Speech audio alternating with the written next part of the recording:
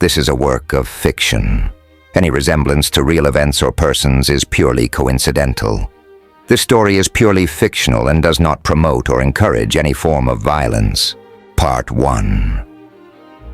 Woods. At night, I open the window and ask the moon to come and press its face against mine. Breathe into me. Jalal ad-Din, Muhammad Rumi. The clock on the wall shows 12:01. 12 hours left to live, minus 1 minute. No drama. We all are going to die, and I'm overdue anyway. An exhale of relief will rumble through my village when they find me tomorrow morning. Maybe Zula will miss me a little. I hope he does. A few tears shed would be nice, just so I know I wasn't a total waste of space. But then I'll never know. Actually, I'm surprised I'm still here. One could say I'm a coward who doesn't dare press the blade deep enough. But that's not the entire truth. If hope didn't bug me, life would be simpler and shorter. In my case, shorter is better. But I'm naive enough to hope the last day of school might magically turn my dismal grades into excellent ones, so that the city council forgets my wrong gender and wrong past, and allows me to be the new turbine house keeper. I would have a future. But even the best grades won't convince them to allow another generation of Capras to soil this honorable occupation, excellent skills or not. I'm thinking of my knife's tip wedged in the hollow between bone and tendon of my wrist. I'm thinking of opening an artery, of life draining from me. And I'm growing calmer. People around me fade. I've already cut off most of myself, but I forget when. I catch myself hoping to meet my brother and my grandfather tonight. My heart flutters. Of course, it's all nonsense. When you're dead, you're dead. Depending on how your body is processed, you either end up as ash or as worm poop. If grandfather were still alive, he'd call what happened to my life after my brother died hell, earning him a public whipping for using a banned word. He was a rebellious guy, always talking about the great pandemic and how he kicked ass. Then, how he stopped kicking ass when grandmother died, and he raised mother all by himself. When I was little and sat on his lap, and no one else was listening, he dared talk about God, an old guy who made the first 2 humans from clay. Since then, the word God tastes of clay, although the sound of it is more round and fruity, like an overripe tomato, maybe. Grandfather also talked about his parents a lot, my great-grandparents, who believed our souls are all going to this place called hell, where we are eternally burned or put on a stake or gutted or whatever. I have no idea why people back then thought this stuff would make any sense. Maybe that's why religions are illegal now. But there's still tons of stuff around today that doesn't make sense to me at all, and yet everyone thinks it's cool. Grandfather believed in God. He didn't really care much about rules, and that's why I loved him. Neither of us fit in. For me, the fitting in begins with the stupidest things. For example, the ability to stand with a group of giggly girls who talk about boys. It's considered the coolest activity since we turned 12 or 13, and the game always has the same outcome. The more men you can attract, the better. No one seems to notice how embarrassing it is to climb the social ladder simply by being the most fuckable female. Maybe I'm thinking this because I'm at the very bottom rung, but I can't imagine that the whole circus looks any more logical from a higher vantage point. I know I'm not good with people, but I'm not sure if it's because I don't like them or why I don't like them. The one thing I'm good at is fixing machines, especially turbines. The word turbine has the taste of hot pancakes with melting butter and treacle. Turbines always do what I want them to do. Maybe they like my hands. Being up at the reservoir or inside a turbine duct makes me insanely happy. The smell of grease makes me happy too. I tasted it once, but it wasn't good. Its sting didn't leave my mouth for days. Maybe turbines are my main reason to pull the plug. Once I finish school, I won't be allowed to play with machines anymore. I'd be assigned a real job. Every time people call what I'm doing playing, I could scream. The word play tastes of burned oak, ash, although it sounds almost liquid in my ears, like a sudden splash on a still surface. Everyone believes I'm stupid. I tried to be better. I really did. Every first morning of a new school year, I told myself that this year, I'll do it. This year, I'll work my arse off, although I don't really have one to begin with. I'll do my homework on time, or at all. Will daydream less or not at all, and will be thinking so hard that my brain bleeds out through my nose, if that's even possible. Every second morning of a school year, I knew I would only be myself. Today, my grades won't improve either. I haven't learned a thing. I tried, but I'm a scatterbrain. Hope dies last, they say. I hate hope. The bitch keeps screwing me. If I were alive tomorrow, the council would assign me a job at the composting facility. The stupidest activity there is, even more brainless than street sweeping and picking weeds from the cracks in the pavement. I'd shovel the shit of every inhabitant, every cow, cat, sheep, and goat, from one container to the next, aerating and judging its ripeness before it goes out on the fields. It takes 3 years for fresh poop to turn into good compost. Piss is collected, stored, and sprayed on the fields every spring. But shit needs treatment, and that's all I'd need to know to excel at this job. One gets what one deserves. I wouldn't mind as long as people let me be. My parents do mind, though. I'm like the ugly mole on father's nose, making him cross-eyed and sick, and mother's fingers itching to slap at it. The word mole feels furry on my tongue.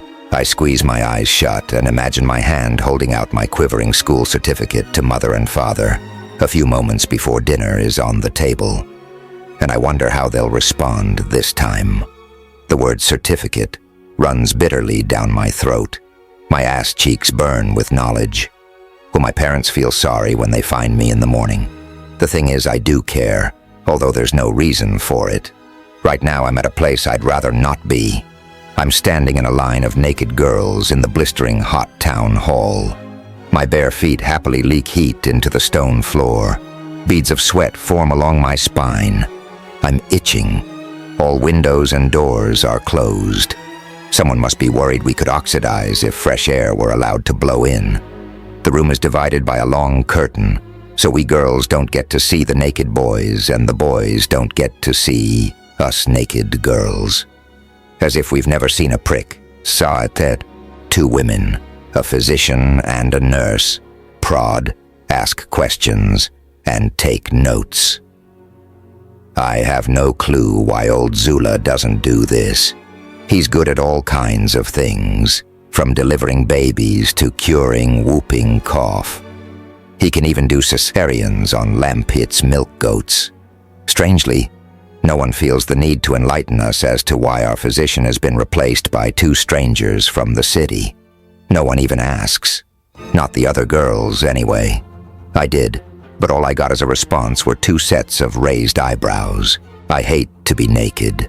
I want to hide my skin, press my back against the wall, at least, or magically let my hair grow to waist length to cover the worst.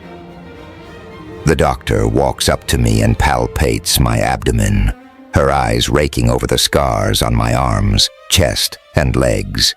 Then she asks me to turn around. I set my chin and shake my head no. She places her hands on my shoulders and tries to force me to turn. I lock my knees and knock her hands off me. No one gets to see my back. Pull yourself together, Michaela, she hisses. Piss off, I mouth. She gives me a cold stare and then nods to the nurse. My chin trembles when both whip me around. They freeze, cough, and pat my shoulder without a word or further examination. My stomach slowly settles back to its usual position. The cramp in my throat loosens. The two move on to the next girl, who doesn't seem to have noticed anything out of the normal. My classmates aren't completely blind or ignorant. It's just me being invisible. I cast a shy glance to my right where the other girls stand, waiting, smiling, looking pretty. I'm all bones with a scrubby mop of orange hair and freckles that look like fly shit all over my face.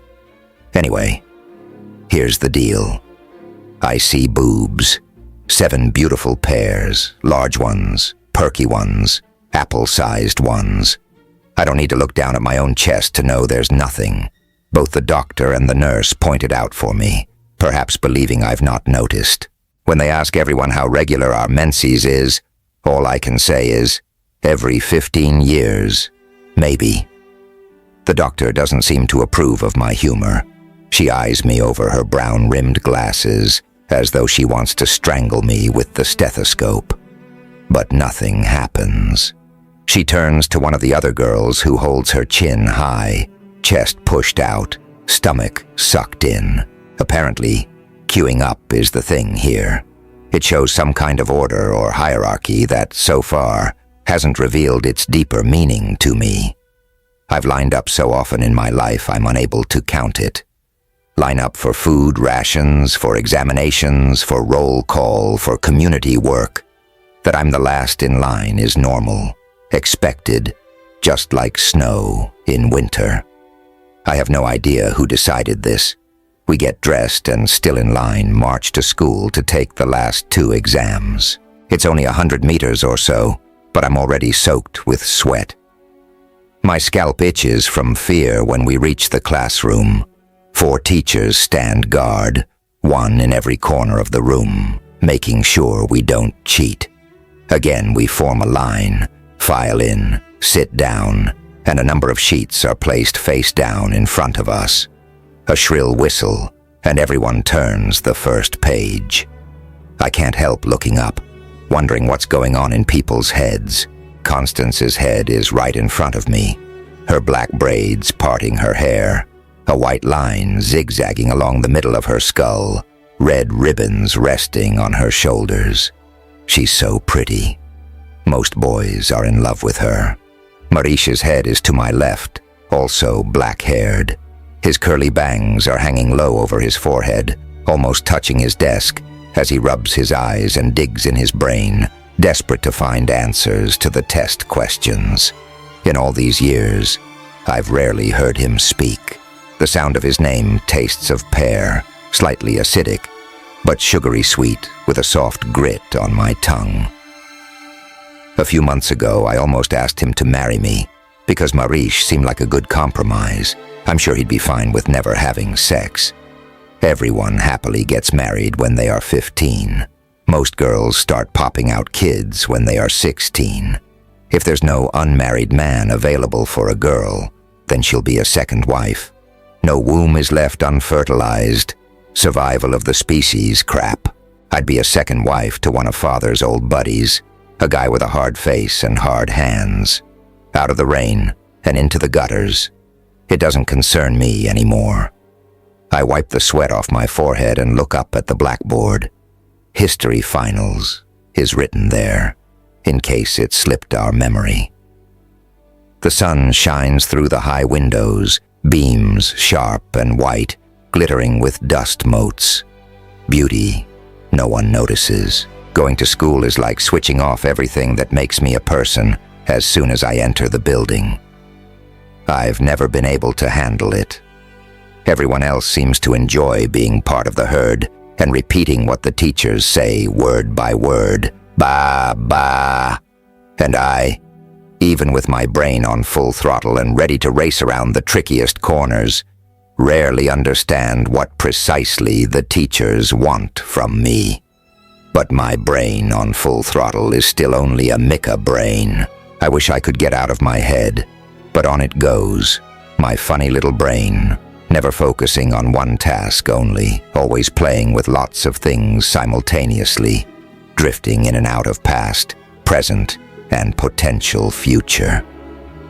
sending me flavors where there are none. What a useless organ. I wonder if a large bird stole me from somewhere far away and dropped me here, wrinkled and screaming at the top of my newborn lungs. A soft squeaking pulls my attention to my right. The history teacher paces the aisle and looks down at our desks. My pencil hovers over an empty page. He stumbles when he passes me, his sandals singing a quiet and sour squee-squee when rubbing across the floor. I hope I'll never see him again. The homework he made us do was so bland. I never did it until a minute before class began. He always asked us to underline the most important phrases in specific chapters of our history books. I don't think I ever read any of it. I took my ruler and went rourish, rourish, rourish with my pencil, quickly, randomly, until some kind of meaningful markup pattern adorned the pages. And he never read it either. He always walked past, nodding. The same man teaches art. To me, history is pointless. It's all about learning phrases and numbers by heart, and then being able to recall them whenever someone shakes you awake in the middle of the night, screaming, "How many people died in the great pandemic?" My index finger softly brushes the scar on the inside of my left arm, just below the elbow bend where the skin is really sensitive. I guess one could say I'm cheating, because the number there equates what's left of humanity, 1/29/86. It's a small scar, not much bigger than my pinky. The 2986th has no flavor. I'm wondering about this lack of sensation since I etched the numbers into my skin a few years back. Blinking the memory away, I try to pull myself together and focus on the test.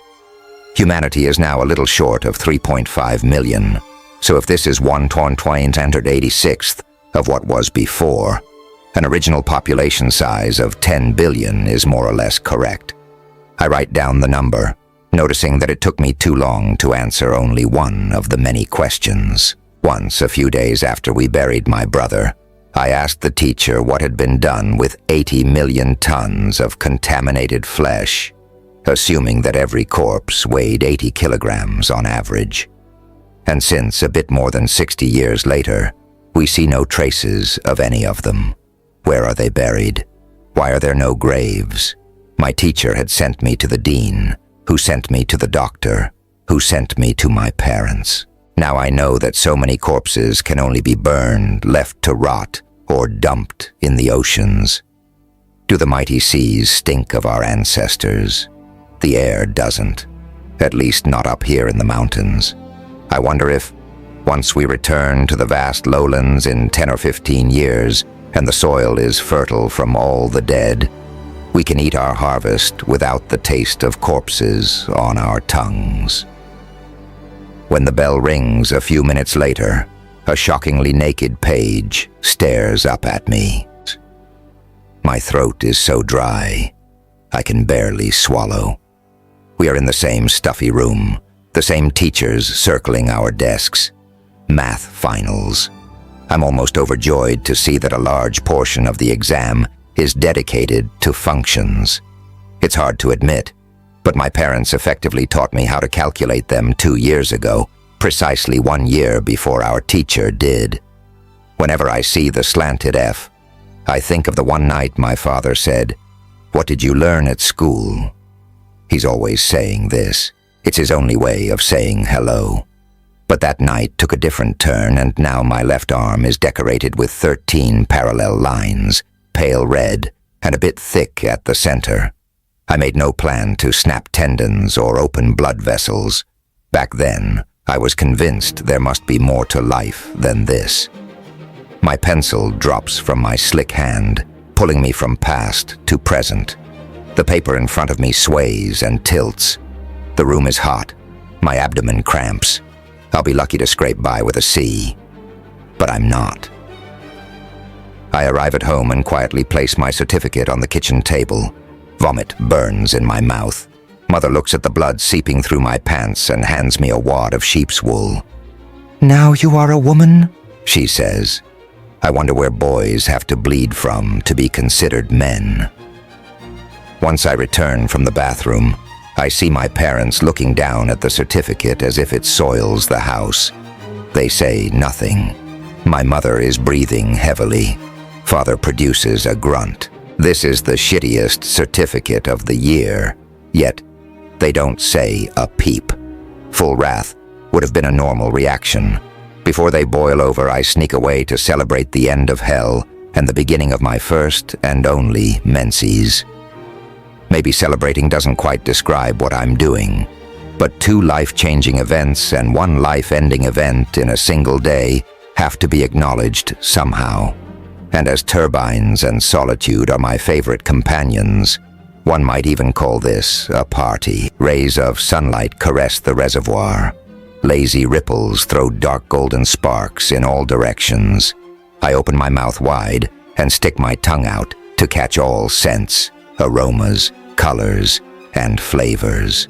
Pollen, sunlight on water, wet grass, earth. I press the soles of my feet deep into the soil until mud squeezes through the gaps between my toes. I feel so alive now I could explode. Here, with no one else to be compared to, I'm enough.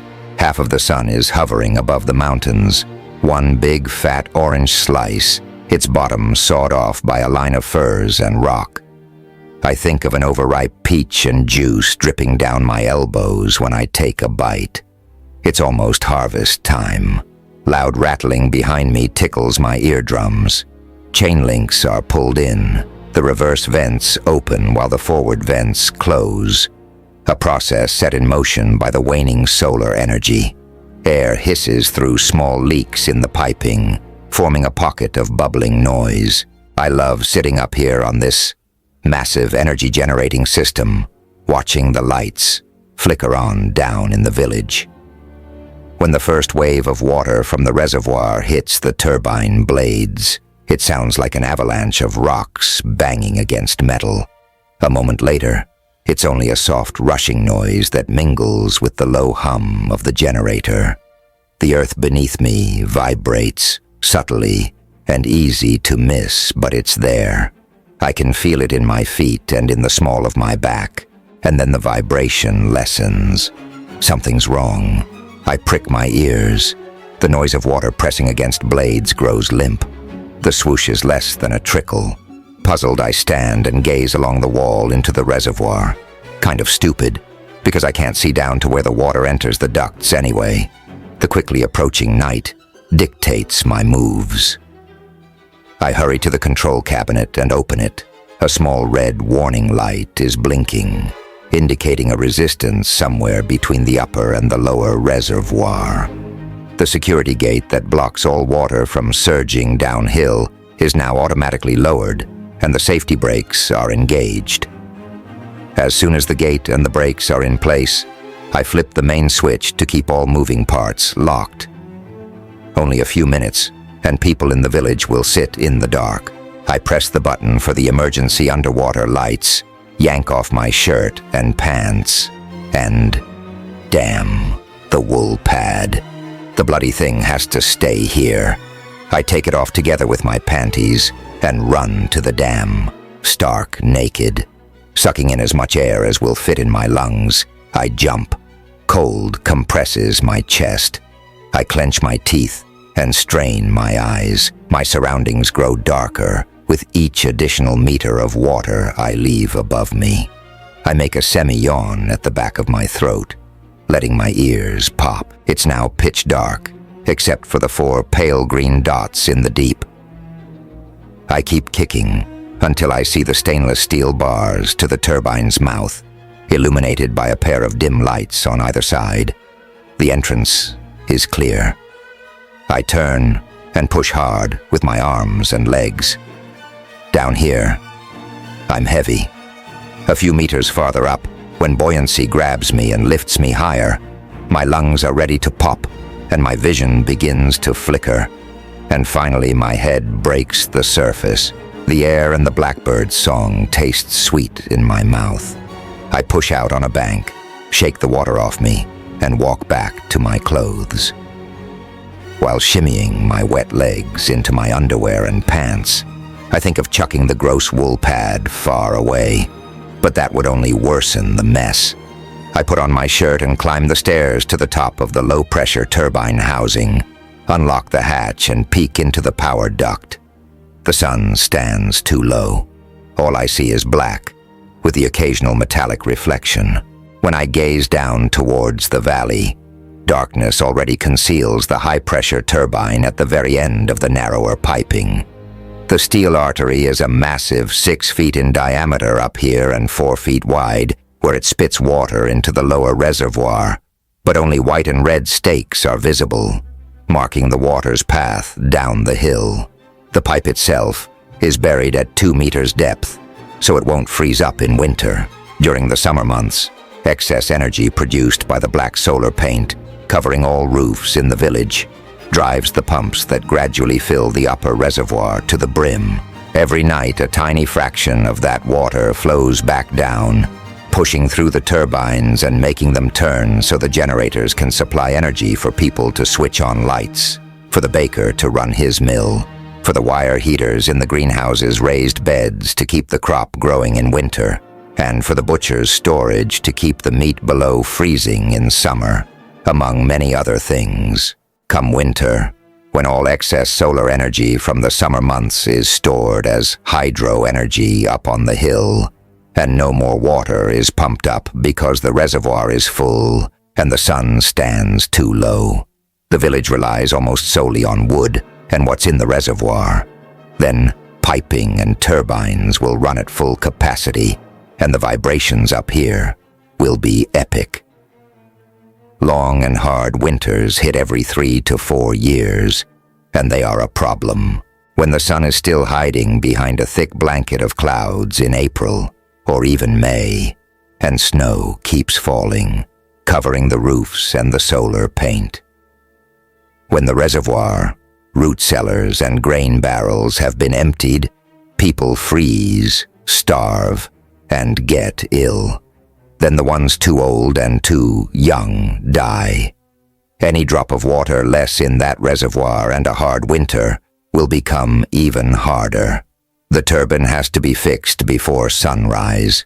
I need a torch and tools, although I don't know which ones yet. And I have to make sure the high-pressure turbine in the valley is clear before I fiddle with the low-pressure turbine up here. With a bang, I enter my father's workshop, but he's not in. Weird. I grab a torch, a bunch of tools, and an extra pack of batteries. Valuables only few families have in their possession, but an absolute necessity for the turbine house keeper. When I knock the dirt off my shoes and step into the house to tell my parents where I'm going and why the power will be off for a while, Mother greets me with a tense, "Hello, Michaela?" I stumble to a halt. "Is everything all right?" Yes. Only Father is running a high fever. He's never had a fever in his life. Maybe my certificate made him ill. I drop my gaze to the doormat, wondering if she might unleash her fury any minute now. Something's wrong with the upper turbine. I'll fix it quickly. "Be careful," she calls after me, and I'm shocked. The last time she told me to be careful was when I was 10.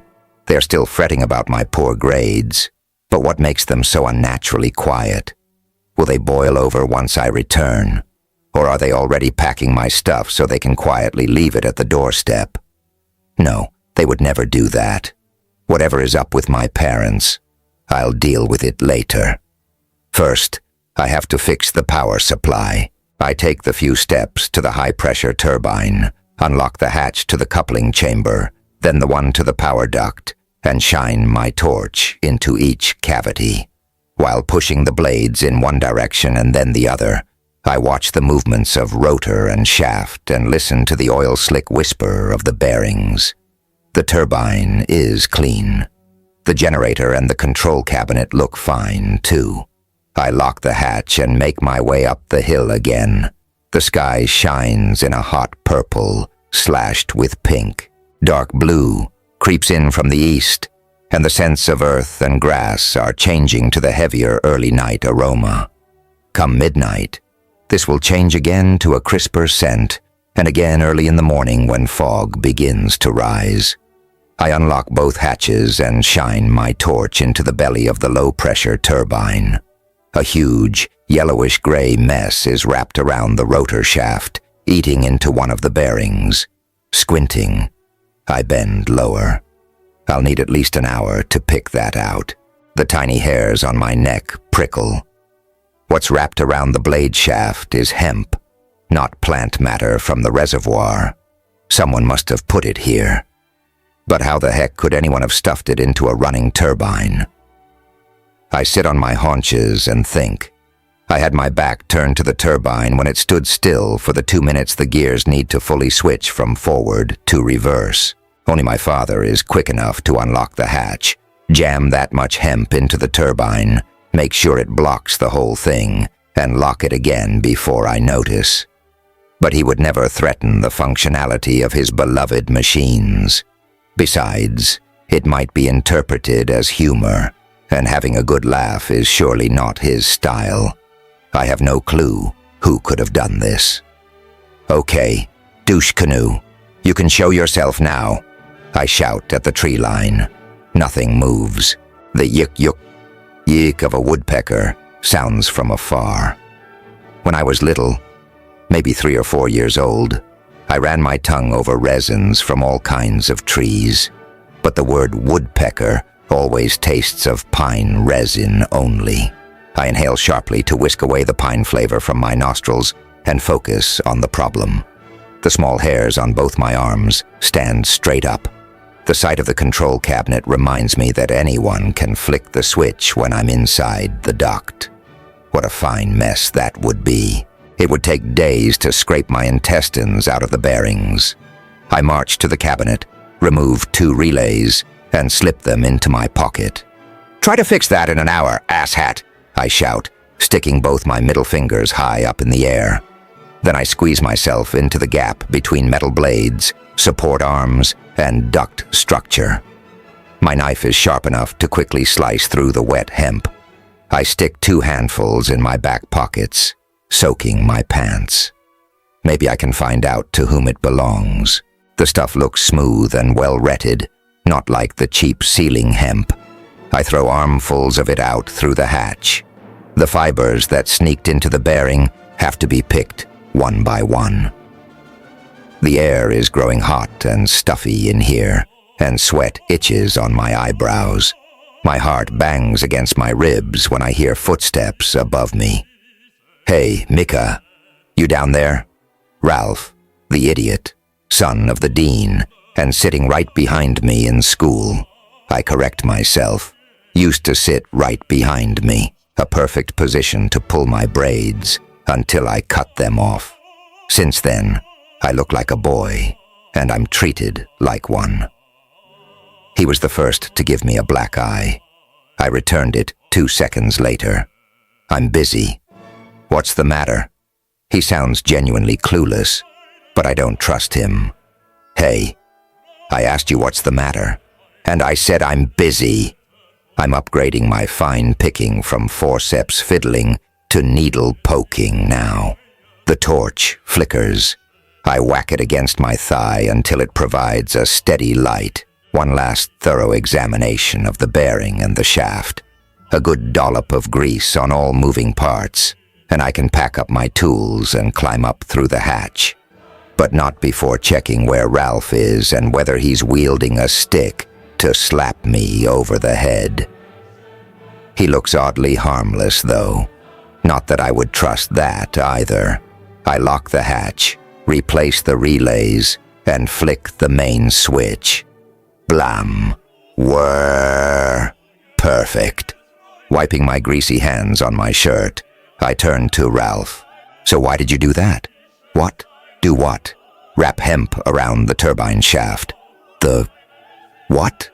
He blinks, then spreads his hands in front of him. I did no such thing. Something tells me he's innocent, or might be innocent. But something else tells me that he's behaving really weirdly today. Maybe he's nervous. But why? Anyway, I have no time for small talk. Even if I had the time, I wouldn't waste my energy on an attempt at a conversation with Ralph. A boy who solves all conflicts with muscles instead of his central nervous system, although I'm not sure he has one. Good. Go home then. I switch the torch back on and point its light at the ground. Whoever did this must have left footprints. Mika. What? I was wondering. Now that school's over, I was wondering if you would go with me. All you need to do is follow the markings of the pipe, I mutter while searching for traces of suspicious human activity. That's not what I meant. I stare at the circle of light when realization hits me like a well-aimed kick to the stomach. The boy has smiled at me today, and yesterday, and the day before. I believed he was sick, but now I know he's lovesick or something. The thought that someone might actually like me feels unreal. In a good way, though. Even if it's brutal Ralph liking me. Why? I ask. He taps his foot. Don't know. You're nice, I guess. I guess? What's that supposed to mean? I'm busy, I repeat, and get back to my search thing. Behind me he mutters, I'm not good with words.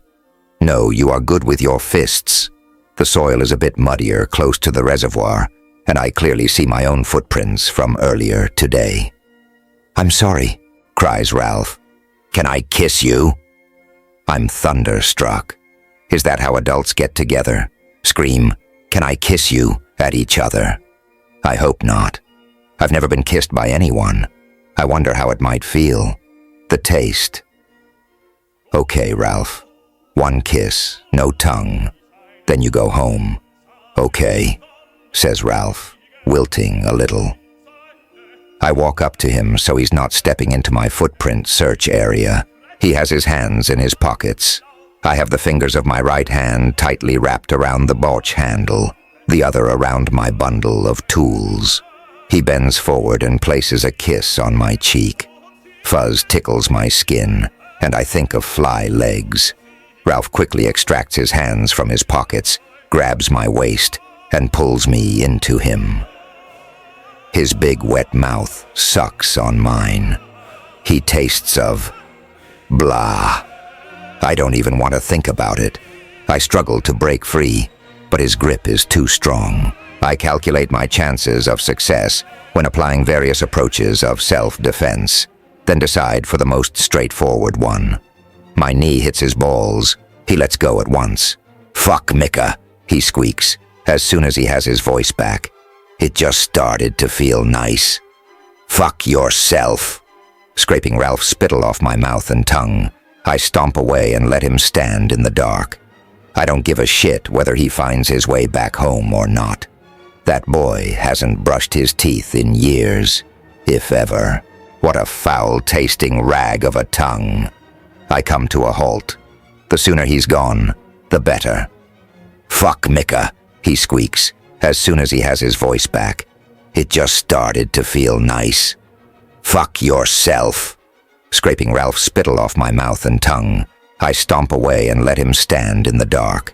I don't give a shit whether he finds his way back home or not. That boy hasn't brushed his teeth in years, if ever. What a foul-tasting rag of a tongue. I come to a halt. The sooner he's gone, the better. Pipe, Ralph. I'm not an idiot, but you are. Yeah. Blah, blah, blah. I press my tools tighter to my chest, trying not to retch. How did humanity reach an astonishing number of 10 billion?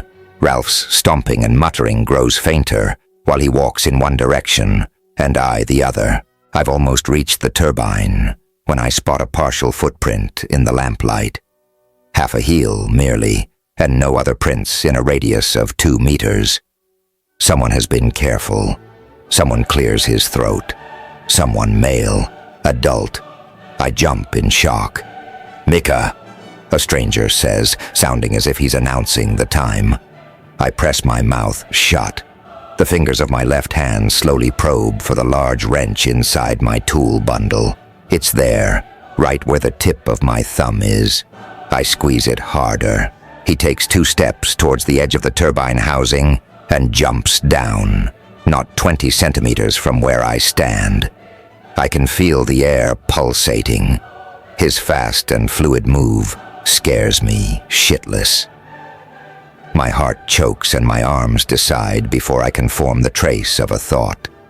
My right hand swings forward, burying the torch handle in his stomach. His right shoulder twitches. He wants to bring up his arm to block the attack. A familiar reaction. If I had the time, I'd be grateful for the many fistfights I had with Ralph. My left hand is already flying, and crack. The bundle of tools makes contact with the man's skull. He freezes, his upper body tipping forward a fraction. He grunts, and his knees buckle. I don't wait for him to hit the ground. I bolt. Hissing and grunting, I run past Ralph, who looks at me as if he's encountered a ghost. I'm barely able to breathe when I reach our house. Mother stands in the corridor as though she's waiting for me.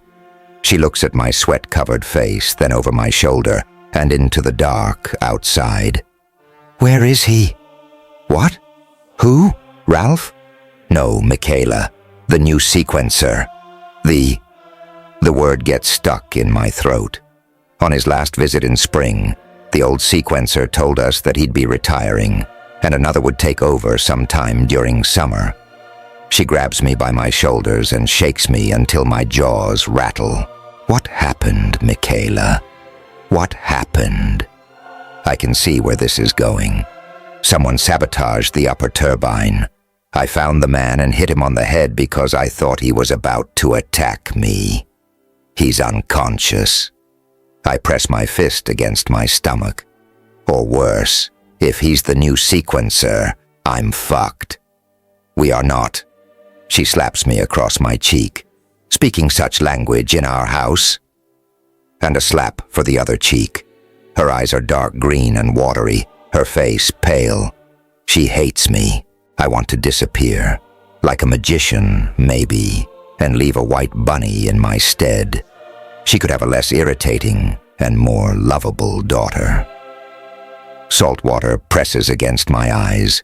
I don't want her to see it. I push past her towards the bathroom. With my face stinging and my eyes blurry, I yank off my clothes and hop under the shower. The sequencer. The title alone opens doors. These men and women have the power to move entire cities with a single word. Cholera. Strangely, the word doesn't taste of decomposition. It's more like the raspy, cold, dry, and almost salty taste of a piece of jagged rock. When the great pandemic hit, it was the water that killed almost 10 billion people. The water in rivers, in the ground, in lakes. It was everywhere. The few handfuls of people who survived moved away from the poisoned lowlands, high up in the mountains, if they didn't already live there. Sequencers have been around since long before I was born. They are safeguarding the remnants of humanity. When a sequencer visits your village, you treat him or her with the greatest respect, and never, under no circumstances, do you hit a sequencer over the head. My stomach rolls at the thought of the crack I felt when the wrench made contact with his skull. There's even a little blood on the tool's linen wrapper. I saw it when I dropped the bundle in the corridor. I slide down the cold, wet wall, grab 2 handfuls of hair and pull hard. I want to turn back time so badly, so very badly. Understanding snaps me upright. If he's dead, I'll be lynched. Problem is, the village might turn against my parents when they realize I'm not available for lynching tomorrow morning. The soap jumps from my hands when Father enters the bathroom.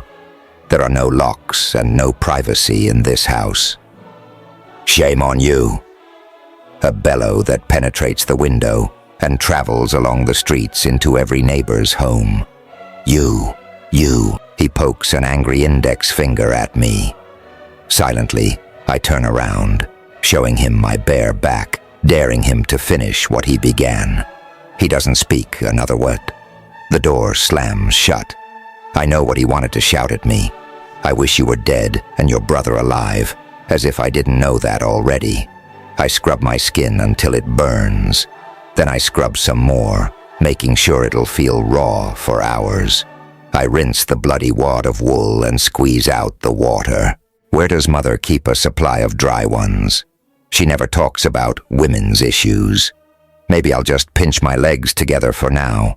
I'll make a bloody mess soon anyway. But leaking from my privates is so gross, I decide to rip my worn-out shirt in 4, fold one of the quarters, and stuff it into my panties. It doesn't matter. Nothing matters. The day is almost over. My life will be over with soon. Yet I gaze at the bathroom door, unable to step out into the corridor. My knees are clacking against each other. My control is slipping. I dig my nails into my thighs until the pain stops the rising panic. What have you done, Mika? My only comforting thought is that of my knife on my skin. By now, Father will be up at the reservoir, seeing to the sequencer. Soon I'll know if the man's dead or only injured. Shivering, I pull a nightshirt over my head and leave for my room. A stranger's voice brings me to a stop. It mingles with my mother's anxious voice and my father's usual grumbling. It's not the worst. It's not the worst. My mind cries when I step into the kitchen. His shoulder-length black hair contrasts with the white bandage Mother is wrapping around his forehead. A hint of blood shines through the gauze. Underneath is a pair of black eyes. Farther down, a compressed mouth. His skin is different from anyone's I've ever seen. Darker, almost like barley roasted halfway, or the coffee we make of it mixed with lots of cream from Lampitt's goats. He sets his eyes on me, and his look of annoyance changes too. I don't know what. A dangerous flicker, some getting ready for a fight kind of expression, maybe. I'd like to talk to your daughter in private. My legs already have the consistency of jelly, but his request makes them all watery wobbly, and I need to sit or I'll fall over. I walk to the kitchen table and plop down, unbidden. My face feels hot.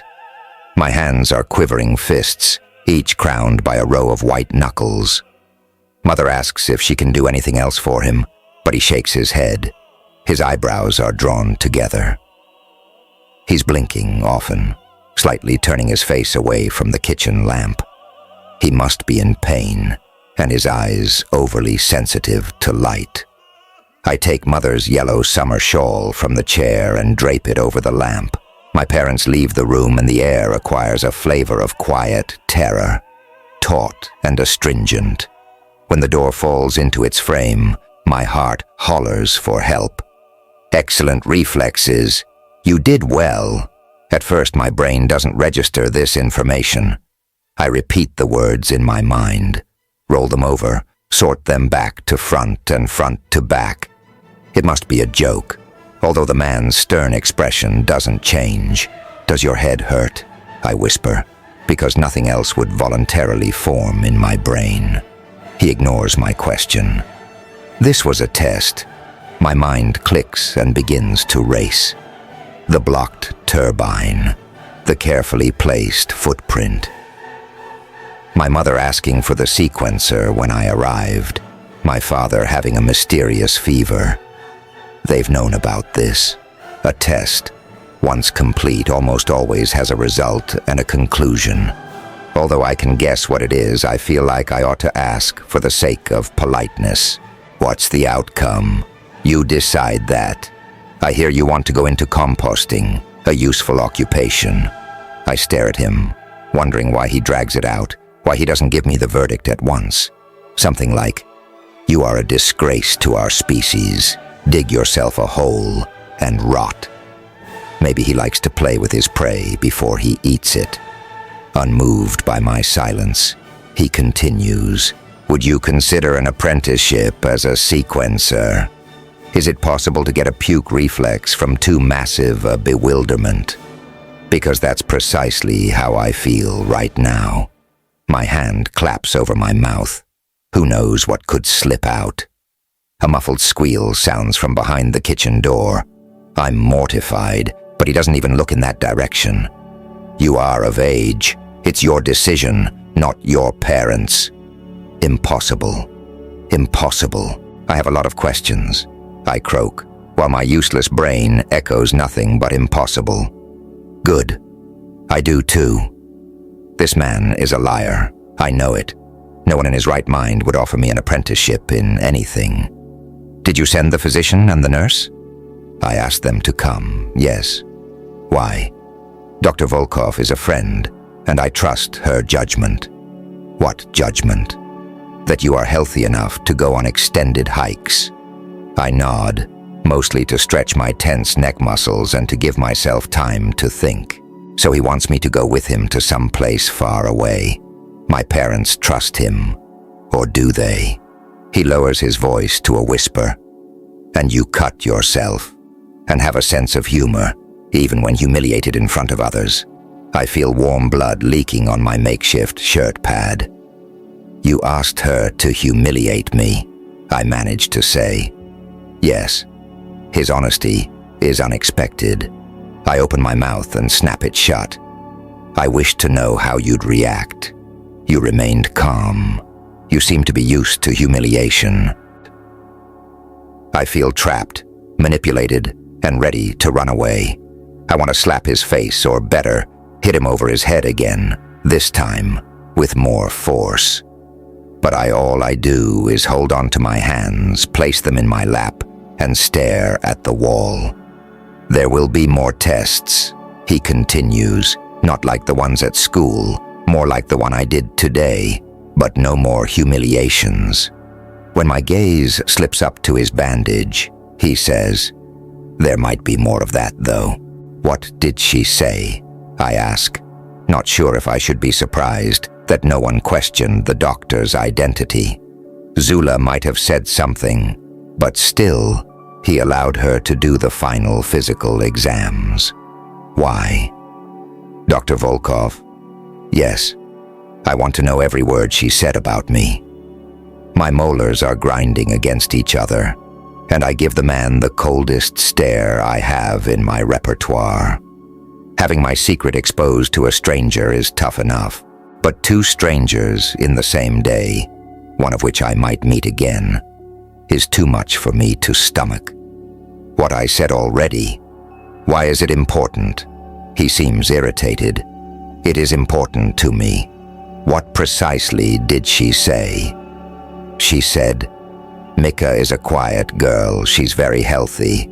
She has a number of scars, of which several are evidently self-inflicted, and she's a late developer. Why is it important that I'm a late developer? It's not important. Why did she say it then? It might be relevant later. If you pass and become an apprentice, you'll need a contraceptive implant. You want to avoid pregnancy because you cannot be a sequencer and a mother. Like I ever want to have sex with anyone. Is that all she said? Yes. Do you have one? An implant? Of course I do. Why is that important? I wave his question away, lean back, and feel the heat drain from my face. She didn't tell him what she saw on my back. What happens if I say yes? I drag you into the forest and have you for breakfast. You'll live with your parents for another 6 months. During that time, we'll meet regularly. Once in a while, we'll travel. This will be your probation period, and whatever I teach you during this time mustn't be shared with anyone. And after that, should you or I decide, at any point during your probation, that this is not a future for you, then that's what it is. You can work at the local composting facility if you choose to do so. However, should I approve of a full apprenticeship, you'll leave home and you'll never return. Any contact with your parents and your friends will be strictly forbidden. Okay, so the man knows I'm desperate, wherever he got that information from. But people tend to provide everything and anything if you tell them you're a sequencer. My parents will practically throw me into his arms without asking a single question. Where will I go? I'll only ever talk about what happens after the probation, when you've met my expectations and those of others. Of course. How stupid of me to ask. Why me? Have you seen my final grades? Or any of my grades? Have you seen how bony I am? Aren't the other girls prettier? No, I have not seen them. Grades are irrelevant. I can't bite back the snort. It comes spurting out together with an avalanche of acidic words. I don't believe you. You can be anyone. Some guy who steals girls from her parents and does things to them. I've never seen anyone with a skin that color. Where do you come from? What's the name of our sequencer? The one who usually visits? Cacho, he says without hesitation. He suggested you. Impossible. He must have found Cacho, pressed information from him, and killed him. There's no other explanation. The man leans back and crosses his arms over his chest. Well, we can't ask him now, can we? I suggest you make up your mind in the next 10 seconds because I need to sleep off my headache. I tap my fingers against the tabletop. 10, 9, 8, 7, 6, 5, 4, 3, 2, 1. I have nothing to lose, I say. You seem to know this, so I guess you win. Is that a yes? Sure. Yeah, sure. Whatever. You have no idea what my plans are for tonight, idiot. He flicks an eyebrow up. It goes hiding under the bandage. You believe I abduct girls because my skin is darker than what you think is normal. Funny. I doubt you've ever seen anyone with skin as pale and as dotted as yours. Not to speak of your hair. Orange, of all colors. Do you abduct boys? He pushes from the table and says loud enough for my parents to hear. I assume you heard what your daughter said. How is it called? The color of your skin? I ask, pointing at his face. Olive. I knew it. Flavors of coffee and cream spread between my sinuses and my palate. The kitchen door opens. Mother and father look shocked and puzzled. They probably can't explain why a sequencer picked me over a whole village of non-idiots. Yet they seem to believe this is really happening. Tomorrow morning, 6 o'clock, at the upper turbine, he says when he walks through the corridor. Weird. I'd expected he'd take me away at once. Should we accompany her? My father asks, his voice unnaturally high. She comes alone. He steps out, looks up at the night sky, and says, "It smells like rain." Then he turns away, and the darkness swallows him whole. Of course I'm to come alone. The door closes and I turn to my parents. Did he show you proof of his identity? You didn't show the man any respect, barks my father. If you screw this up. He brings his face close to mine. You'll be disinherited. There's nothing I want from my father. I turn away from him and see Mother opening her mouth. I'm not in the mood for her good advice. Before she can say a peep, I mutter, "Need to sleep. Have to get up early." Or never. Desperate for solitude, I push past the two, knees weak, arms shivering. I roll up in my blanket, cocooning myself in, compressing myself as much as possible, trying to squeeze out the confusion and leave only clarity behind. It doesn't work, of course. Hope sneaks in uninvited. I sit on my windowsill, my nightgown wrapped around my knees, gaze unfocused. Outside, it looks as if the black bowl of the night is tipping aside, slowly making space for the milky morning. Might as well be a bowl and not the universe. Most of the night I've been arguing with myself about what could be real and what couldn't. My ceiling, which I stared at throughout, didn't respond to my questions. Neither did the walls, window, or the black bowl with its silver pinpricks. For lack of answers, I chewed my cheeks until the blood made me gag. Around midnight, I noticed that I'd forgotten both knife and suicide. For about an hour or two, I sat with the blade tapping against my wrists, because there it was, again. This painful, useless fizz of hope that forbade me to put an end to everything. Now, I feel so stupid and naive, I'm too ashamed to get up. But waiting doesn't get me anywhere. My mouth hurts and tastes of metal. Bleary-eyed, I make it to the bathroom just in time. How do women get used to this bloody menstruation business? So far, it feels like some form of massacre. Related incontinence. Clamping my legs together doesn't seem to help in the least.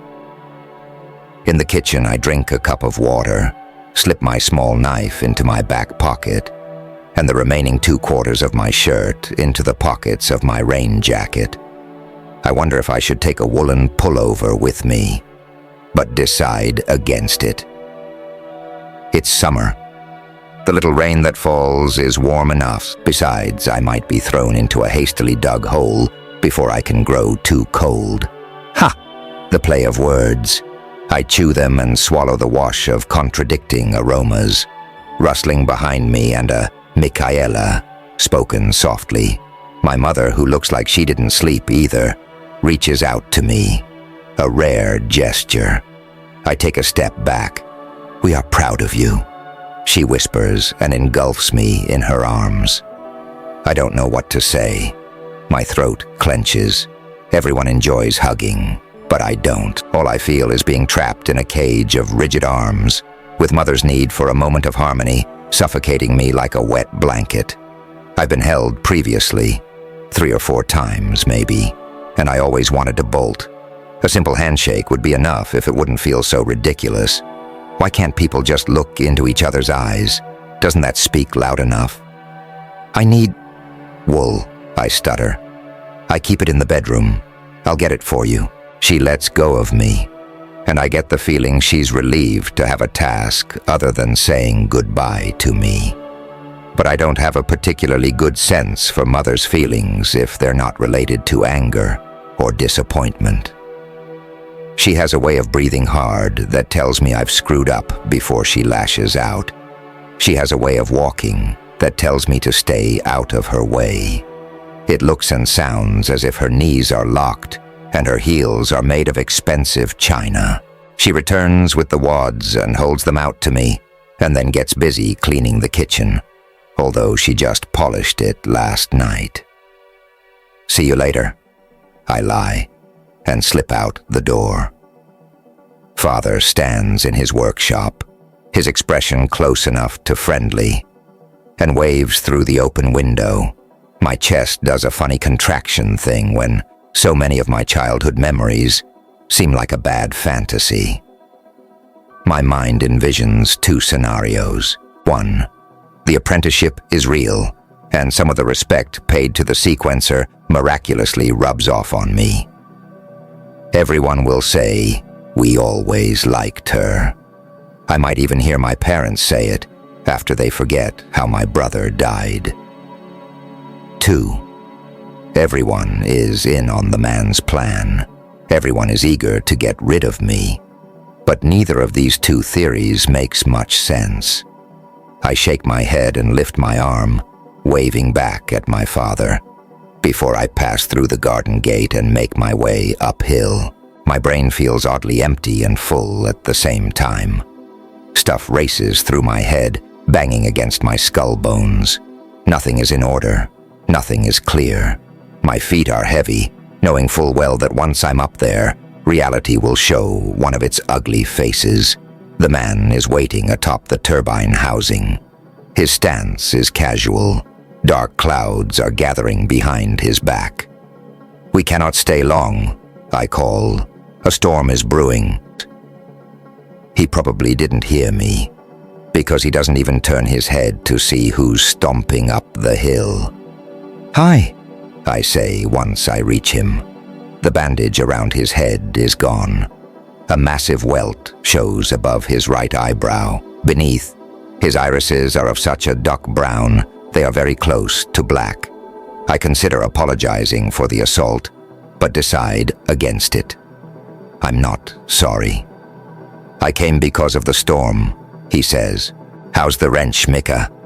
I open my mouth and shut it, my eyes searching for something to say, something to change the topic. They find a silvery box in his hand.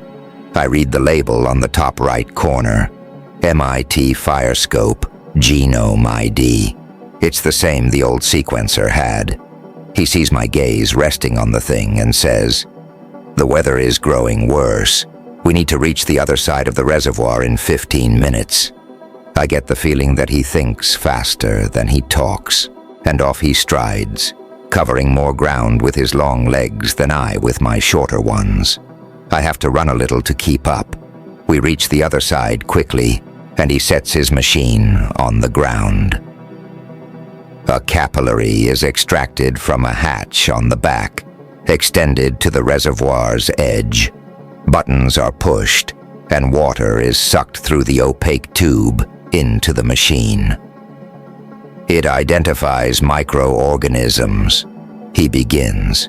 It's impossible to analyze the hundreds of substances potentially contaminating soil and water. Not without a whole park of HPLCs, FPLCs, GCs, MALDI-TOF MSs, spectrometers, fluorometers, and a wet lab.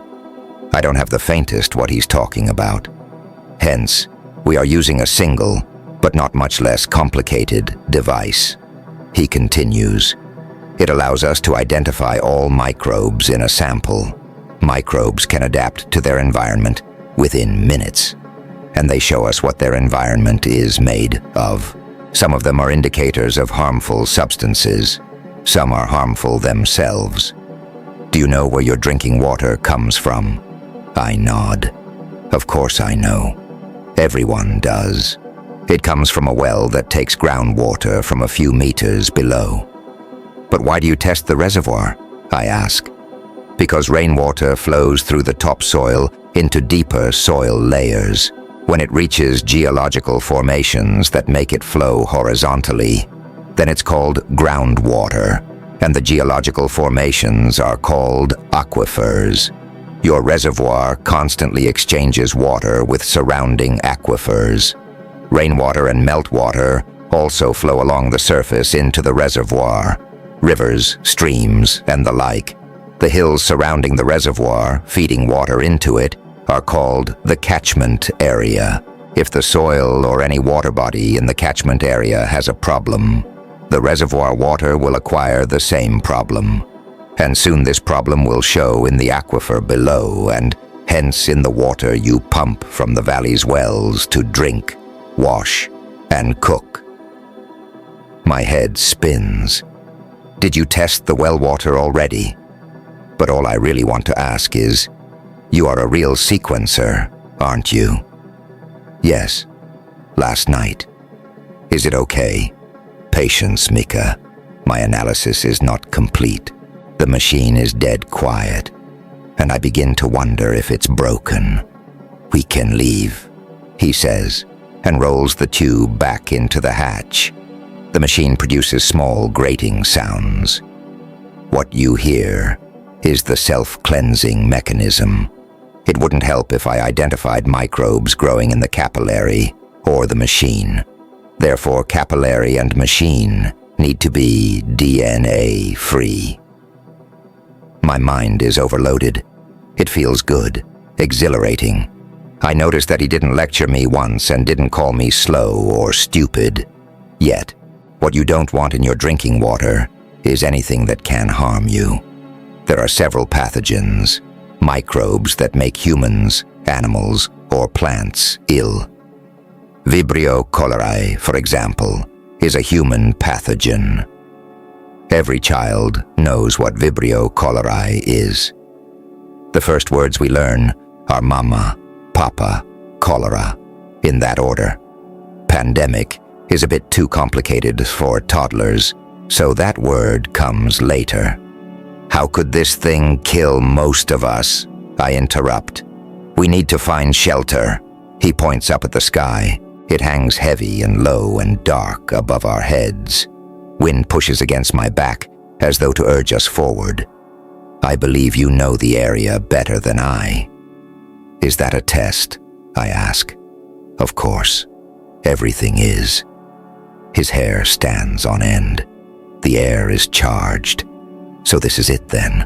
I'll have to turn my back to him and lead him into the woods. He can slam that machine on my head, and my lights will go out, and I'll know nothing of what comes after, or nothing of all this will happen, and my life will change. I could be a sequencer. I nod. This way. Rushing ahead and into the forest, I seek a low stand of trees.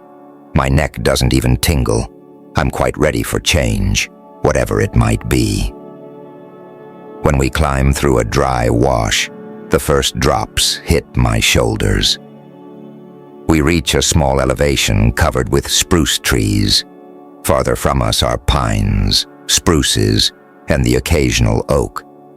I point at a pine that is short enough as not to attract lightning, yet broad enough to protect us from rain and flying branches.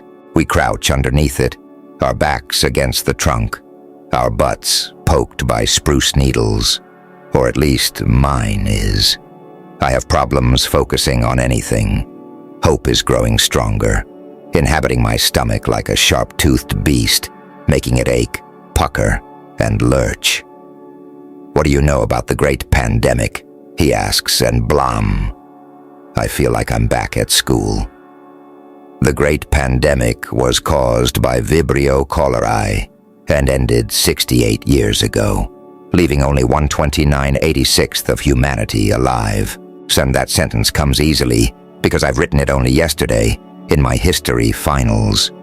How can it be that one small microbe killed most of us? The water. He tilts an eyebrow. My answer doesn't seem to please him. I look at my shoes. I don't know. Question everything, Mika. The Earth is one very large piece of rock that once harbored 10 billion humans. Disease is as common as birth and death, and life adapted to it hundreds of millions of years ago. Cholera has been around for thousands of years. That's a long time for humans to adjust to it, don't you think? So how can it be possible that close to 10 billion people died of this one disease? His stare is intense.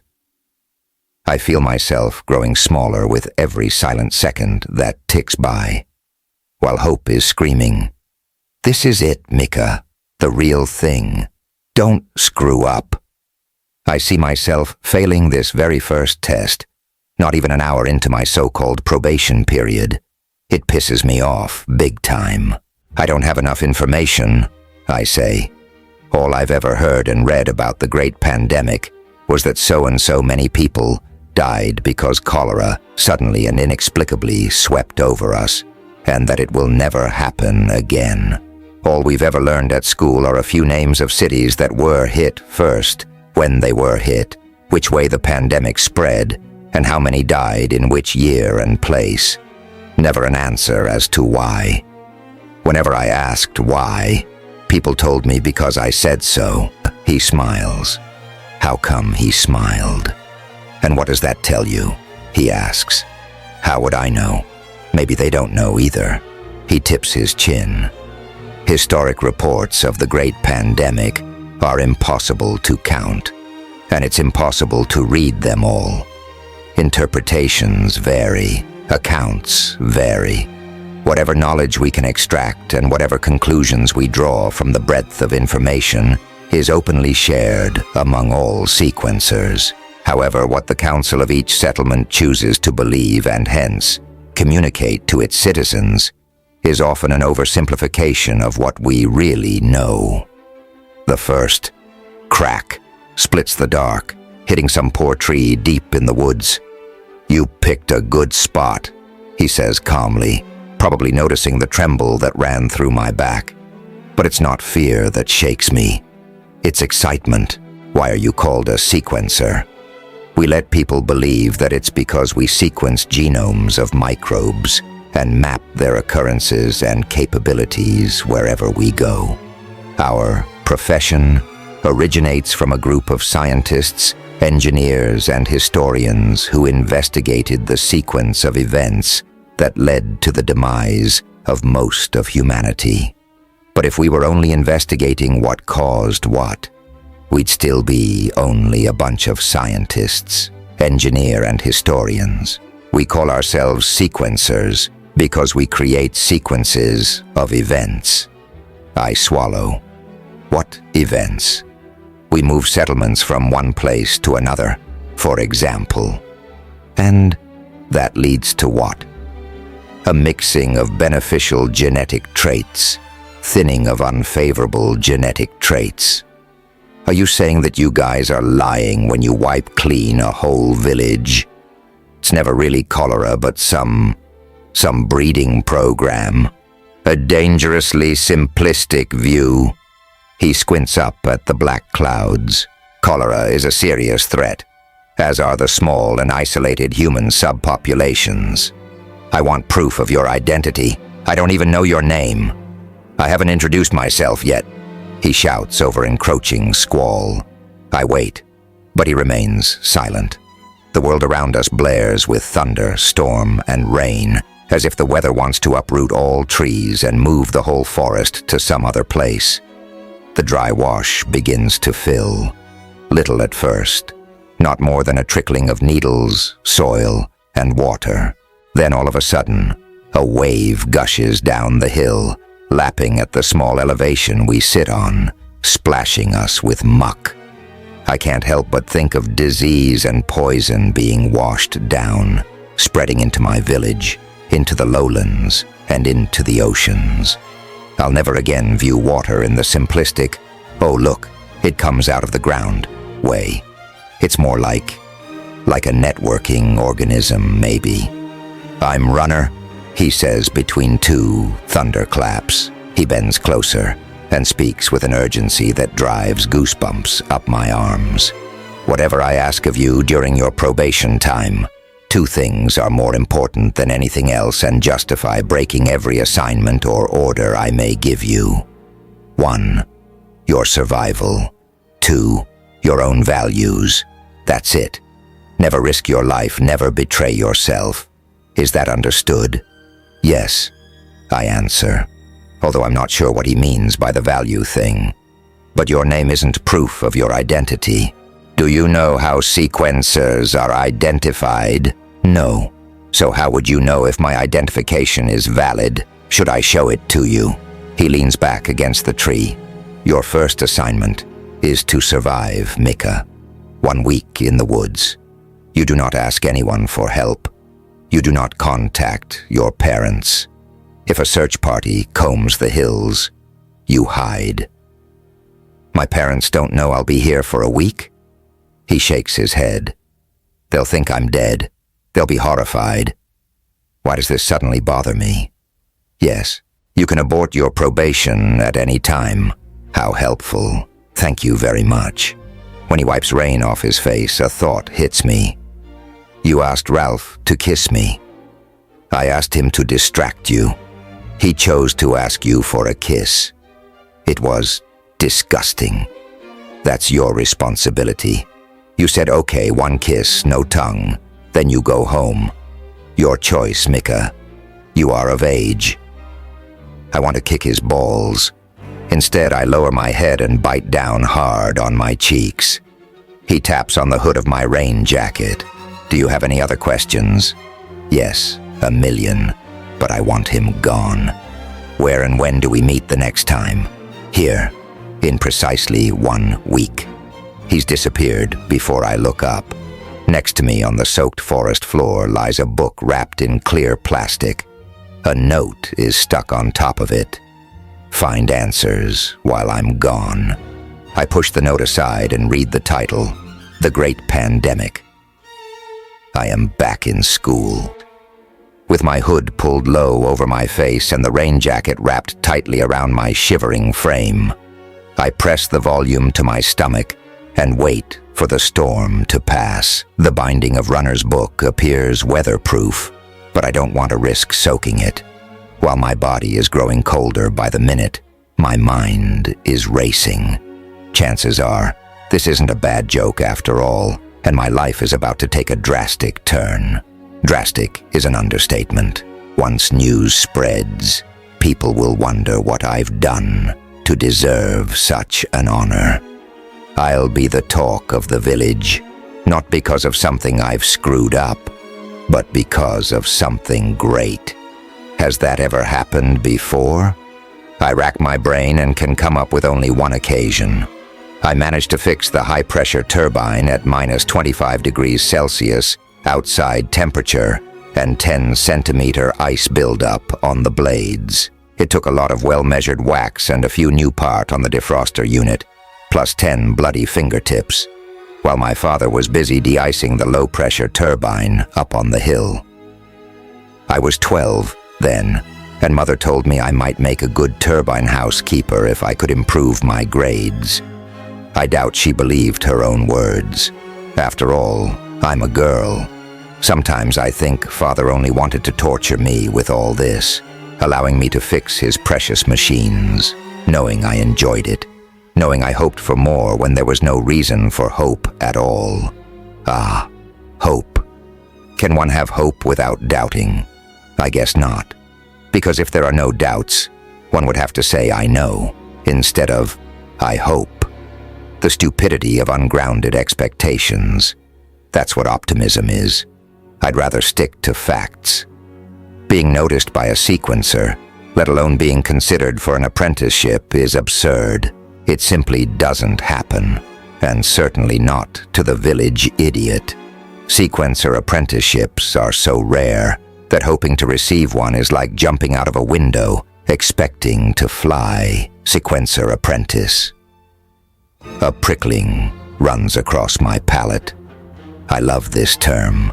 I'm struck by Runner's weirdness. He rarely answered any of my questions directly, only talked about something totally unrelated, and gave an answer much later.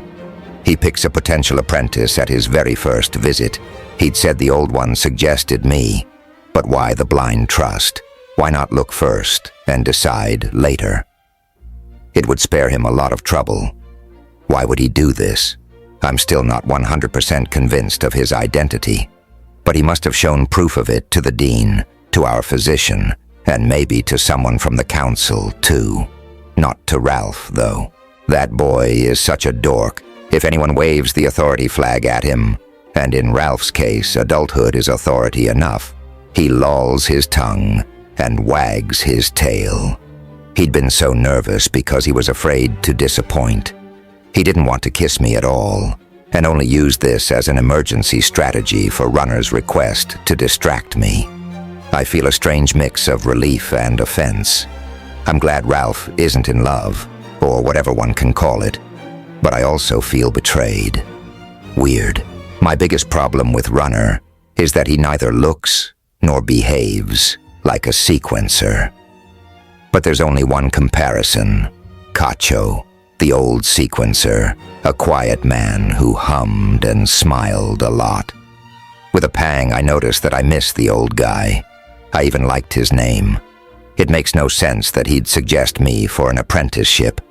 I haven't done anything brilliant, especially not the few times I accompanied him up to the reservoir. I held his box and he called me Sweetie. It made me suspicious. No one ever calls me Sweetie without demanding niceties in return. Only when he left that day did I realize that he'd said it because he wanted to be friendly. He never said it again. Runner is different. More, grating. I don't mind, really. My chest produces an involuntary sigh. I want this apprenticeship deal to be real, but I'll probably pull an epic fail in the next few hours. Should I wait for the rain to stop, or should I? There. I don't even have a clue what to do. He didn't ask for anything heroic or cool or difficult. Stay alive, Mika. Can't be that hard, can it? I check the contents of my pockets, although I know what I packed. A knife for whatever purpose, pieces of an old shirt, wool. How ridiculous. Menstruation hygiene items of all things. I could use a pullover and food instead. Maybe a sleeping bag, too. Not that I know anyone who possesses such a thing. Okay, what are the first things I need to find? Water, food, a dry place to spend my nights. The nearest food supply would be the orchard in the valley with its peach, apple, and pear trees. It might be a bit early for harvest. I could eat rabbits, too. I've often hunted them during school holidays using Father's air rifle. I wonder if I should break into our house tonight and get the gun, my woolen pullover, some food, and a blanket. But if anyone sees me, I'm screwed. My aching butt reminds me of the clumps of hemp in my pockets. I take them out, and I'm about to throw them into the stream when an idea hits me. Traps. I comb the fibers with my fingers, twist them into 2 long threads, then ply them tightly and secure them with knots on either end. My hemp yarn is barely the length of my arm, but it'll have to do. Once the rain lessens and the rumbling is far on the other side of the valley, I set off to find a rabbit trail. I install my snare between 2 sticks and hope that my human stink will be washed off soon enough, and that the rain doesn't make the hemp so soft the rabbit can rip it apart, or chew it apart. That could be a problem. I decide to observe the snare. A nearby oak provides shelter and an elevated position. I scramble up the trunk along thick branches and pick a spot not too uncomfortable to sit. My legs are drenched, and I'm shivering when I remember it's not even midday. The rabbits won't come until nightfall. I'm damn nervous. I have to get my brains together. I plop off the branch and go for a walk, slowly drifting towards the valley, always careful to remain invisible before making my way back into the forest. People will be working in the community orchard now. I'll have to wait until nightfall, but then I can't keep an eye on the snare and go down to pick fruits. Hands in my trouser pockets, I stare at my boots and try to think. This absurd situation makes my brain frizzly. What is the most important thing I need? Yes, a shelter for the night. Something that keeps the rain outside and my body heat inside. But it must be built so that I can disassemble it fast enough. Runner doesn't want a search party to find me, so they shouldn't find my shelter either. The food issue will be tackled later. All is cool. With my priorities set, I collect material for my temporary home. The spruce trees provide branches for a roof and twigs for bedding. The construction is finished around noon, or around what I suspect to be noon, because my stomach roars. When was the last time I ate something? I had an apple yesterday morning before my finals, and that's it. An apple in 24 hours because I was too nervous to eat anything. And now I'm trembling with hunger and cold. Okay, no problem, I think. I trod to sloshing noises when I walk back to my makeshift spruce home. The thing suddenly looks very unprofessional. I was proud of it, just after I finished it. Now it seems the pathetic pile will collapse the moment I move in. Carefully, I inch my limbs in, trying not to bump against a weight-bearing branch. It's too small for me to stretch my legs. From outside, it looks much bigger. With hours to kill, I'm sorting through my potential food sources, and the prospects aren't good. There are no edible mushrooms. The season is just about to approach. The blueberries are all gone. Everyone between age 5 and 15, me included, took a bucket, a blueberry comb, and a backpack with provisions into the woods. After 2 weeks of this, we had stripped naked all blueberry bushes in a radius of 10 kilometers around the village.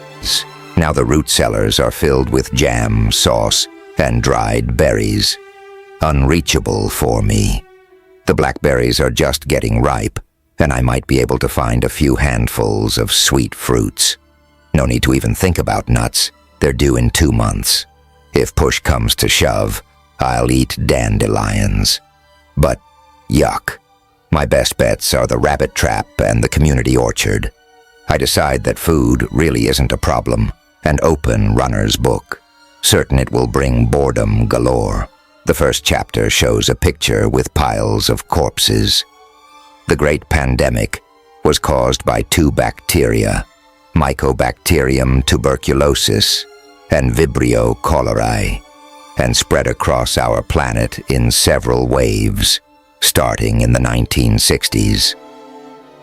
Factors leading to the Great Pandemic are considered to have been A. Elevated atmospheric temperatures and sea surface water temperatures, and thus better growth conditions for pathogenic bacteria. B.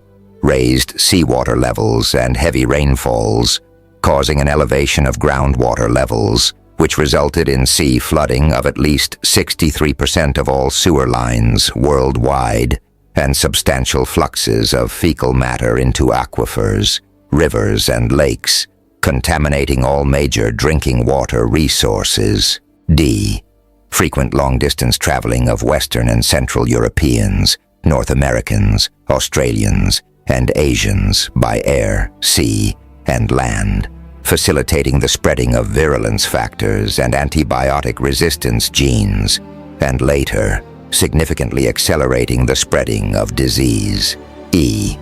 Use of large amounts of antibiotics, in the range of hundreds of thousands of tons per year, both for the treatment of disease and for industrial meat production, leading to antibiotics contamination of soils, aquifers, rivers, and lakes, and thus triggering bacterial multi-drug resistance in a great variety of ecosystems. F. Spontaneous acquisition of an extremely potent virulence factor in a multi-drug resistant strain of V. cholerae, and G. Prevalence of various multi-drug resistant strains of M. tuberculosis since the 21st century. While we cannot ascertain whether the infection with both tuberculosis and cholera was the norm, we found evidence for dual bacterial infection in 879 out of the investigated 2,176 bone samples. Based on these data and further analyses of bone injuries of various severity, for detailed information, refer to standard works by E.R. McCulloch and A.G. Karkarov. A morbidity rate of greater than 40%, with a mortality rate of greater than 80% in the infected population, can be assumed. And on it goes. I've never heard any of these explanations, and despite reading the chapter twice, I merely understand half of them. What the heck is a morbidity rate? Mortality rate is easy. That's the number of people who died of disease. But if only 80% of the infected people died, why are more than 99% of humans gone? I flip to the index, but can't find anything by Karkarov or McCulloch. The part about the antibiotics reads as absurd. I've heard about them, and once I even saw one, a few spoonfuls of red powder in a sealed glass flask. It's one of the most valuable substances to be found in our village. Zula has it locked up in his bedroom, as far as rumor goes. I can't even imagine hundreds of thousands of tons of it. How could people manufacture all this? And what's industrial meat production? Meat coming out of machines. I snap the book shut and rub my eyes. The part with the bone injury data nags at me, but I can't figure out why. The sun sinks into the forest, painting trees with fire. I sit in my oak without paying much attention to the spectacle. My eyes are stuck to the snare. My stomach yowls with emptiness and anticipation. The bunch of dandelion leaves didn't really help against the hunger. Their taste is still stuck to my tongue, and all my words constrict around the white and bitter dandelion milk. I can't think properly. A marten sneaks across the clearing, its slender body bow-like and quick. Go away, I urge silently. Darkness falls. The branch beneath me digs into my butt. I pull my legs up and balance on the balls of my feet. The moon is a thin sliver, providing only a little light. The crickets begin their song and firebugs dance to the tune. I love the woods. If not for the winter, I wouldn't understand why people moved away from the forest to live in small, rectangular boxes. A scream cuts through the night. Judging from its direction and pitch, it sounds very much like a rabbit trapped in my snare. I fall from the tree as I scramble down. My legs have fallen asleep. Half limping, half running, I approach the trap. The rabbit's white tail is flashing. It's fighting, kicking, and squealing in pain or in panic. I jump, my knife unclasped, and then the rabbit shoots across the clearing, gone in an instant. My vibrating fingers search the spot where the sticks and my snare should be, but can't find them. The poor animal must still have the string around its neck, probably choking to death slowly. There's no chance I can find it in the dark. I kneel in the soft grass and groan into my hands. When I make my way back to my spruce hut, my knees wet and muddy and my hands empty, I decide to never again hunt without proper equipment. Then I realize I have nothing to start a fire with, not even dry wood. I couldn't have cooked the meat and I can't eat it raw. The risk of catching rabbit fever is too high. The animal would have died in vain. Tired and defeated, I slip into my hut and hug Runner's book to my chest. With hunger rumbling through my stomach and only a shirt, a pair of pants, and a rain jacket covering my skin, I drift into a fitful sleep. The burning in the pit of my stomach wakes me at sunrise. I pick dandelion greens and eat 3 handfuls at once, but I'm still hungry. After a trip to the reservoir for a drink and a visit to the blackberry bushes for a few sour reddish fruits, I return to my makeshift hut and open Runner's book. It distracts me from the empty feeling that spreads all through my abdomen, chest, and brain. The mentioning of bone injuries kept me thinking until I fell asleep.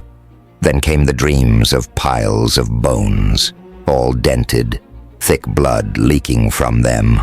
I reread the first chapter and can make a little more sense of all the information. If mortality means dead people, morbidity could mean infected people. There's no alternative explanation that would make more sense. So if 40% were infected, and of these, 80% died, then only a third of humanity died because of the pandemic. No other disease is mentioned in the book, at least none that seems important. Typhus was discussed, as were syphilis and a few others that had caused a number of deaths, but nothing close to 10 billion. I lie back down and gaze up at the ceiling, tracing the injuries my knife has inflicted on each twig and branch. Bone injuries. What else but hard impact can make bone yield? A shudder runs up my arms. Is it possible we killed each other? The idea doesn't make much sense. One person hitting the other, sure. One person murdering another is possible, too. I've read about this. Some sickos have their own chapter in our history books because they butchered an entire family, kids included. But murder on a global scale, and then everyone taking part. Runner's words niggle at the back of my neck. The council decides how much the citizens are allowed to know. But what about memories? If there were so many people killing other people, grandfather must have seen it. Why did he never talk about it? I shake my head and rub my eyes. What crazy thoughts. The book must be wrong. I creep out of my hut and brush pine needles off my pants. Warm, thick liquid leaks from between my legs. Yuck. I hurry my pants off and squat next to a tree. My stomach grumbles unhappily. I need more breakfast, and I need this menstruation crap to be over already. The bush doesn't provide much cover, but it's all there is. The lawns are shaved. The tree line is far behind me. Nothing but a few small hazels block the view from orchard to forest. I'm crouched down behind the largest of them, twigs and leaves tickling my face. In the dusk, the orchard looks ghostly with the linen fabric draped over each tree, for storm protection. I'm surprised they are keeping the trees covered. The last heavy wind and rainfall was yesterday. They must be expecting more of it. Runner's words are ringing in my ears. I came because of the storm. How can he know the weather days in advance? A rumble issues from my stomach. I thought of stealing eggs from birds' nests, but all the chicks have hatched already. And I don't think I'll ever try raw eggs. I'm probably not hungry enough. My brain feels furry, though, and my knees and fingers are weak. I've been sitting behind that flimsy bush for more than 2 hours now, waiting for dusk to grow darker and the last workers to leave. I have to make sure I don't miss anyone, like couples smooching behind the tool shed or something. Bending low, I quickly make my way to the picket fence, push a loose stake aside, and squeeze through the gap. The thought of almost ripe peaches makes my mouth all watery. I swallow the flood of saliva, fumble at the knot that keeps the protective linen bound to the tree, unfold it, and stick my upper body beneath the cover.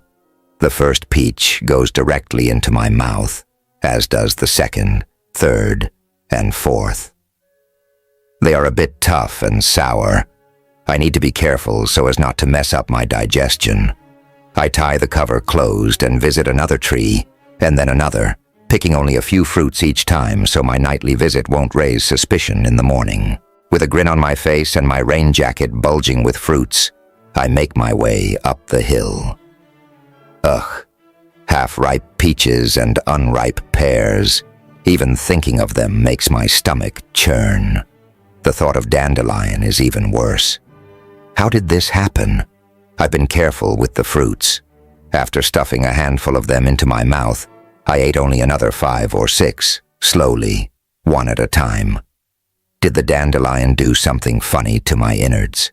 I've never eaten it, let alone in such amounts. Groaning, I roll onto my side, curling up like a baby. My belly hurts. My legs tremble. A gurgling spasm shoots through my intestines and unbearable pain follows. I jump out of my hut, yank down my pants, and double over, not knowing which way the food wants to leave first. Front or back. There's no time to dig a pit. With clammy hands, I wipe vomit off my mouth. Spruce twigs don't make for good ass wipes, but they're all there is. When the morning sun peeks through the trees, flies have already found me and my stink. A bunch of the fat insects are buzzing around my face, drawing malformed ovals of brainless activity. One of them lands on my rain jacket, crawls around, then flies away to find its buddies. I watch them and drift into complete and blissful indifference. Flies do that to me. I've always stared at them, crawling over the walls of my room, once Father was done punishing me, or when I woke up screaming my brother's name, screaming for help. But no one ever came, and my brother never answered. In my dreams, Carlson's hair is still plastered to his head, his hands still outstretched in an oddly stiff and balled-up way. My own hands grasp and grasp. Splashes of water. A wide open mouth, flooding. Eyes staring, submerged, gone. And all I do is struggle. All I do is save myself. It's my fault my brother is dead.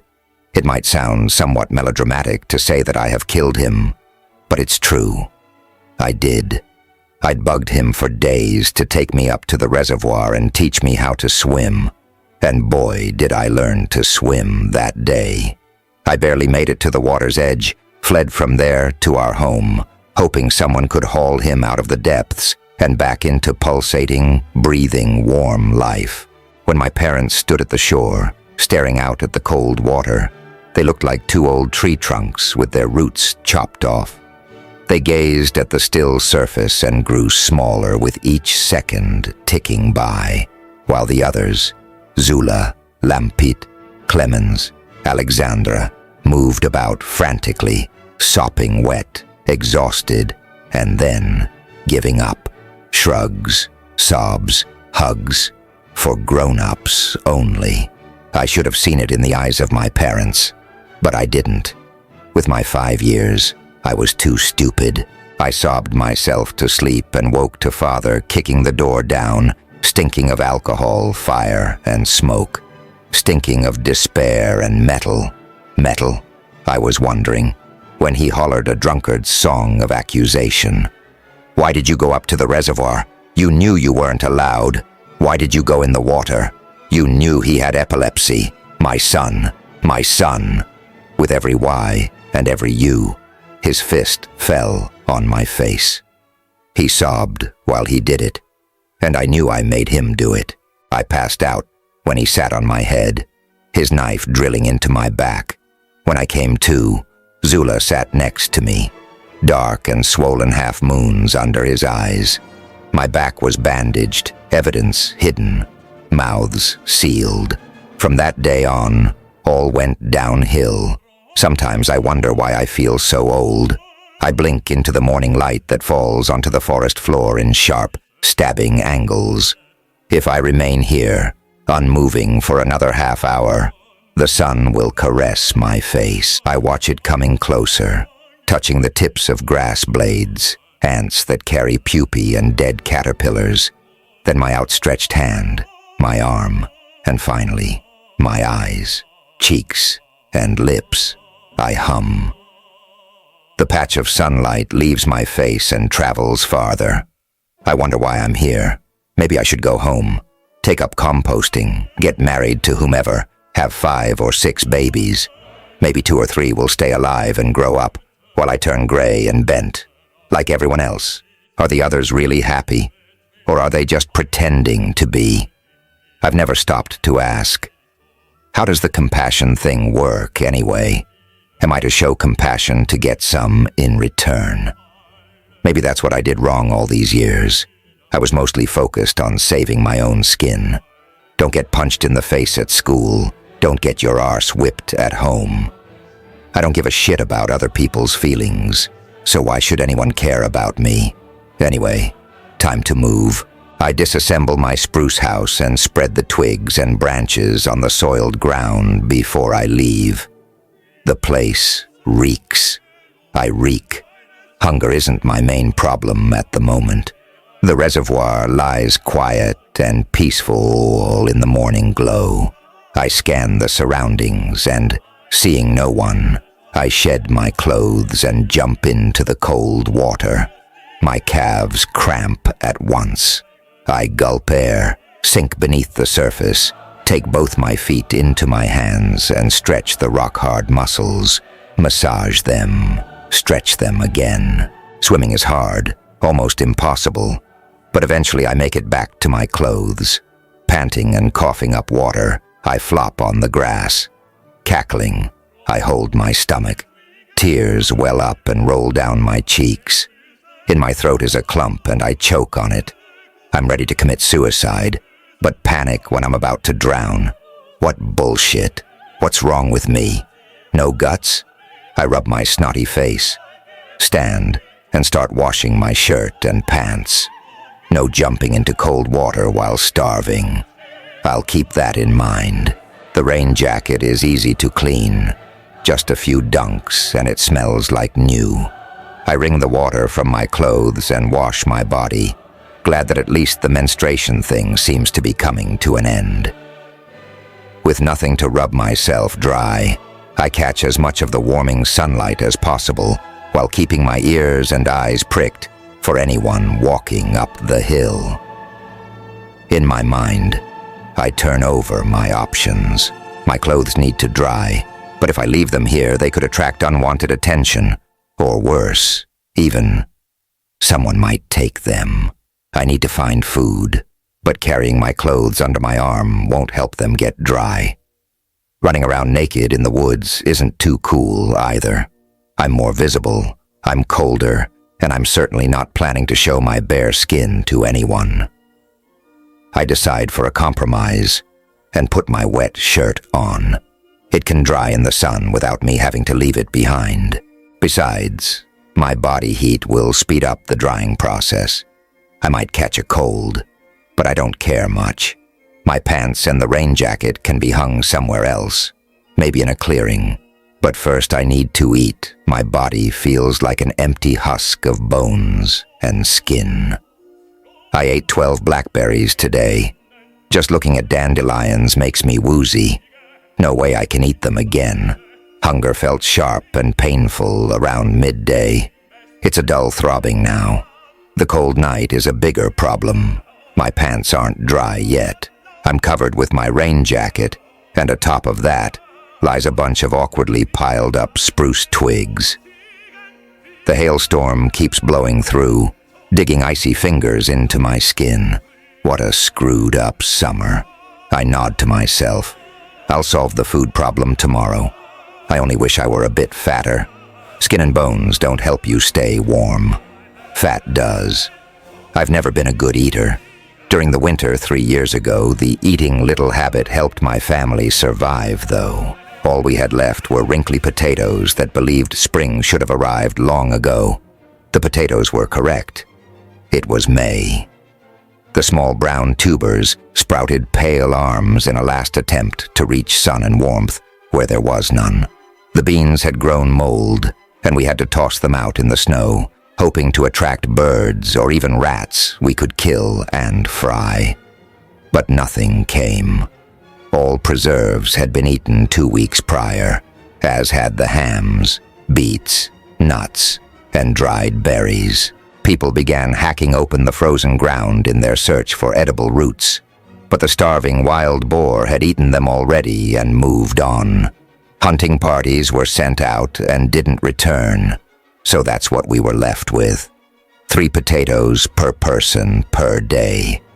We counted the days we had left with something to chew on. It was barely a week. When all was used up, Alexander found a dead stag in the woods. It must have starved to death. Its ribs were poking through scraggy fur, but there was still enough meat on it to feed the village and delay death a few days more. And that was enough for spring to arrive. Snow began to melt. The first bird song was heard, and we knew that the soil would sprout new life. 28 people died that winter. Babies not counted. I'm warm when I wake up. Shit, wasn't there something about hypothermia? One feels warm when one is actually freezing to death. My heart beats a panicky rumble. My eyes snap open, and a dreadful future presents itself. Runner sits before me. He sports a black eye. "Breakfast?" he asks. I notice the sleeping bag. He must have spread it over me quite a while ago, because I feel really hot now. Might also be from the shock of seeing him. I sit up and rub my eyes. No need to be polite. I'm certainly having some. I thought you might be hungry. He doesn't even look up from the delicacies he's spreading on his sandwich. You know, I'm too tired for pleasantries. Just get it over with. Say your thing and go back home. You believe you failed, he says. There might be something resembling a smile. At least his mouth twitches and there is a funny glint to his eyes. It could also be a sneer. It's obvious, I point out. Is it? He spreads butter on a second slice of bread. My mouth waters. I might actually be drooling soon. You said 1 week. It's now day 3. Why do I sound as if I want to protest? No. No what? It's day 4. Oh. Right. I stare at the sandwich he holds in his outstretched hand. My stomach somersaults in anticipation. Thanks, I say, and more or less inhale the offered food. This is not about reaching a randomly set goal, Mika. It's about showing the spirit. You did your best using the resources you had available. With the weather conditions and the lack of provisions, equipment, and warm clothing, you never had a chance to get through a whole week. I'm quite surprised you're still here. What's that supposed to mean? So why? I wanted to see how easily you give up, and it seems you didn't even consider it. I'm not here to torture you, and I'm not here to play the smart ass, if I may be so blunt. Humans don't live all by themselves. We are social animals. We help one another, and that is how we survive. You and I will be in the woods for a week. You haven't been alone these 4 days, and you won't be alone the next 3 days. Here, have more bread and cheese." So, he saw me pooping and vomiting all over the forest floor. Brilliant. To say I'm mortified would be an understatement. "I don't understand your test," I mumble, and snatch a slice of bread and a hefty chunk of cheese. "I need to know what kind of person you are. That means I'll occasionally push you over your limits. At the same time, I want you to question everything. Total obedience doesn't show me who you are. It only shows that you can pretend to be a machine." His words remind me of my 10-year-old self. I had no clue what I could do once I came of age. I settled on nomadic prostitute because I discovered my second talent next to turbine fixing. Being able to pretend I'm all right, no matter how deep the shit is I'm wading through. In the following 6 months, or less, depending on the outcome, I want you to question everything I say or do. I don't want to create a copy of myself. Forget what you've learned at school, perhaps most of what you've learned in life as well. That last sentence is a bare whisper. I squint at him, nonplussed. "What do you know about me?" "I know very little. My predecessor gave me his impression of you, but I'll not repeat what he said. I might tell you when you are an apprentice. I also know that your grades are dismal because you rarely do what the teachers tell you, and if you do it your way." He sees me gape and adds, "The dean told me." "Adults," I mutter. "They always stick their heads together and exclude anyone too young and hence insignificant." "You are an adult now," he points out. "Maybe I should have said old people," I grumble, although he doesn't look old in the graying sense. He's probably 30 or 40. "So you don't want any of this?" he asks, and begins packing away the breakfast. Did I say something that pissed him off? I grab another piece of bread, hurry the butter on it, and stuff it in my mouth before it disappears into his rucksack. "What's next?" I manage to say through the food in my mouth. "We'll see," he answers and leans back, arms crossed behind his head. His casual behavior rubs me the wrong way, and he seems to have noticed. "If you believe I have a secret book with a list of things you have to accomplish, I must disappoint you," he says. I bite down on my cheeks, and he catches the nervous gesture. "If it makes you feel better." He points to the book. "What did you learn, Mika?"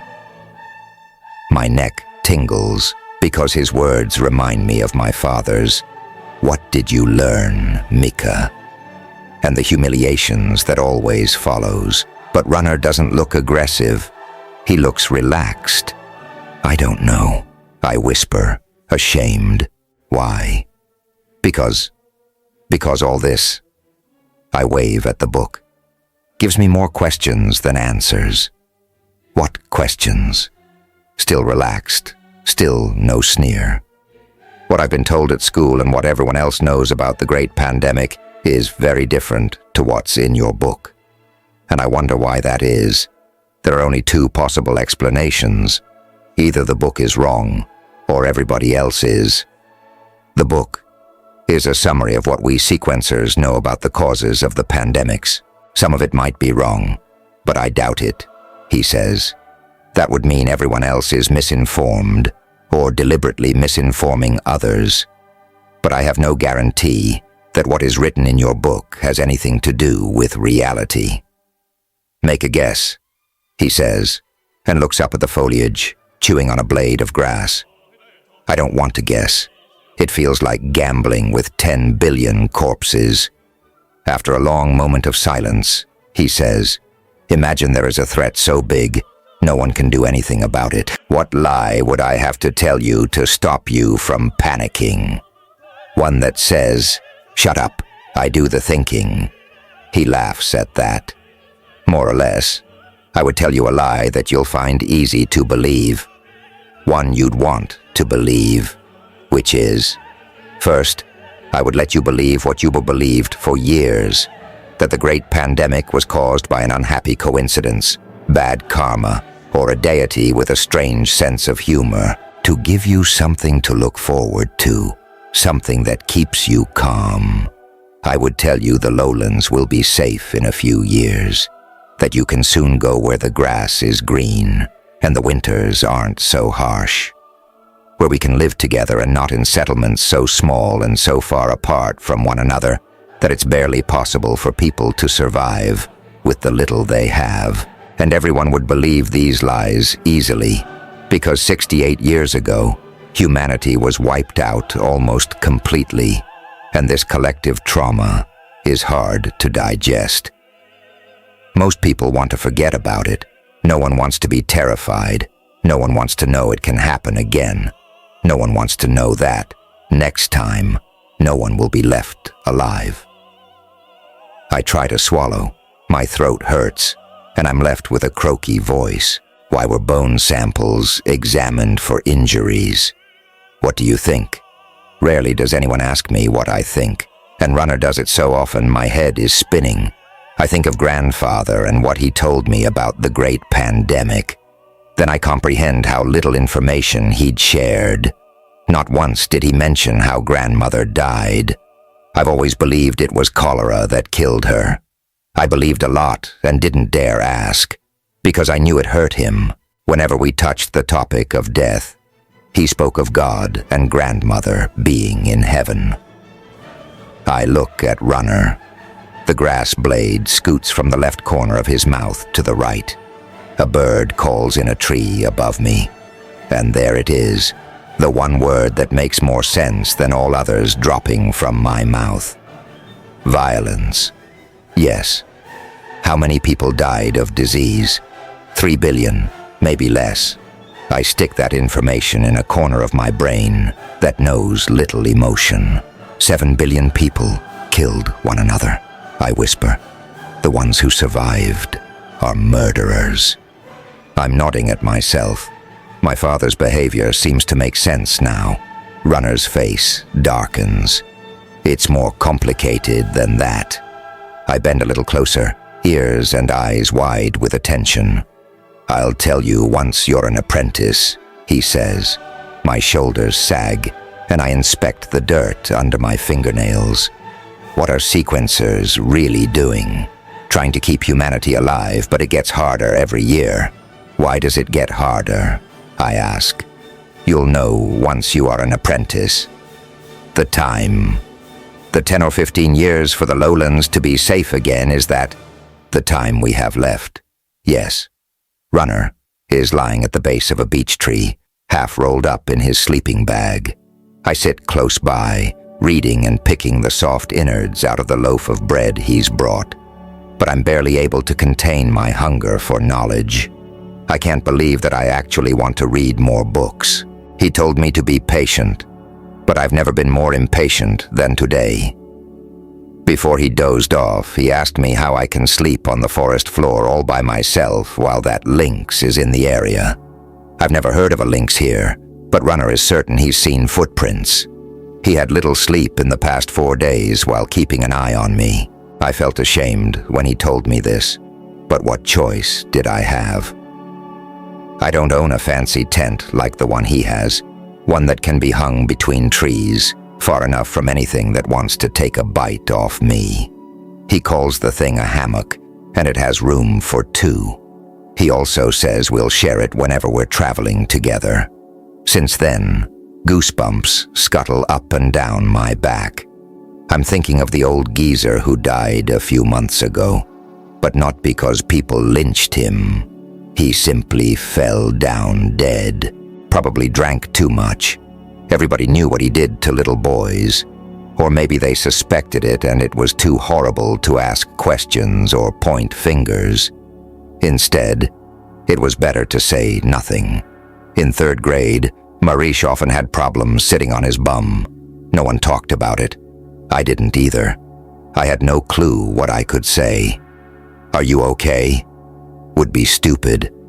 Did someone stick something in your arse? Would be outright impossible. So I settled on, hey. Later, because Marish flinched every time I approached him, I stopped trying. Everybody stopped talking to him. A wall of silence.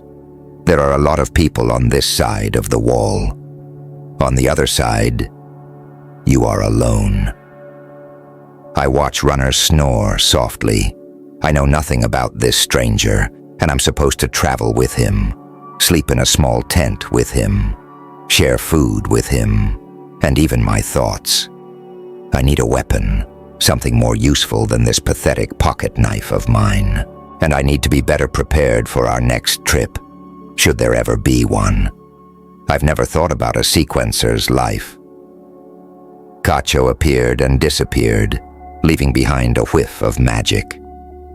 Some people gaped when he marched along the main street into our village. Everyone believes sequencers are wealthy, but Runner claims that all he owns is in his backpack, the silvery machine, the clothes he wears, plus 4 more sets packed, his ground pad and his sleeping bag, a pot, a water canteen, 2 knives, a rifle, the hammock tent, and 3 books. I haven't seen it all yet, but there can't be that much more. He has to have a place where he lives, where his family lives, and where he stores stuff like winter clothes. Cacho didn't show up in summer clothes at -20 degrees Celsius either. When the sun begins to set, Runner cracks open an eye. What time is it? Dinner time. His short nap was several hours long, and he doesn't look particularly fresh. Yet he jumps up, compresses the sleeping bag into a small roll, and quickly stuffs it into his backpack. "Come," he says, and walks ahead. We hike to the reservoir, and on the way he points out traces of wild animals and explains their meaning. Feathers of a bird, plucked, not molted, droppings and pellets of an owl that show where the nest is, scratches on the bark of trees, brushed off rain droplets. When we reach the reservoir, he says that he needs to wash. That reminds me.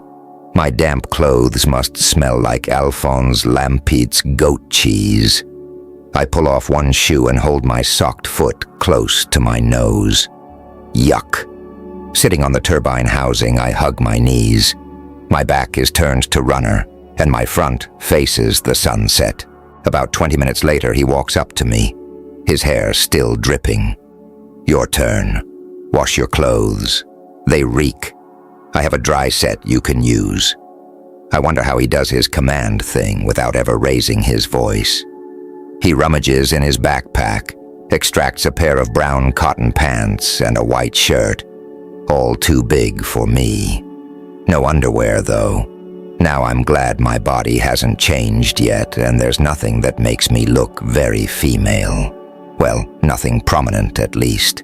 Feeling awkward washing with a stranger not 10 meters away, I keep my eyes on his back. Should he move a fraction, I'll dive. I'm a good swimmer, and there's no way he can drag me to shore. I'll drown myself before he can even put a finger on me. But nothing happens. The man sits as still as a statue, his slender silhouette black against an orange backdrop. While my clothes soak on a bank, I take my time, rolling around in the chilly water and swimming to the middle of the reservoir. The exertion helps to clear my mind. I watch the small bump in the distance, Runner still sitting motionless on the turbine housing. I wonder about his motives because for an adult, a 15-year-old as the only company must be nothing but irritating. The sun is almost gone when I spread my washed and wrung-out clothes next to the turbine. "How old were you when you started your apprenticeship?" I ask. 15. One of the most basic skills every sequencer has to learn is survival, he says. You have to be able to travel between settlements in harsh weather. In the next 3 days, I'll show you how to hunt and fish, how to make a fire without burning down the forest, how to scale trees and put the tent up, and how to find water if you don't know where the nearest river or lake is, etc. I want you to practice these skills when I'm gone. You'll soon need your own sleeping bag, rifle, and hunting knife. That'll be expensive. My parents won't be happy. I know how to shoot rabbits, I offer. The same goes for fishing and making a fire without burning down the forest. That's stuff 7-year-olds learn. Besides, I seriously doubt he can teach me anything about climbing trees. But I keep my mouth shut. I'm still embarrassed by the recent non-demonstration of my survival skills. Show me. He stands and pulls a black rifle from a sheath. It looks much sleeker than the one Father has in his bedroom. An air rifle, he explains. Very quiet, a great advantage when hunting in the woods. I know air rifles. The ones that need bullets are only for the hunting parties and the council. The propellant is hard to come by. If anyone wants to shoot small game, pellets and air rifles are used. He breaks the barrel down and takes a small silvery pellet from his pocket. Push the pellet all the way into the breech, like this. Then close the barrel. If you need more than 2 shots to kill your food, you shouldn't be hunting. The barrel latches. He aims at the ground and pulls the trigger. There's only a soft click. This is an old weapon, but a very robust one. It has excellent aim, no recoil, and it needs little maintenance. But you can't kill anything bigger than rabbits and fowl. If you need to defend yourself against something large, you can use it as a club, but not much else. He holds out the rifle to me. Give it a try. Finally, something I know well. I take the weapon from his hand. He fumbles in his pockets, extracts 2 pellets, and hands them to me. The rifle is surprisingly light. I load it the way he's shown me. It's different from my father's, which has a lever to compress air. I aim at a tree about 70 or 80 meters away and shoot. We have to walk up to it to see that bark has chipped off where the pellet hit. I try to not sound too appreciative about the weapon's aim and reach. Runner doesn't comment. Looking down at his shirt I'm wearing, I say, "Too white to hunt." I fetch my dark rain jacket, pull it over me, and ask him for more pellets. With a grin, he places only 1 into my palm. If I need more than 2, I shouldn't be hunting. I sit in a beach at the edge of the forest. Several narrow trails crisscross through the grass, entering the woods where a mighty tree lies on the ground, covered by moss and a few marten droppings. I can smell them all the way up to my branch. My feet are bare, pressing against the smooth bark. My back is nestled against the trunk. The rifle is pinned underneath my right arm, my eyes trained into the distance, focusing on nothing in particular. My ears, though, are wide open, mapping locations of the occupants of the woods behind me and in the meadow before me. A pair of tawny owls must be nesting half a kilometer to my right. I see them swooping in and out of the trees, calling their high-pitched song as soon as they settle on a branch. The meadow ahead is buzzing with crickets. No rabbits so far, but they're small and will be hard to spot. 3 deer tiptoe through the vegetation. I watch the animals bend their slender necks. Their snouts kiss the grass. 2 dark-tipped ears peek over the vegetation, wiggle, and hide again. A hare, maybe. A nightingale begins to blare in a shrub beneath me. Its song seems to work like a calming call to everyone. All is good, no danger. The hare takes a hop and I take aim just beneath its shoulder blade. Click. The animal somersaults, kicks and kicks, until it finally falls still. The deer prick their slender ears, stick their noses higher up in the wind, but find nothing suspicious. The nightingale begins its crescendo. I strap the rifle on my back, wrap my arms around the branch I sat on, and swing down. The soft noise silences the nightingale. The deer dart into the woods. I walk up to the hare and pick it up. Just when I turn to walk back to the reservoir, I spot a set of gleaming eyes fixed on me. On the fallen tree, soft paws on soft moss, stands a lynx. I feel how my cursing blood warms my skin, but it's not caused by fear. It's caused by a wild desire to watch the cat move silently. The wish that it would stay a minute and allow me to take in all its features. The pointy ears with the narrow black brushes of hair sticking up. The eyes, sometimes yellow, sometimes green, but never clearly defined. The markings in its face like those of a warrior. When the cat begins to move, it's not retreating, it's approaching. And that is when fear finally creeps in. Ears folded flat, hackles rising, and throat hissing. The lynx creeps forward. I don't think it could kill me.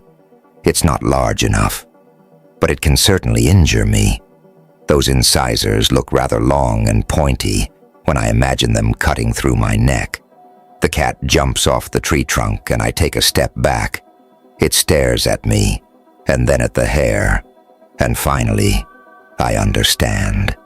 I've stolen its dinner. I don't know precisely what gets into me when I hold the hare out instead of throwing it the 2 meters to the lynx.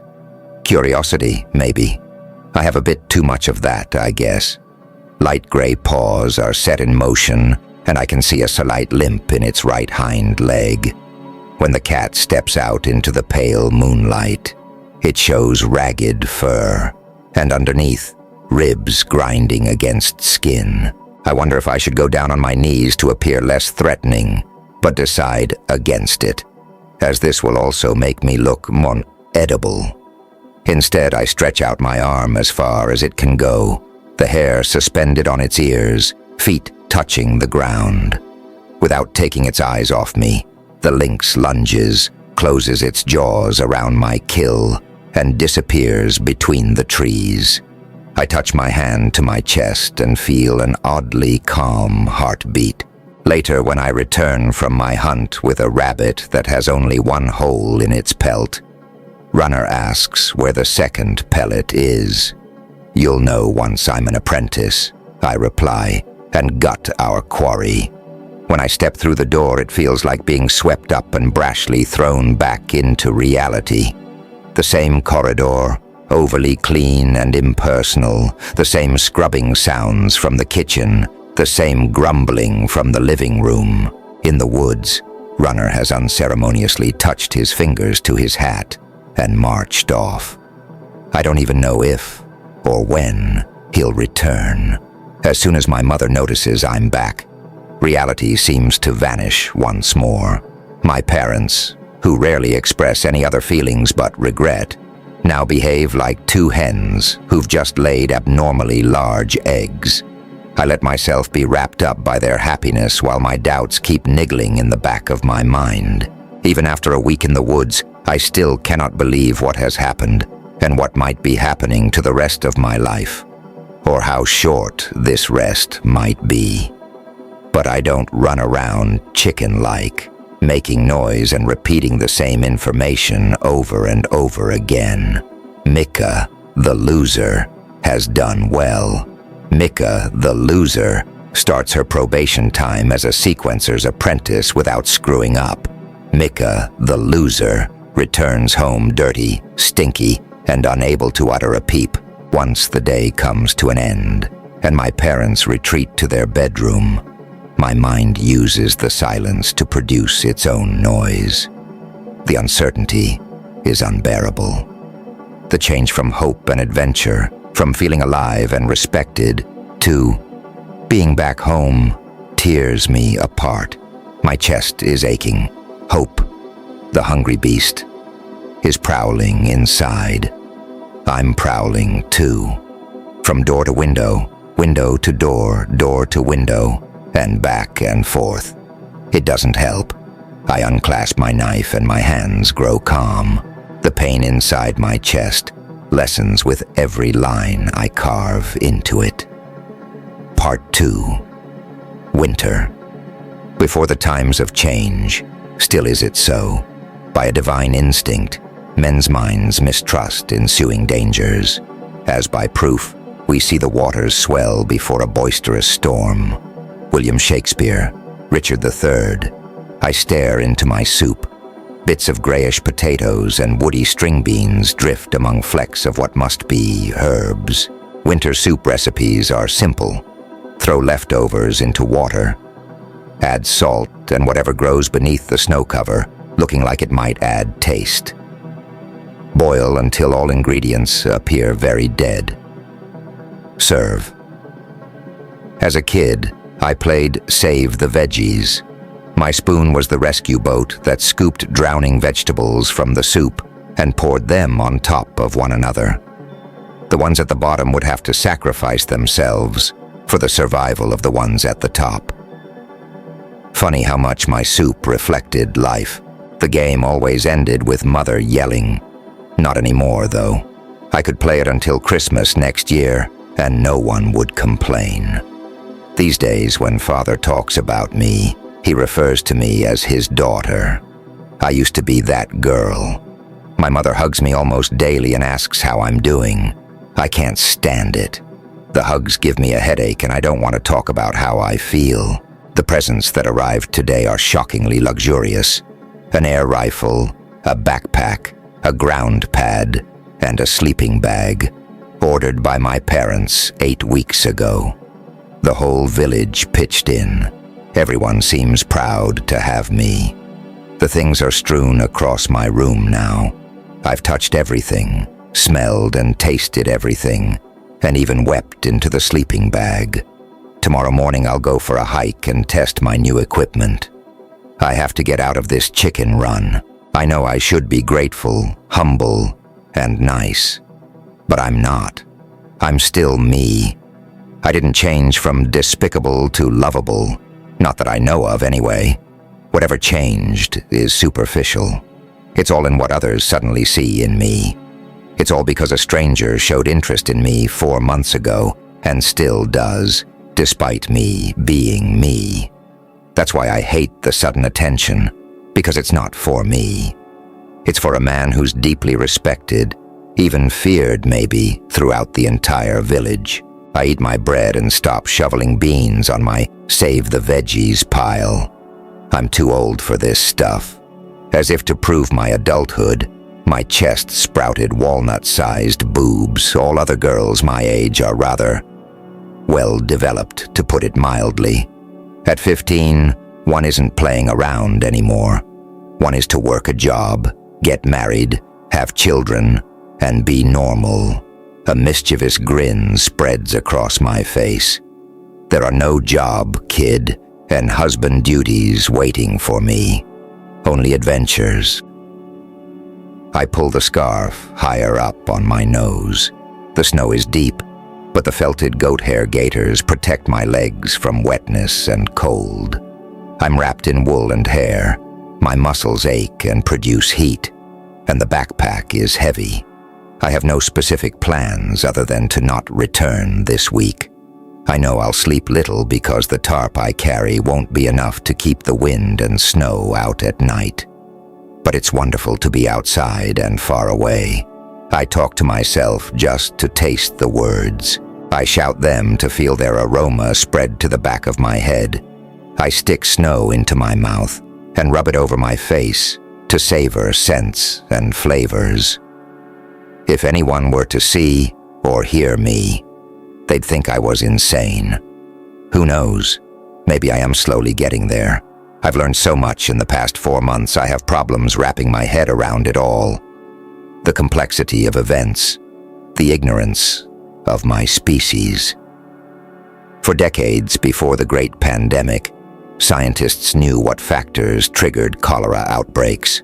Elevated sea surface temperatures caused yearly cholera pandemics along almost all coastlines. And every August and September, people fled the coasts when the water turned thick with algae, copepods, and Vibrio cholerae. Each wave of death could be predicted, watched, and quantified. Yet nobody seemed interested in moving away from the coasts for good. Thousands of people died each year. They had homes, families, and fishing jobs there. The seas had long risen to more than 18 meters above pre-climate disaster levels, and all it took was one particularly hot year with exceptional heavy rains to flood sewer systems more than ever.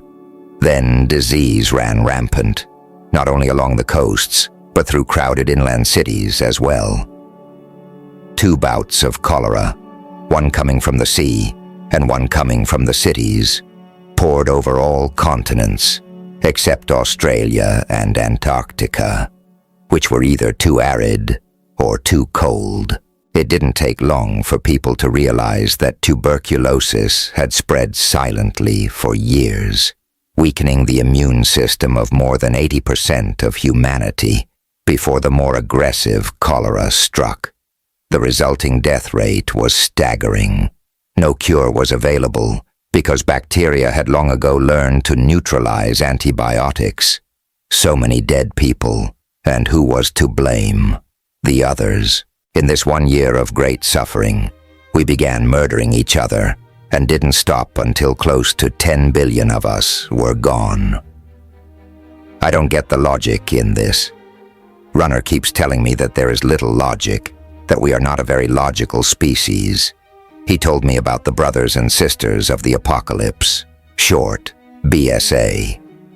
The mentioning of the BSA alone raises a lot of hackles, and I'm not to talk about them when we are with strangers. It might end badly. Runner said the BSA formed during the Dark Ages, when people were shitting their bowels out or coughing up their lungs and they needed someone to blame for their misery. A lot of people believed in a god and a devil, and that this devil spread evil in the world, and this god wanted to fix it. So God planned to wipe us all out with disease.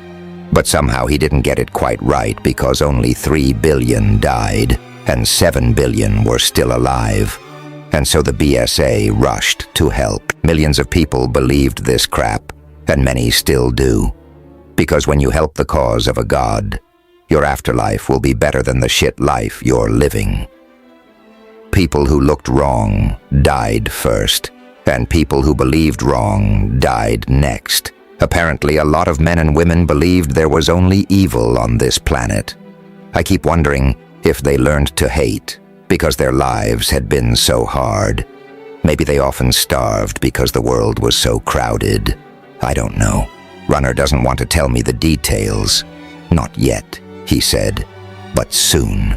And it's not just the BSA to blame, he argued. There were countless groups, separatists, people who acted alone and enjoyed a killing spree, helped by billions who simply turned a blind eye and didn't care about their neighbors because their lives had been so hard. Maybe they often starved because the world was so crowded. I don't know. Runner doesn't want to tell me the details. Not yet, he said, but soon. And it's not just the BSA to blame, he argued. There were countless groups, separatists, people who acted alone and enjoyed a killing spree, helped by billions who simply turned a blind eye and didn't care about their neighbors dying. When I asked him if it's better now that they are all dead, he fell silent. I watched the tapping of his fingertips against his shins, and I knew I'd said something wrong. After a long moment, he asked, "You don't care about your neighbors much, do you? Do you think it would be better if I killed you now?" Maybe it would be better, I thought, but I didn't say it. The future scares me. When I look at the snow now and the empty landscape, I'm left to wonder how it would be if the land were filled with people. Would I hate it? Maybe. I like it the way it is now, quiet, vast, and peaceful. Runner showed up 3 days ago, little clumps of ice stuck to a 3-centimeter long beard, his eyebrows white with frost beneath a snow-covered hat, his hair shaggy and wet, sticking to his fur collar. Father didn't recognize him at first. Mother hurried his backpack off and ushered him into the bathroom, where he took a hot shower for a wasteful 5 minutes, sucking our boiler empty. I knew the man needed to eat and sleep, but all I could think was, let's go. Although sharing a tent with him feels awkward, our hikes totally rock. Now he's walking only 3 steps ahead of me, yet he's barely visible. The wind blows snow down from the clouds, up from the snowdrifts, horizontally off the firs. Tiny icicles needle my cheeks. My snow goggles are caked with snow. My gaiters are leaking snow into my boots, and my neck has a snow collar. This winter grew harsh, and that's why Runner insists on crossing the mountains to the lowlands. Snow is good there, the more the better, because it helps you survive in a contaminated place, he told me. Snow can be thawed and used as drinking water, while lakes, rivers, and groundwater are unfit for human consumption. We are trading the risk of dying of disease with the risk of dying of severe cold. But I'm not complaining. I'm happy out here, and I've never seen the lowlands with my own eyes. There's just this one problem with my feet. I can't feel them, and although I'm trying really hard not to, I'm about to topple over. Runner turns around and shouts something I don't understand. The wind is picking up and howls into my face. "We'll dig a hole over here and get out of the snowstorm," he says louder, pointing to a boulder with a snowdrift piling up on its side. "Can you use your hands?" I yell. "Yes." But I have my doubts. We drop our backpacks, unstrap the snowshoes, and use them to dig a tunnel. The snow is compact, slowing the digging but making sure our bivouac won't collapse. I hope. Runner is shaping a cave that will barely fit the 2 of us. The smaller the better. Less dead volume to heat, and less snow to dig out. "Fix sleeping bags and pads. I'll cook tea," he says once he drilled an air hole into the side of the cave. And that's all we speak until each pair of ice-cold hands holds a steaming mug of peppermint tea. We are chewing strips of dried meat, handfuls of nuts, and dried cherries. In the morning, Runner says, we'll have to eat 100 grams of butter each. Otherwise it will be hard to take in all the calories we use up hiking through the deep snow. The word calories alone makes my mouth water. "How are your feet?" "What feet?" I joke, but he doesn't think it's funny. "Sleeping bag," he says and points. "Take your shoes and socks off first. Anything that's wet or full of snow, too." I strip down to my woolen long johns and sweatshirt, moving about carefully so as not to brush snow off the ceiling or walls. He extracts a set of dry clothes from my backpack and stuffs them into my sleeping bag. I wiggle in and get dressed in the confined space while Runner changes his clothes, too. "Okay, Mika, scoot over. You want to come in here?" Does he even fit? Yes. Move. Now I am worried. My hunting knife is in the pile of damp clothes and just out of reach, but the chances of him doing anything funny at minus 25 degrees Celsius might be low. I unzip the sleeping bag and move aside as far as possible. Runner opens his sleeping bag all the way, throws it over mine, and inches himself into our cocoon, but from the other end. "Feet under my armpits, Mika. That's the warmest place." I burst out laughing when he pulls up his shirt and pull over, but I immediately do what he says. We are both on our backs, his legs sticking up above my ears, while my icy feet find the 2 warm pockets under his arms. Not that I feel the warmth, but I assume it's there, judging by his wince. "What about yours?" I ask. "They are okay." "Sure." I send my hands up there anyway, slipping my fingers into his socks. Ice cold, as I thought. "Feet under my armpits, Runner." I don't need to invite him twice. He inches his large feet under my arms, and I try not to squeal from the sudden drop in temperature. Once you feel a little warmer, you can stuff all your wet clothes into the foot end of your sleeping bag. They'll dry overnight. Right now, I don't feel like moving at all. Runner's icy toes slowly grow lukewarm. My feet are regaining a little feeling, especially my toes, which now hurt as if someone chopped them off. I bite my cheeks and close my eyes. "Show me your toes, Mika." Reluctantly, I pull one foot from the hairy but wonderfully warm runner armpit. He probes and presses, then sticks my foot back into the toasty place. Superficial frostbite, nothing to worry about. Have more of the hot tea. Give me a moment. I hum, limbs aching, eyelids heavy with exhaustion. How do you stick your feet under your own armpits? Excuse me? I was just wondering what you do when you hike through the snow all by yourself.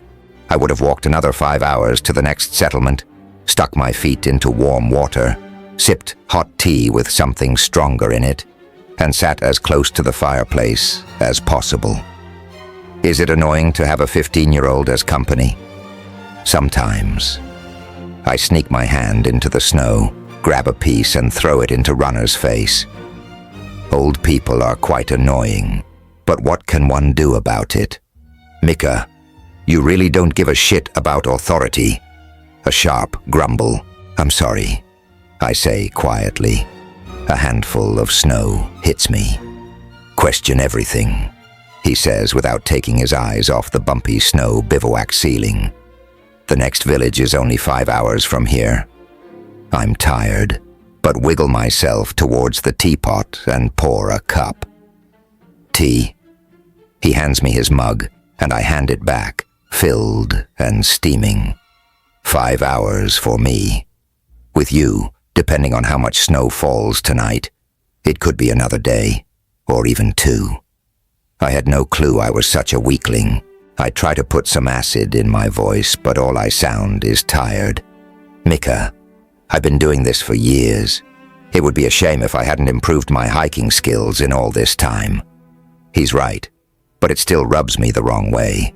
I push his large fin from my bony armpits, pull on my socks and boots, and announce that I need to pee. Once I'm back inside and our backpacks secure the entrance, I stuff a handful of nuts into my mouth, slip into my now empty sleeping bag, and drift off within minutes. I don't know for how long I've slept, but my clattering teeth wake me. It's no use to try to compact myself into a ball. I'm freezing cold. Rustling tells me that my noise woke up Runner. I hear a zipper being unzipped, and feel an arm and a layer of his sleeping bag being draped over me. He scoots as close as he can, and I'm left to confusing thoughts about me hating hugs and all. But I'm so cold that it might be time for a compromise. I unzip my sleeping bag, nudge the one half of my cover underneath his, press my back against his stomach, and doze off quite comfortably. We're stuck in a tiny village high up in the mountains, with only 3 houses and 2 barns, surrounded by large meadows that will be dotted with cows and sheep as soon as spring arrives. The snowstorm was heavy, and it might take a month or 2 until Runner and I can pass over the mountains again. But for now, after we've rested and replenished our provisions, our path lies in the opposite direction, down and farther down. This place is very different from my own home. People seem busier and closer to one another.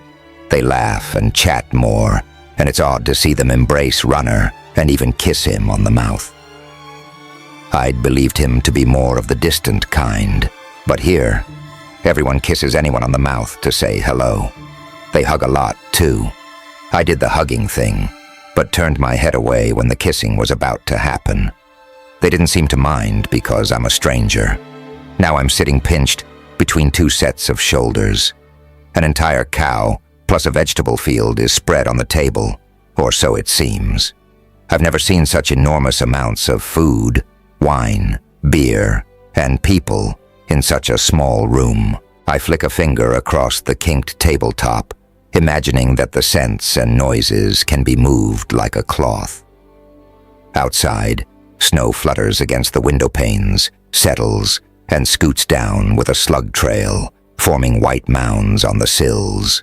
The black night sky has little opportunity to peek through the white onslaught. And just when I think the room is impossibly overloaded, even more people enter. 2 men with beads and coins in their braided beards, a woman with tinkling earrings and strands of silver woven through her raven black hair, and 2 girls with colorful dresses and scarves around their heads call a cheerful, "Hello." The men shake snow off their long hair. One of them toes the door shut. Runner turns his head as the word gypsies sounds over the chatter. The woman nods at him, then talks to the 2 girls. For a moment it looks as if Runner knows them, but there's no hugging and kissing, so I turn my attention back to my plate. The man next to me eats a hunk of fried udder, as if it's the best thing he's ever tasted. Fat dribbles down his chin and hits the potatoes on his plate. I'd rather stick to my ribs.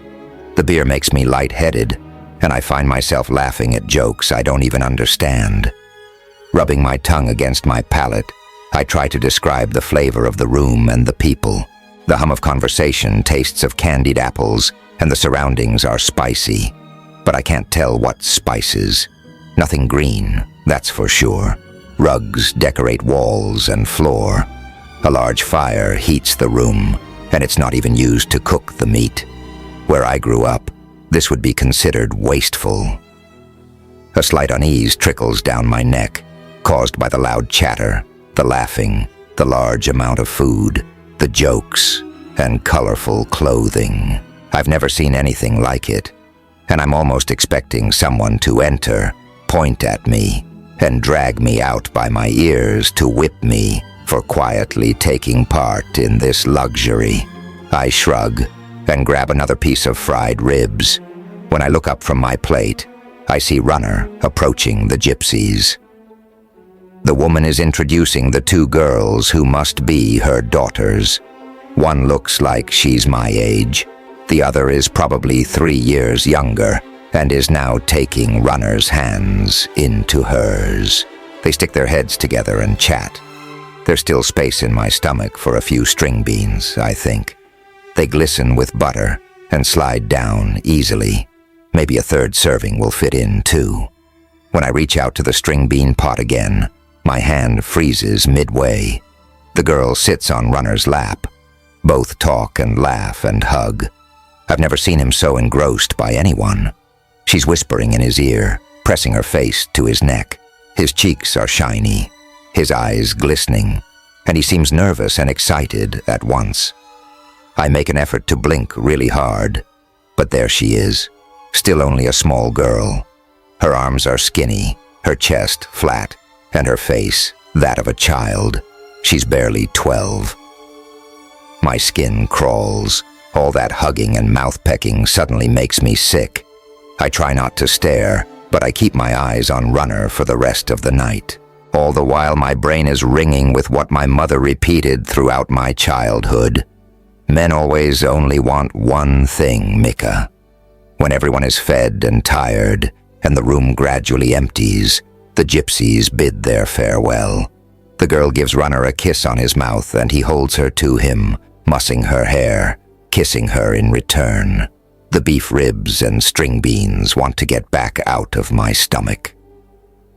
My mother's "certain girls get what they ask for" echoes in my head. The gypsy woman walks up to Runner, leans close to him, and speaks into his ear. He's positively blushing, smiling, beaming even, and then he's coughing into his hand. Did she just? Runner catches my gaze. "Mika, you look ill. Are you all right?" "Yes," I croak through clenched teeth. "Tired. If I open my mouth too far, I'll puke." He waves at a broad-chested woman with short gray hair. "Martha, I think Mika is getting sick. Look at her." She looks down at me, Her eyes widen. Good lordy. She lays her palm on my forehead, hums, and says, exhaustion, I'd say. Into bed with you, little one. I'm almost grateful Martha calls me little one, as it provokes me enough to move my stunned muscles. She shushes me into the tiny room where Runner and I are sleeping, squeezes my shoulder and offers to help me undress. Shocked, I shake my head. As soon as she's out of the door, I fetch my hunting knife and position myself at the window. Do adults believe that kids deserve this when they behave in a whatever kids-like way? Was that the reason for everybody back home to ignore what the old geezer did to little boys? I don't even know what his name was. The old geezer was like a keyword for really bad shit. Only a few moments later, my worst suspicions are confirmed. Runner stomps through the deep snow, shovels some of the cold stuff into his hands, and rubs his face with it. Clouds of white condensation exit his mouth when he makes his way around the house toward 3 yurts that hadn't been standing there when we arrived. Breathing heavily, I press my fists against my eyes until lights flicker in my vision. Thinking of my dead brother helps against the panic. Carlson? I whisper. I'm scared. What am I going to do now? Does this woman sell her daughter often?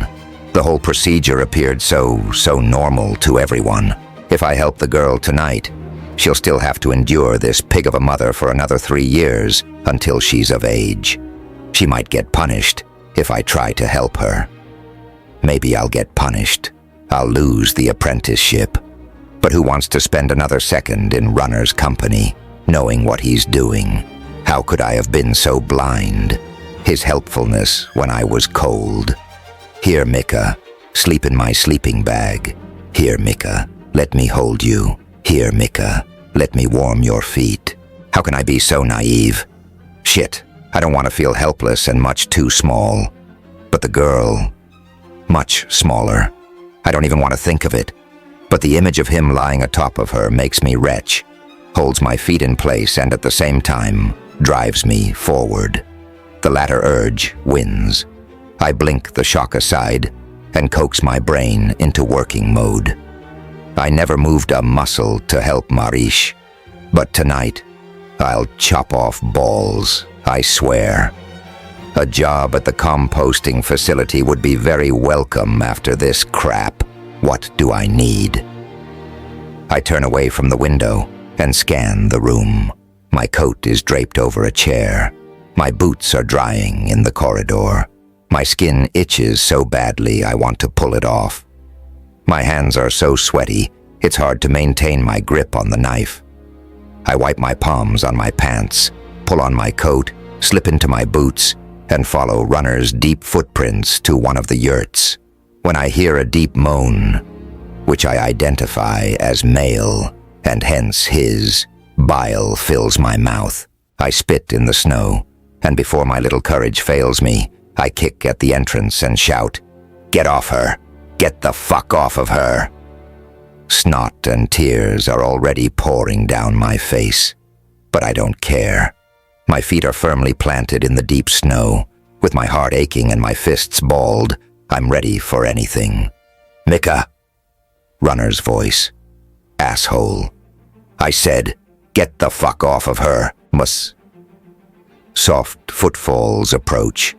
Then the rug, or whatever it is that serves as a door, flaps open, showing a flustered Runner with a colorful shawl wrapped around his hips. His chest is furry, and a line of black hair points from there to where his privates are. The rest is naked. What the hell is going on? Probation is over. I spit. What are you talking about? What the hell are you doing here, anyway? I'm not an idiot. You flirted with that tiny girl the entire evening. How old is she? 12. I'm only slightly aware that he used a banned word. Hell, does he believe he can get away with everything? 13. 13, you fucking pervert. My voice fails. I shrieked too loudly. Runner's expression is cold. He opens the door wider and I can see inside. A candle is lit on a small table. A woman is lying on a mattress on the floor, her upper body naked, her heavy breasts tattooed. The silvery streaks in her raven-black hair sparkle in the candlelight. Runner inhales and says with a voice that fights for control, "The girl you are talking about is my daughter, Ezra. And this," he indicates the bed, "is her mother. She was so friendly to invite me tonight." It feels as if the world falls deaf. Even the snot under my nose is frozen. I take a step back. I've forgotten about the deep snow. My view tilts, and before I can say, "Oh," I'm buried in the cold stuff. I can probably melt a big hole into it now. I'm so hot with shame. My fury is evaporating. An outstretched hand is offered. I don't take it. I'm sorry. I'll go." And off I run. I'm such an idiot. I'm such a fucking idiot. I lie awake until dawn. Runner doesn't return. I would have been surprised if he had. Hunger and the sense of frying pancakes and fresh barley coffee pull me out of bed, although I'd prefer to hide until much later. Martha stands at the stove, scraping at sizzling, yummy things in her black cast iron pan. My mouth is flooding. "Hey," I mumble when I see Runner. I'm so ashamed I don't dare look at him. "Sit, please." He indicates the chair next to him as he rises and gets plate, fork, knife, and cup, which he sets down in front of me. I don't know why he's doing this, but I guess he's being nice now so he can deliver the heavy blow without a bad conscience. He turns on the tap, boils water, and mixes something in a large bowl. When he sets the bowl on the floor in front of me, I scoot away from him. "Allow me, please."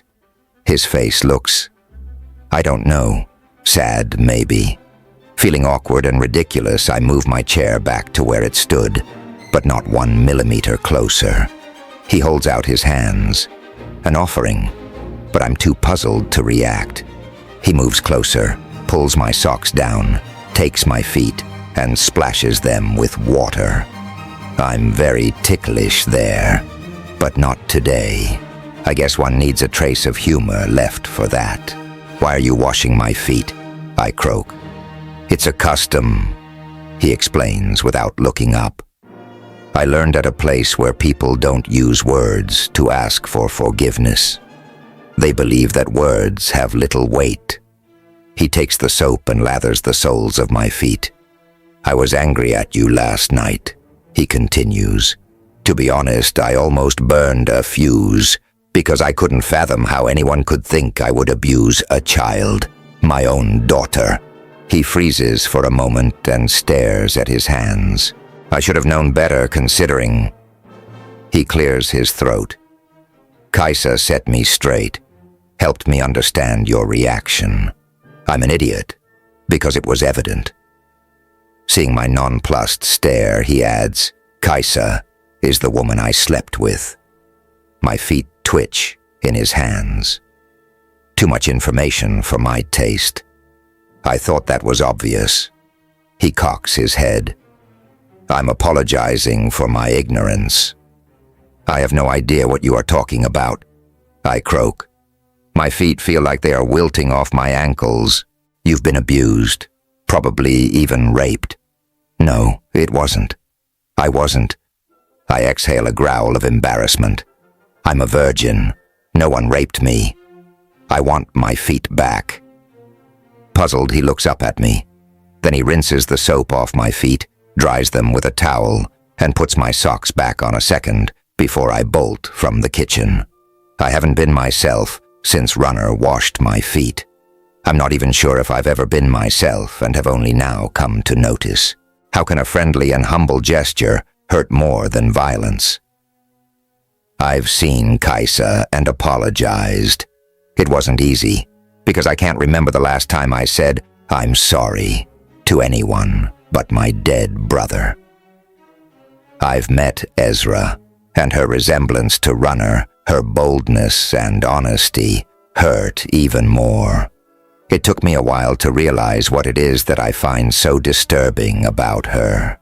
She's not bent, and she's beautiful. When I look at myself now, I realize that the ugliness I've seen all these years is probably not ugly at all. And what I thought is making me special is only making me crooked. I'm like a gnarled old tree that wants to stretch to the light and doesn't quite know how to do it. Meanwhile, I feel sorry for myself, and always only for myself. I haven't talked to Runner since. When I see him at mealtimes, we barely acknowledge one another. I don't know what to say. I'm growing smaller by the hour. Now, with everyone assembling for dinner, I stand with my back to the wall, watching. This small group of people is so different in many ways. The touching that I find hard to accept. The kissing and hugging. It gives me goosebumps. And then there's all the stuff that makes my heart heavy. Never does a child weep alone. There's always an adult kneeling next to her or him, hugging, or another child walking up and offering a dried pear or a wet kiss. The small gestures of respect are everywhere. Gestures one can only notice if one takes the time to look. I feel myself sinking into self-pity, wondering why I grew up with so little love and respect. Then I realize that I don't have much respect for people, either. I don't love anybody. The others aren't the problem. It's only me being judgmental. And then I know what I need to do. Runner's face looks like it's carved in stone when I approach him with a bowl, a towel, and a piece of soap. The room falls silent. People wait for me to speak. But I don't. I don't know the right words to say. I kneel and look up at Runner, who blinks when I pull off his thick woolen socks. Today is our last day here, and in a way, I'm relieved. The kitchen always seems crammed and Runner's gaze too inspecting or grave. I'm longing to walk through the silent and snowy countryside, with only his back facing me, and neither of us speaking more than necessary. Presently, I'm sitting on a pillow in Kaisa's yurt. She insists on cutting my hair. She thinks orange is pretty. Kaisa wants to be nice, but why, I don't know. Ready? She asks, and I nod. She brushes my hair, then takes strand by strand, as if the scrubby stuff needs testing before it can come off. I avoid her gaze in the mirror while goosebumps rake over my skin. Gentle touch makes me weepy. I grit my teeth and clench my butt cheeks. How do you want it? Kaisa asks. I shrug. Let's see what I can come up with. The scissors go snip, snip, snip, but each time only a tiny bit of hair falls to the floor, on my shoulders, or on my nose, until I blow them off. At this rate, it will take ages. Are you a real gypsy? I ask. I heard about them a few years ago and it sounded like something out of a fairy tale. No, I'm not. I doubt there are any gypsies left. A lot of people blamed them for the great pandemic. They were dirty, they said. Decorating a stake with a gypsy's head was considered heroic then. My grandparents and my parents were among those who believed all gypsies must die. How come you look like one? Her green eyes twinkle, and she tugs a strand of silver-streaked hair behind her ear. When I came of age, I expressed my disgust with my family by dressing up as a gypsy and leaving for good.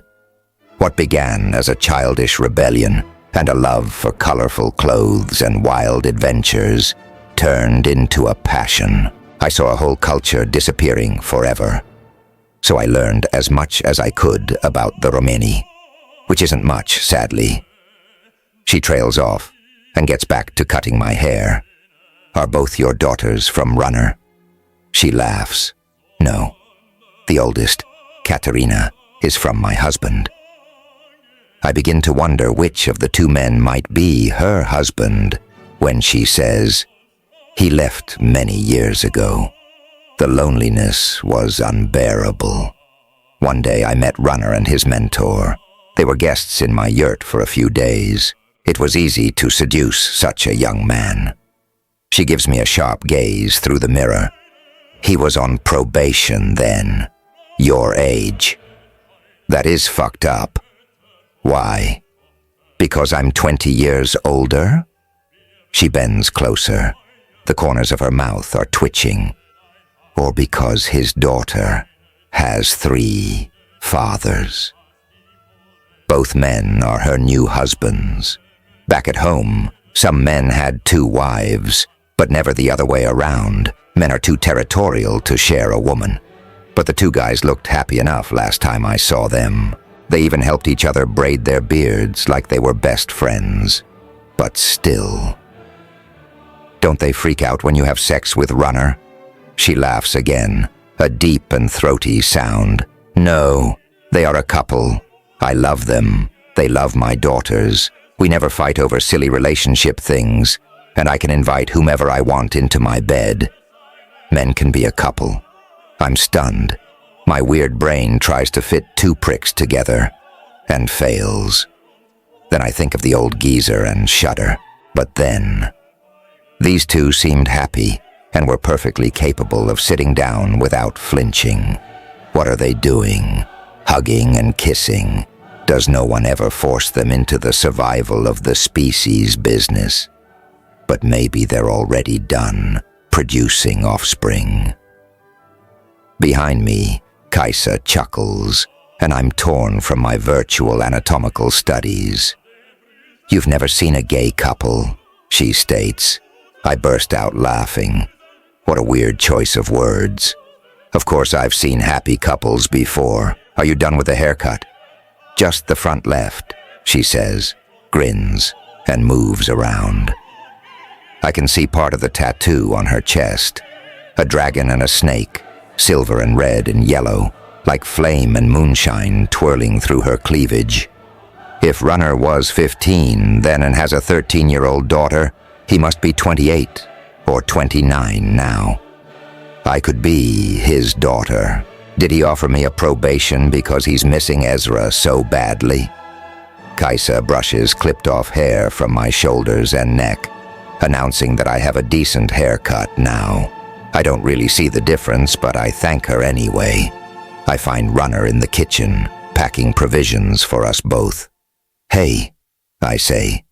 There isn't much else you are saying these days, but hey, did I shut you up? No, it's just... I close the kitchen door so Martha doesn't hear. Too many people for my taste. She nods and stuffs more ham into my backpack. There are several new things in there, additional to all the food. I step closer and examine the contents, noticing a woolen sweater and 2 pairs of woolen socks. They look very nice, soft and warm. Why did you pack these? They aren't mine. Did you ever wonder why people invite us into their homes and feed us their best food? No. Well, you are here. So of course everyone wants to provide for you. Precisely. The clothes too. Mika, sequencers own almost nothing. All we have is either borrowed or a present. What? How can you not own anything? I mean, you have a home, so there must be a bed, rooms, clothes. You've slept in my home. It takes me a moment before the penny drops. Your tent is your only home. What else would it be? I'm traveling. Carrying a house with me would be kind of stupid. But don't you need stuff? He stops rummaging in the backpack and looks at me. Tell me what precisely you missed on our hike. My mouth opens and clicks shut. A warmer pullover and a pair of warmer socks, I mutter after a moment. Isn't it a nice gesture of Martha and Kaisa to provide you with both? He must have told them that I almost froze my toes off. Will we see them again when we return from the lowlands? No, we'll take a different route. I nod, suddenly missing all those people who seem to crowd my space. I'll check where our snowshoes are, I say, and rush out the door. I search in the small room that used to be the place where we slept, on the second floor where Martha lives with her large family, then in the bathroom, and finally, I find her in the basement. Martha? Yes, my dear. She wipes her hands on her apron. Sand and bits of straw fall on the dirt floor. The potato clamp she's just dug through spreads scents of fresh earth. "Thank you." And then I do it. I walk up to her and give her a hug and a peck on her cheek. "Why, thank you," she cries and presses me to her soft bosom. For the first time in my life, I don't mind the proximity. We are leaving soon. I know, but you have to have lunch before you go. I'll make you really fat and happy." She grins and piles potatoes in her apron. "Take these." She points at jars with cooked pork, and I pick up two. "Two more, Mika. You can't leave with an empty stomach." I wonder who's going to eat all this, but if I can make a guess, more than half of it will be inhaled by Runner. His system seems to know when it's time to stuff itself with goodies. I'm more of the constant nibbler kind. Large amounts of food usually make me nauseous and sleepy. I help Martha peel potatoes and cut onions. When it's time to cook, she ushers me from her kitchen. It's her queendom and bony people put too much pressure on her when she's in food production mode, she's told me. I try to find Runner, but all I come across is our two backpacks standing in the corridor. His boots are gone. He'll be at Kaisa's. I search the shelf for grease and a rag, then begin waterproofing my boots. There are a few cracks in the leather that need special attention, and when Martha calls, "Lunch," I'm done. "Where's Runner?" she asks. "He'll come in a minute." I pick up his plate that's already loaded with food and put it in the warm stove. Martha takes a tiny blob of mashed potato and sits down next to me. I point at the comically small amount of food. "Why don't you eat more? Is it poisoned?" She laughs. "I'll eat with the others when it's lunchtime. Can't have you sitting here all by yourself." I check the clock on the wall. It's 9:45 in the morning. Runner said we have to leave by 10. A moment later, he's rumbling through the entrance door and kicking the snow off his boots. I don't look at him when he enters the kitchen. It feels like intruding on his privacy. "Thanks, Martha." I mumble through meat and potato mush in my mouth, stand, and put my plate in the sink. Have to fix something before we leave. "What's up with her?" I hear Runner ask when I'm out through the door. His boots are wet with melted snow. I rub them dry and take care to get all the slush off. Then I waterproof them. Can't have him wearing leaky boots and then sticking his icy feet under my armpits. "Thanks, Mika," he says, and I jump. I didn't hear him approach. "No problem." "Are we ready to leave?" "Yes." And suddenly, it's hard for me to go. I pull on my boots, coat, and mittens, strap the backpack on, and we are back in the snow in minutes. "Do you miss them?" he asks, and I answer, "No." I'm sure he knows it's a lie. "What's this?" I ask, pointing at two shiny metal things that stretch through the valley. And who would brush off the snow all the way? Train tracks. We wait here. "What?" "What are train racks? And why train tracks?" Trains have been around since the 19th century. They transport people. Some train tracks reach more than 2,000 kilometers. He takes a thin rectangle from a side pocket of his backpack and flicks his index finger across it. "User login," a female voice says. I jump. Runner arches an eyebrow at me. "Runner," he says to the small machine, and she answers, "Runner." Logged in. He runs his fingers across the smooth surface again, and I hear a bleeping. "We are in position. Sending coordinates, please acknowledge," he says. Tat, tat, tat. "Acknowledged," a male voice says. "The toy you requested is on board." "Thank you."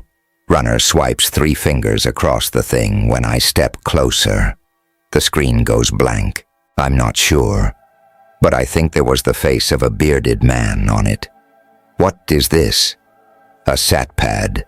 I use it to communicate with others, to receive the weather forecast, and to see where we are, among other things. Tonight, I'll show you how to work it. He steps forward and puts his ear on the train tracks. They are close. Soon, I hear a buzz coming from the tracks. Runner nods south, towards a long silver bullet that's approaching fast. The thing has so much speed, my legs take several wobbly steps back. He remains rooted to the spot, right between the two metal ribs. The man must be insane. In a few moments, he'll be mush. "Runner?" I cry, unsure if my voice can drown the hollering of my heart. A screeching sounds when the bullet slows down. The thing is very fast, and he's still not moving. "Runner?" He grins at me while the massive train screams to a halt a mere 2 meters from him. A hatch bangs open at its front. "Fuck, dude. Every single time. Get off my track." A man with a gray ponytail and a gap in his front teeth spits in the snow. "Hey, Aristotle. How's the wife?" "Don't you Aristotle me, dude. Who's that?" He points at me. "This is Mika. She's an outsider," Runner answers. The man eyes me, spits again, then slams the hatch shut. Runner stomps through the snow to the door closest to us. He presses his palm against it. It bleeps and hisses before it permits us. "We don't have much time," he says once we climb in. He strips himself of his backpack, his coat, and mittens. "Drop your stuff right here and follow me." Then he shoulders his air rifle, and I wonder what the heck he's planning to shoot. The train begins to move, and we walk in the opposite direction, along a corridor, through doors and small compartments that connect wagons, as Runner calls them. Everything is made of metal, shiny and polished with diamond patterns hammered into it. No dirt anywhere. I'm inside a huge machine, and I'm loving it. The scent of metal, the quiet grinding noises, and the hum of power. Only the smell of grease is missing. He holds his palm against a small red screen until a heavy steel door groans open. Lights flicker on, and we enter a room filled with weapons. Large rifles hang on the walls. Below them are boxes and drawers labeled with ammunition, and a number-letter combination indicating specifics of whatever nature. Runner places his air rifle on a counter and begins searching the drawers. "What's this?" I ask, pointing at things that look like bullets the length of my arm and twice its width. Explosive warheads. They are fired with a rocket launcher. He bends down and opens a hatch in the floor. "This is a rocket launcher. Our trains are equipped with one in each wagon. This one here is the spare. The thing is enormous."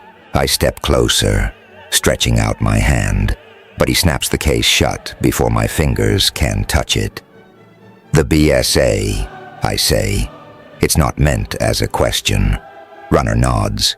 He picks a rifle from a table at the center of the room, hands me 2 boxes of ammunition, and takes 2 himself. "And why do we need this one?" I ask. "Dogs. I heard about them. Are there many wild dogs in the lowlands?"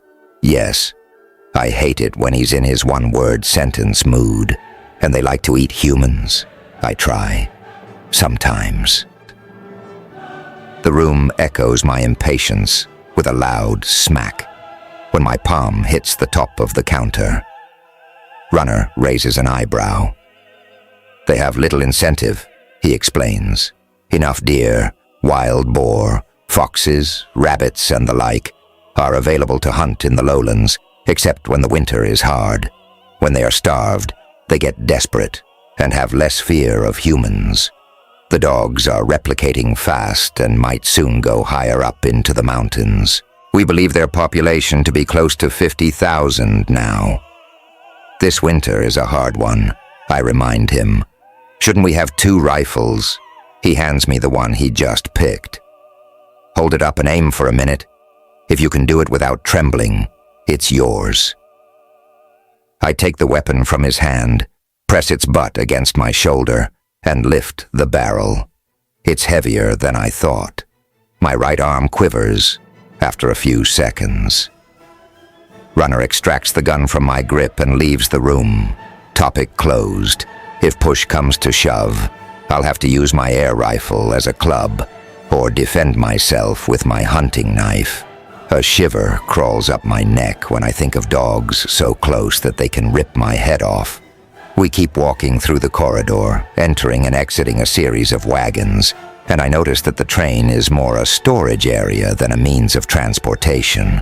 We sift through dried food items, clothes, and other useful things such as torches, knife sharpeners, can openers, snow goggles, and first aid kits. We'll leave our rain jackets here. They aren't needed to cross the lowlands, Runner says. When I ask him why I can't have a small and light weapon to defend myself against dogs, he nods to the new rifle and answers, "This is the smallest weapon they've got, and it's on board only because I requested it for us. All others are heavy-duty assault rifles. Should you ever see anyone with such a weapon, you hide and run. Do you understand?" I tip my chin. No one in my village ever mentioned the BSA or attacks by whatever groups. I've always believed that war is stuff from the times before the great pandemic. So, I swallow. If the BSA is only in the lowlands, or even farther away, why's the train heavily armed? Heavily armed looks very different. A bitter grin flickers across his face. The BSA hasn't been in this area for years, but the train occasionally enters their territory. We pack our food. Runner straps the new snow goggles on our backpacks for later. "Does the BSA have trains?" I ask. He nods. At the moment, they respect our big guns and we respect theirs. But the dogs won't. Unarmed, I'm left unprotected. You could have asked for 2 rifles. 1 rifle is more than enough for the 2 of us. I'll protect you. Thank you very much. I'd rather be able to shoot than to wait for someone to do it for me. I guess I'll have to eat more and work harder. Maybe my body will grow out of its bony phase. In the meantime, I'll find out what problem Runner has with handing me a decent weapon. We have another 3 hours before the train drops us off. We should eat and rest. Come. We walk through another wagon and enter an open area that smells quite delicious. And it's populated. People chat, eat, and smoke. "Hi," is all he says when we enter. I wave a hand in greeting. People step aside. A few brows are crinkled, smiles fade, and conversations stop. We reach a bar with a man behind it. He wipes his hands on his apron and stares at Runner. "You're in a hurry, I've heard," he grunts. "We are," says Runner. "Give Mika something with lots of fat and meat." He tips his head at me. The man in the apron gifts me a stubbly grin. "You look like a toothpick. Here, eat my stew and maybe you'll grow a few muscles." He plops a bowl on the counter and bellows with laughter. His belly hops, and sprinkles of soup land on the smooth wooden surface. He wipes the mess off with his apron. Anger boils up in my stomach. Without thinking, I pull my hunting knife and jab the tip into the counter. It's wood, so the knife stays. Cool effect. The man stares at his fingers, spread left and right of the blade, his flowery apron now decorated with a hole. "Is this supposed to be meat? Looks like lint to me," I say, sticking a finger into the soup and fishing out a white fiber. Could be rat, though. A short moment later, 2 fat chicken legs are chucked into my stew without a word. "Thanks." I pull out my knife and push past Runner to find a table. I don't want to look at anyone in the room. If they think I'm a toothpick, it's their problem, not mine. I suck the meat off the bones and shovel stew into my mouth. It tastes edible. Runner eats at the bar, talking with a group of men. I get the impression that some of the other people purposefully step in my line of view. as if I'm not supposed to hear what's been said. Then Runner disappears. "Hey," says the stew cook. I show him the darkest stare I can manage. "Does it taste good?" "Why? Are you testing it on toothpicks before serving it to people?" He throws his hands up. "I'm sorry, my boy. This old man here just tried to be funny. I'm totally loaded. How can he think I'm a boy? I've had breasts for 2 months." "Funny," I grumble. Irritated, he bends his neck, looking for Runner, but doesn't seem to find him. I place my hunting knife next to my bowl to make Cook's departure easier. He takes the hint and disappears. I'm relieved. There are too many far too quiet people in this room, and I'm looking forward to leaving. Huge machine or not, if I have to share it with a bunch of weirdos, I'd rather not be here. When Runner doesn't return, I make my way back to our backpacks, sit down, and close my eyes. The rattling and swaying makes me sleepy, and soon I doze off. I'm woken up by voices, hushed and aggressive. I keep my eyes shut and strain my ears. "No time for this crap. We need you there with the next—" A stranger's voice. "No." Runner cuts off the man. "My decision is made and I'll not discuss it." "It is a bad decision you are making. If you want to take my position, feel free to apply for it." An icy warning from Runner's mouth. Whoever the other guy is, I'd shut up if I were him. When he doesn't say another word, I'm almost disappointed. I'd like to see Runner freak out. I think he has explosive potential. "Mika." A hand shakes my shoulder. "I know you are awake. Here, drink this, then get your stuff ready. The train is coming to a stop." I take the bottle from his hand and drink whatever it is. The taste is fruity and sweet, and I'm wide awake all of a sudden. Once we're back in the snow, I ask, "What was that about?" "My business." "Thanks. How come I never heard about trains if they have been around for ages?" "You haven't heard about a lot of things, Mika. I told you that the council of each settlement decides what knowledge they communicate to their citizens. They can choose to penalize the spreading of information. In your village, it was generally not seen as respectable to ask too many questions. I've seen this in other places, too. Most people are content with it." He throws me a glance and walks on. "And tonight, you show me how to use the sat pad?" I ask, just to make sure he remembers. As I said, "Why precisely are we going to the lowlands anyway?" "Runner, I'll tell you another time." Since we've reached the lowlands, my senses are pricked. Runner trudges on as if all is normal, but that doesn't make me any less nervous. I've never seen land as flat as this, when the sun is hiding behind a thick blanket of clouds, which it does most of the day. I have no clue where I am and where we are heading. I've always known where's north and where's south. The mountains told me.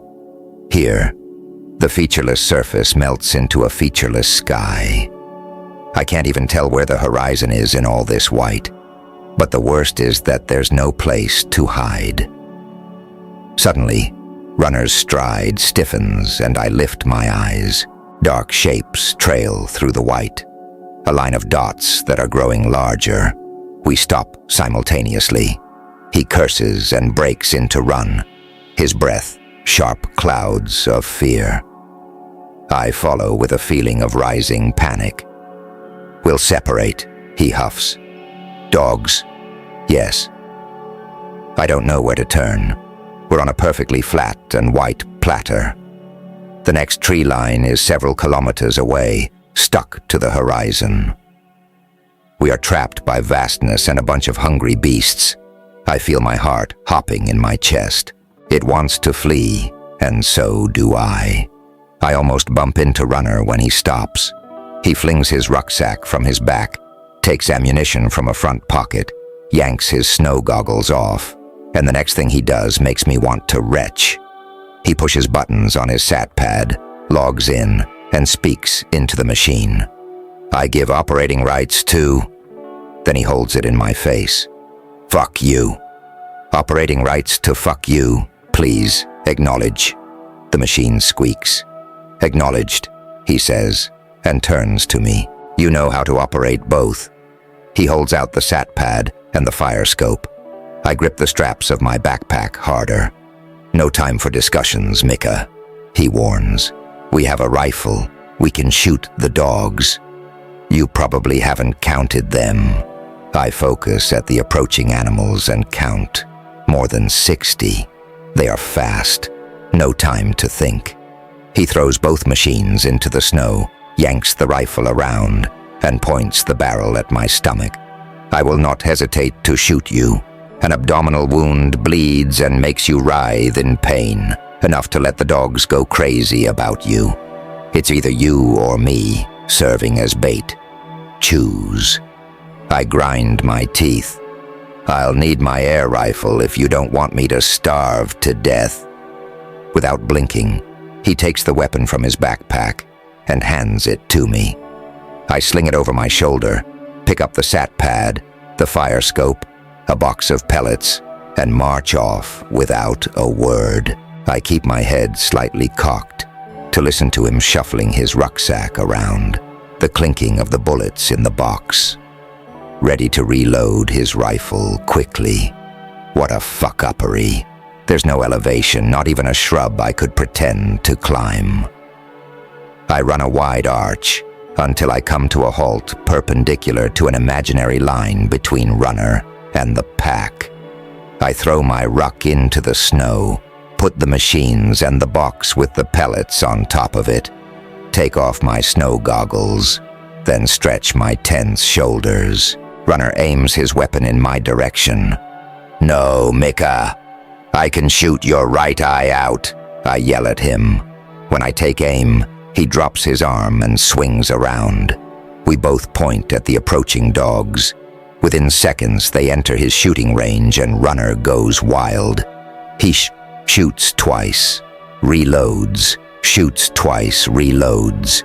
His hands are a blur of action. I've never seen anyone kill that fast. 3 dogs are down. 1 is injured. The others fan out, slowing their attack. They lower their heads and creep closer. I can see their shoulder blades and hip bones poking through thick fur. Aiming at their eyes doesn't make much sense. Although the most easily injured parts, it's too hard to hit them when the animals are moving. I'd waste precious time and most likely end up plopping half the pellets into their skull bones. I aim at their sides instead, at the tender area where belly meets hind leg. Click. An instant later, the first dog yelps and jumps, rolls on his back, and hides its tail under its belly. No time to think. I reload and shoot, reload and shoot. The pellet can't kill, but it seems painful enough to scare the shit out of them. I'm almost hopeful when a third of them is down me or bolting. Then I see how close they are to Runner. I scream and their heads turn my way. Runner whips his head around. He looks at me, furious. Then he begins to holler, too, and shoots and reloads. I try to find the largest of the dogs, aim at it, and take it down, and then the next largest one, trying to get their leader, if dogs even have such a thing. Runner's hollering is cut off with a yelp. Time slows to a crawl. 3 dogs jump at his chest and throw him into the snow. He pulls out his hunting knife, slashing with one hand, grabbing a furry throat with the other. I run, and I scream. The snow flies up and in my face while I plow through it. I wave my arms, the rifle, and whatever I have in my other hand to distract the dogs from Runner. There's blood in the snow. 1 dog with its intestines pouring out, 1 twitching, blood gushing from its throat. Another dog is on top of Runner, mauling and growling. Runner's legs are kicking, boots finding no target. I bring the fire scope down on the dog's head. Again, a yelp, and the animal lands in the snow, leaking red into the white. I'm bloodthirsty. Screaming, I grab Runner's knife and pull it through the dog's throat. Then I attack what's left of the pack, swinging the air rifle and landing its butt wherever it can find a target. Soft fur, teeth, eyes, ears, ribs. It takes a while until I realize that there's nothing left to hurt or kill. The dogs are running. No time for triumph. I turn around and race back. Runner is moving. A hand is pressed to his neck, blood leaking through his fingers. I kneel in the snow next to him, my gaze raking over his injuries. He looks straight up at the sky. His eyes are glassy, the once black irises a pale brown and his olive skin grayish. His legs twitch. I stumble to his backpack, rip it open and dig with trembling hands until I find the small package of bandages, disinfectant, and whatever else he has in there. I zip open the first aid kit and find a bottle labeled morphine. Doubtful, I look at Runner's face. He's breathing hard. There are 2 curved needles, thread, and a thing that looks like a bent mix between a pair of pliers and scissors. I don't even know if I can stitch up a wound. I pry his fingers off his neck and gasp. Thick red is pulsing through a gash. The large artery cannot be torn. That would certainly squirt like a fountain. It's something smaller, but dangerous enough. I don't know what to stitch up considering that mess, and I'll certainly not pour disinfectant in such a large wound as long as it's wide open. That would be like injecting him with the stuff. He's grunting. His hand wanders up to his neck again. Quickly, I pick a thick white pad and a bandage and press the pad on his wound. Soothing words pour from my mouth. I don't even know what I'm babbling. How can I possibly wrap a bandage around his neck when he's twitching like this? Hold still, I bark. His eyes flicker, trying to find focus. I scoot around and bring my knees close to both his shoulders. Then I carefully lift up his head and rest it on my lap. His hands are stiff like claws and blood leaks through the pad. I press harder until he grunts again. Then I wrap the bandage around his neck, unsure how much pressure is too much and will cut off his air, and how little is too little, and he'll bleed to death. Snow. Cold can stem the flow. I lower his head and pile up snow against his wound, his shoulder, and the side of his face. Runner looks white now, just like the snow he's half buried in. Hey, he manages to squeeze out. Hey, I answer. How far to the next settlement? 3 days. Shit. Won't make it. S is okay. Fuck you. Like I could use his depressive shit now. I stand and throw the tent on the ground and unroll it. The bottom of it is pretty sturdy. I take his sleeping bag, spread it on top of the tent, and move everything close to Runner. Okay, help me get you in there. He huffs and grunts, then passes out when he's half on top of the sleeping bag.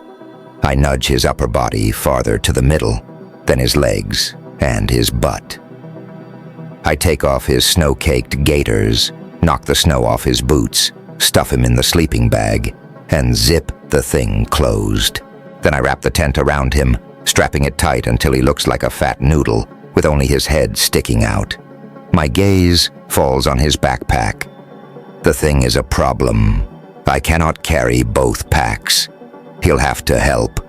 I place it on his lap and secure it with one of the tent straps. He doesn't protest. How could he? He's only half there. I run to my rucksack, stuff the damaged fire scope in it, and switch on the sat pad. User login, the machine demands. Mika. User unknown. Yeah, I know. Fuck you. That totally fits my mood. Fuck you. Logged in. The thing goes through its little booting and location finding tiddly-tuts, and then shows me a map. Several black blotches on green background indicate the next settlements. The white cross is where we are. The forest is between the village and here, And there's even a small river. Or a big one. I can't tell. Okay, I'll follow the compass northwards, cross the river that will probably be frozen over now, and then we'll hit the woods in a day or two. I shoulder the air rifle and march back to Runner, pull his rifle through the loops of the tent straps and imagine I'm a horse pulling a cart.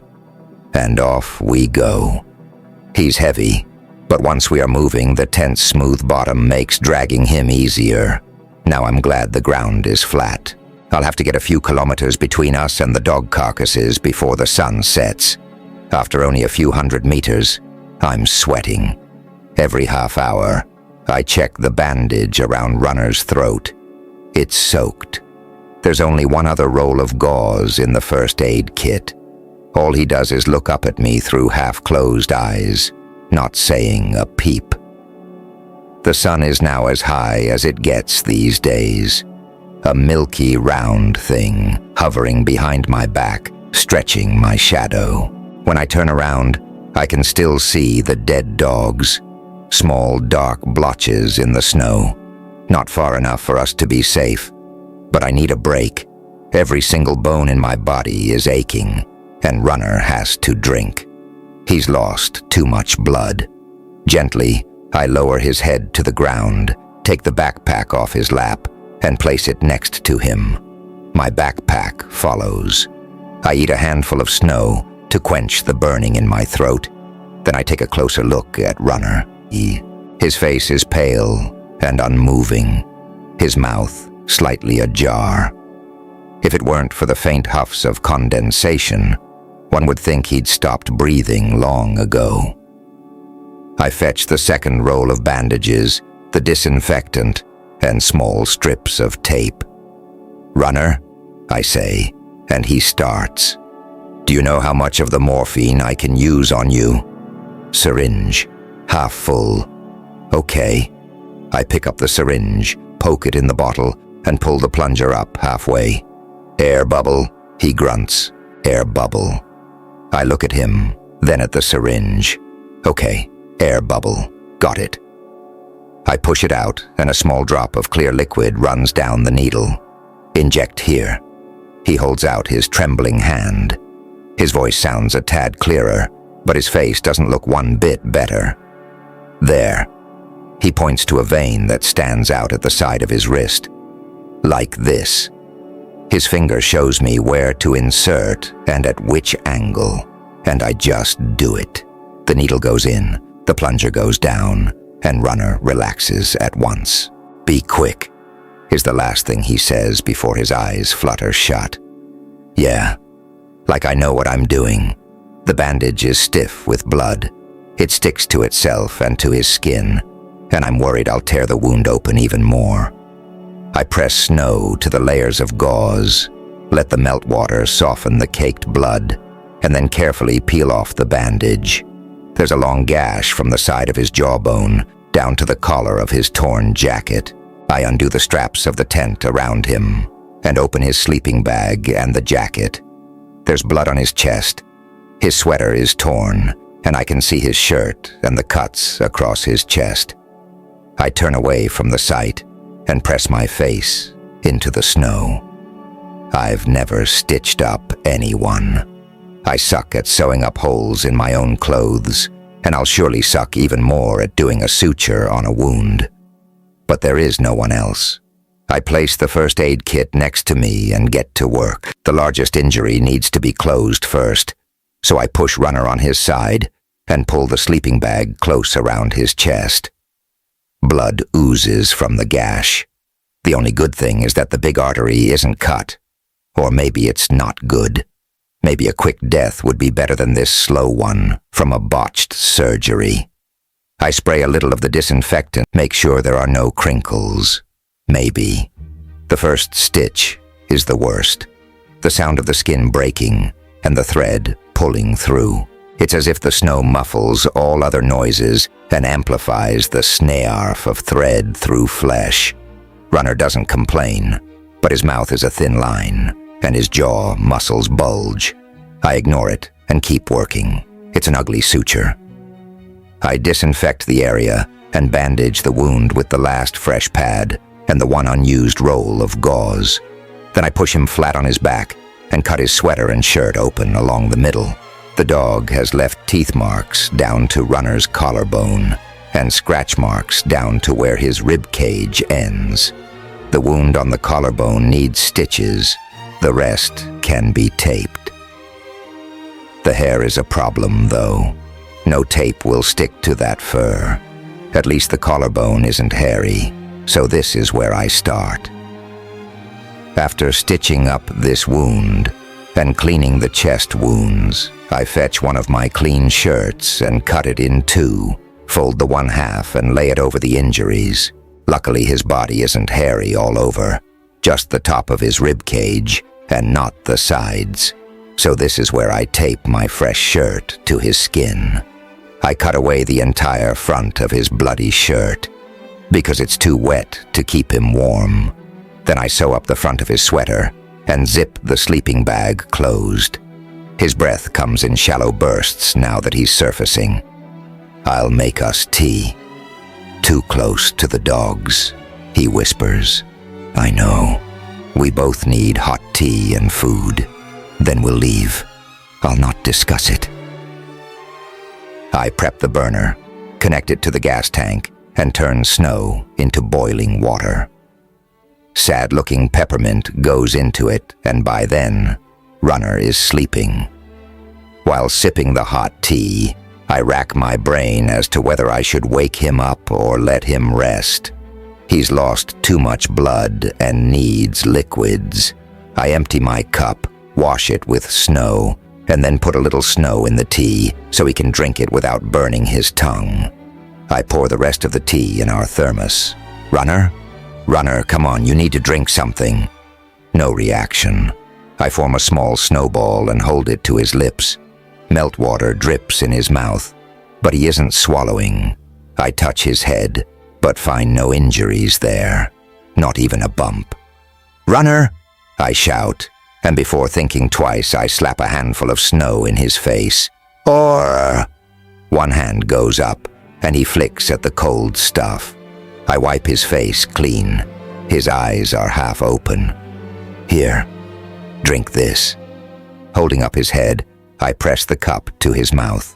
He drinks, and I'm so happy my whole face cracks open in a big smile. Sweet. What? Blood loss, he whispers. Need something sweet. I fetch him a few of the dried berries and he chews them slowly. I sneak in a few slices of dried meat, a bit of frozen butter, and more tea. How far?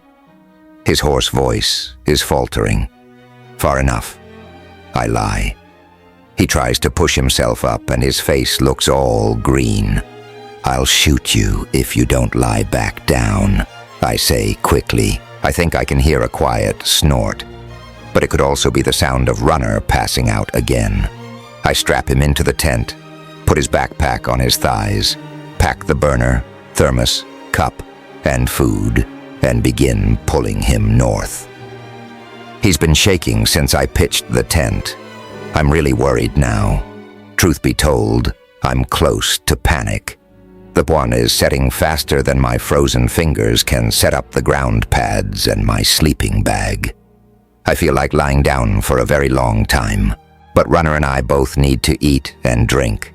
I make tea, cook instant pasta, add powdered ketchup and freeze-dried cheese. Our dinner looks like what comes shooting out of a skull together with a bullet. I shovel food into my mouth. Oh, delicious calories. I add a large chunk of butter, stir, and put some into Runner's mouth. After 2 spoonfuls, he turns his head away. You leaked quite a bit. You must eat to fill yourself up again, I say. Not hungry. Eat, or I'll leave you in the snow tomorrow morning. That doesn't seem to increase his appetite. Are you cold? I ask, although I know he is. Yes. Good. We make a deal. I warm you after you've eaten half of this. He exhales a large cloud and turns his face to me. Thank you, I say, although not very friendly, and shove 2 noodles into his mouth. He takes his time, chewing, but it seems that the noodles in his stomach are asking for company. I feed him another 2, and again, and again. Every tiny spoonful that goes in lifts a bit of the weight off my shoulders. "Mika," he says after he's had a cup of tea, which again made me very happy. "I'm sorry, but what? Is he going to announce his last will? Need to pee." I burst out laughing. Then I realize what it means. He can't get up. Or can he? "Help me sit up." That voice doesn't sound like there's enough air left for anyone to sit up. "Okay," I say, and my hands hover undecidedly over his chest. There's nowhere I can grab to lift him without tearing his wounds open, so I slip my hands under his back and start pushing. We reach some kind of upright position before he slumps back down with a groan. "We'll solve this," I say, although I have no idea how. "The pot," he mutters, and I think, no way, that's where I cook my food, and that's actually where our noodles are right this moment. "Can't you aim?" Not today. I'm thinking hard, but can't come up with anything but the pot. Finish the food first. I'm almost proud of myself to have such a brilliant blackmailing technique. He takes a few more spoonfuls of pasta, and I scrape out the rest. Okay, that's the moment of truth, I guess. Should I mean, do you need help? "I hope not," he grunts, and takes the pot from my hand. I busy myself with cleaning the fork and packing up the burner. "Spread this around the tent," he says once he's done. "Are we marking our territory?" "Yes." Runner is trembling like a poplar leaf. I don't know what else I can do to help him. He wears my woolen hat on top of his own, and on top of all that is his sleeping bag's hood. Underneath his down sleeping bag, he wears his sweater and mine, his pants, long johns, and 2 pairs of socks. He looks like a fat black caterpillar about to explode. I clean the pot, stash away the burner, and rub my face with snow. The tips of my fingers are white with frostbite, and I can't feel much when I try to unzip Runner's sleeping bag. Careful not to hurt him, I slip into his down cocoon, my back snug against his stomach, my sleeping bag spread over the 2 of us. He wraps an arm around me, tugs his feet in between my ankles, and tries to suck heat from my body. "Runner," I whisper.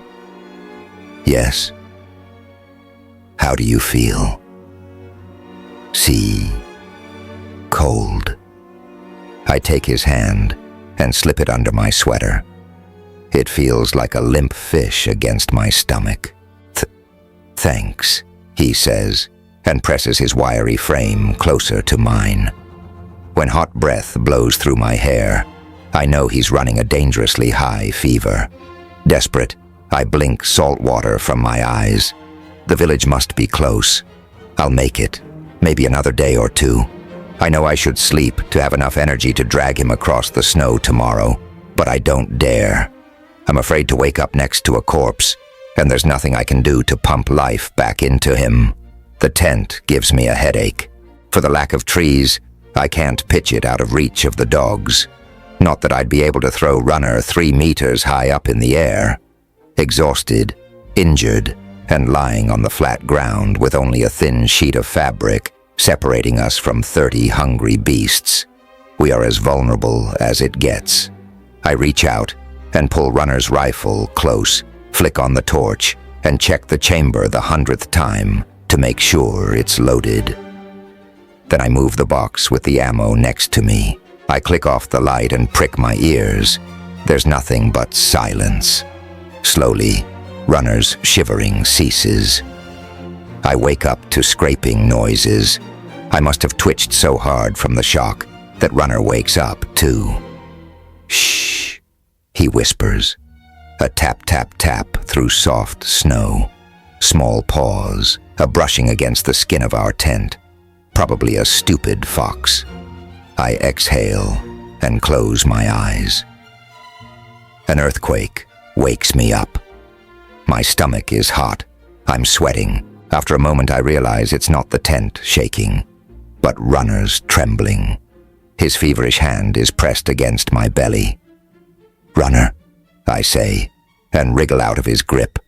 He cracks his eyes open. They are glassy. His cheeks are red, his jaws clenched. My first thought is rabies.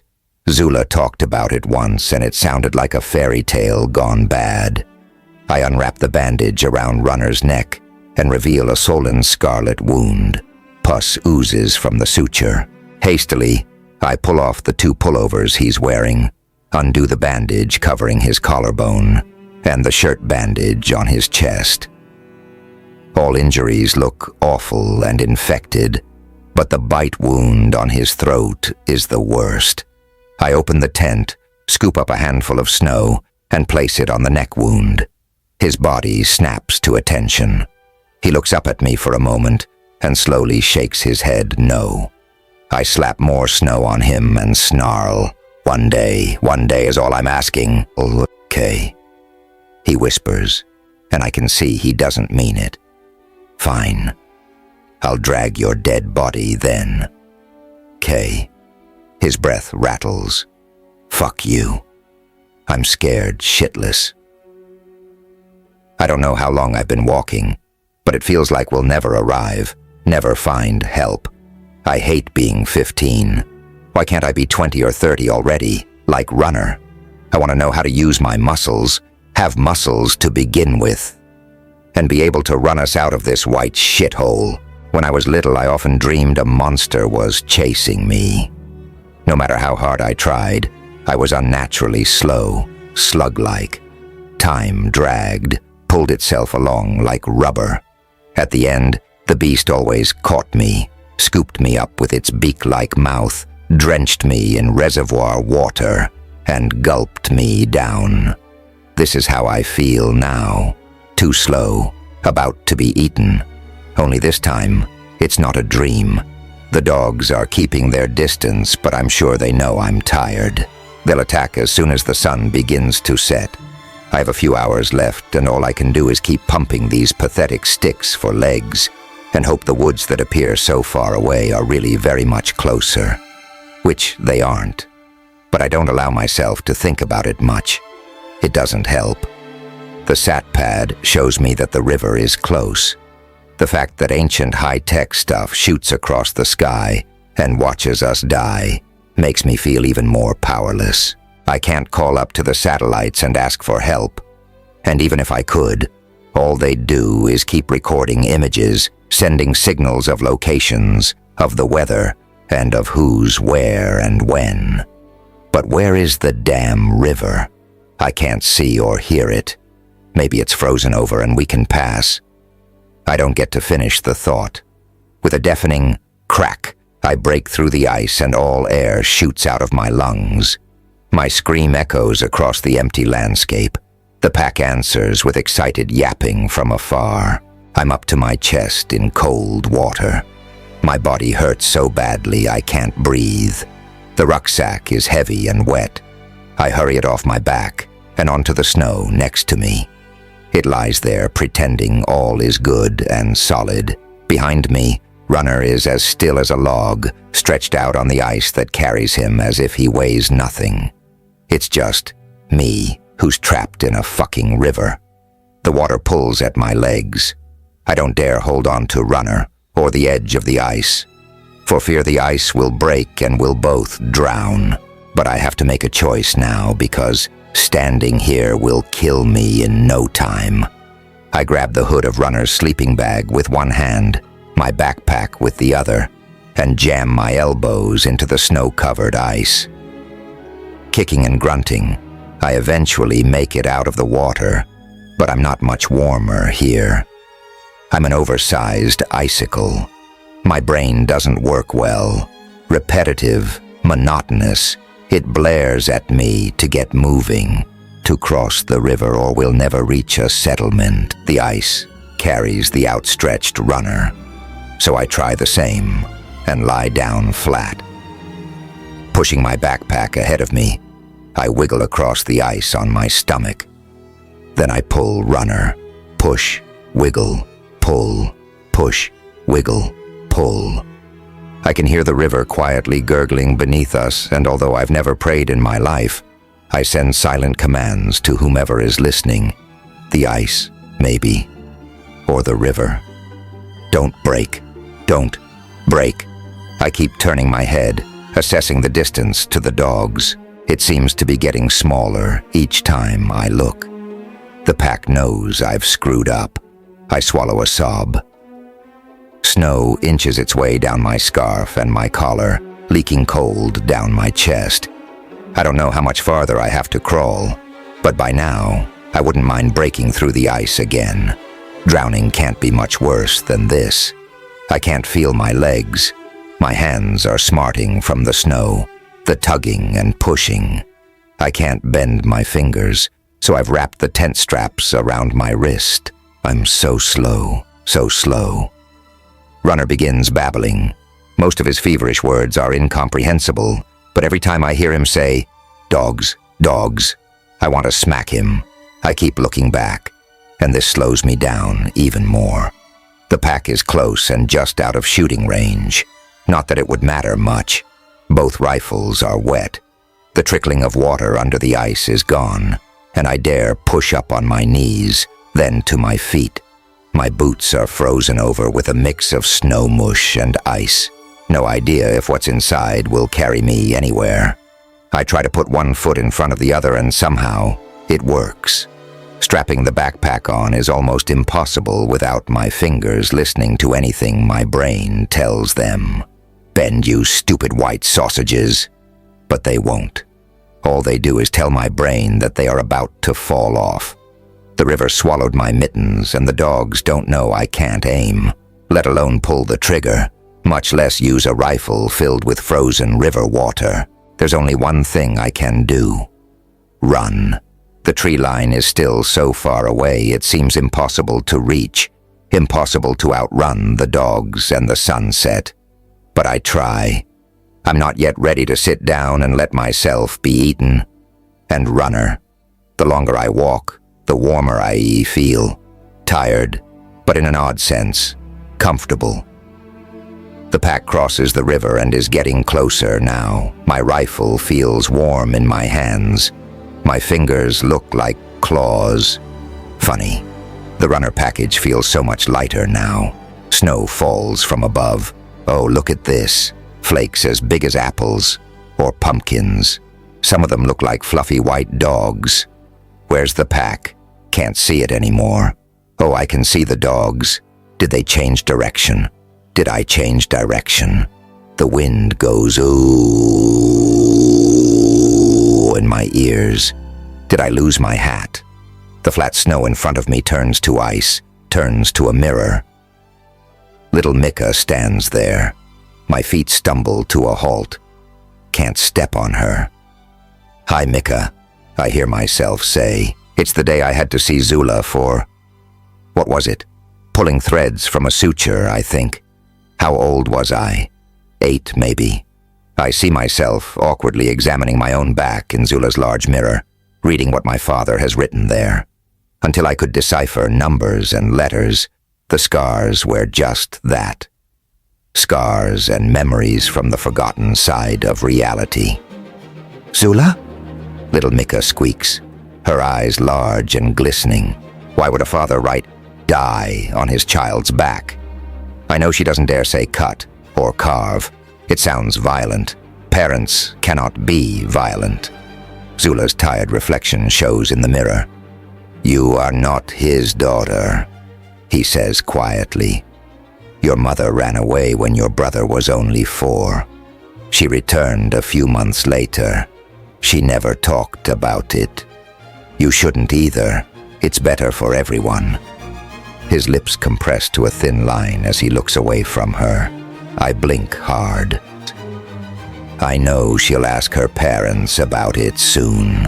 They will not speak to her for days, and she'll begin to carve lines into her skin. Lines of silence, like Zula's compressed lips. I know she believes her parents will love her, once they see what she's doing. Look, you don't have to hurt me anymore. I do it. I do it already. I want to take her hand, lie down with her, and hold her in my arms. Instead, all I do is stare and sob.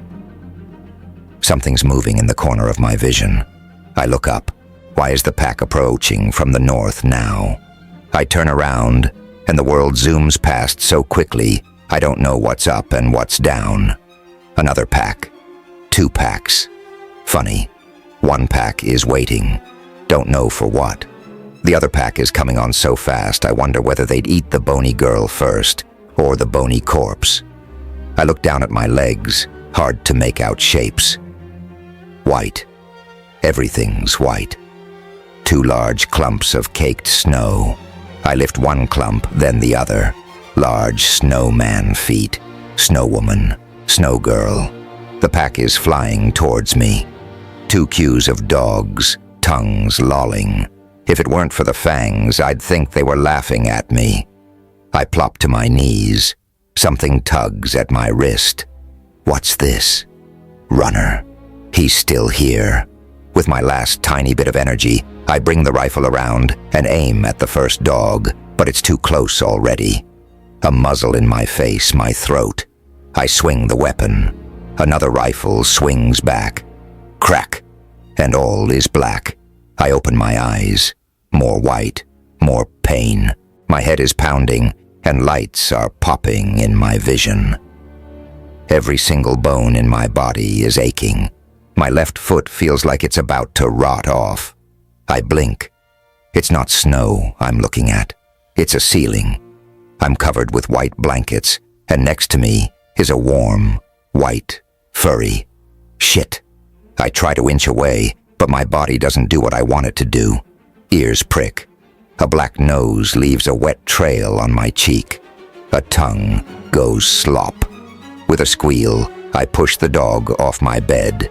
It does a whoomp on the floor, and then puts its snout on the mattress, looking insulted, as if I tried to kill it, and not the other way around. "What the?" I say. "Oof," it replies. I've never had a conversation with a dog, and until a pack tried to eat Runner and me, I hadn't even seen one. That reminds me.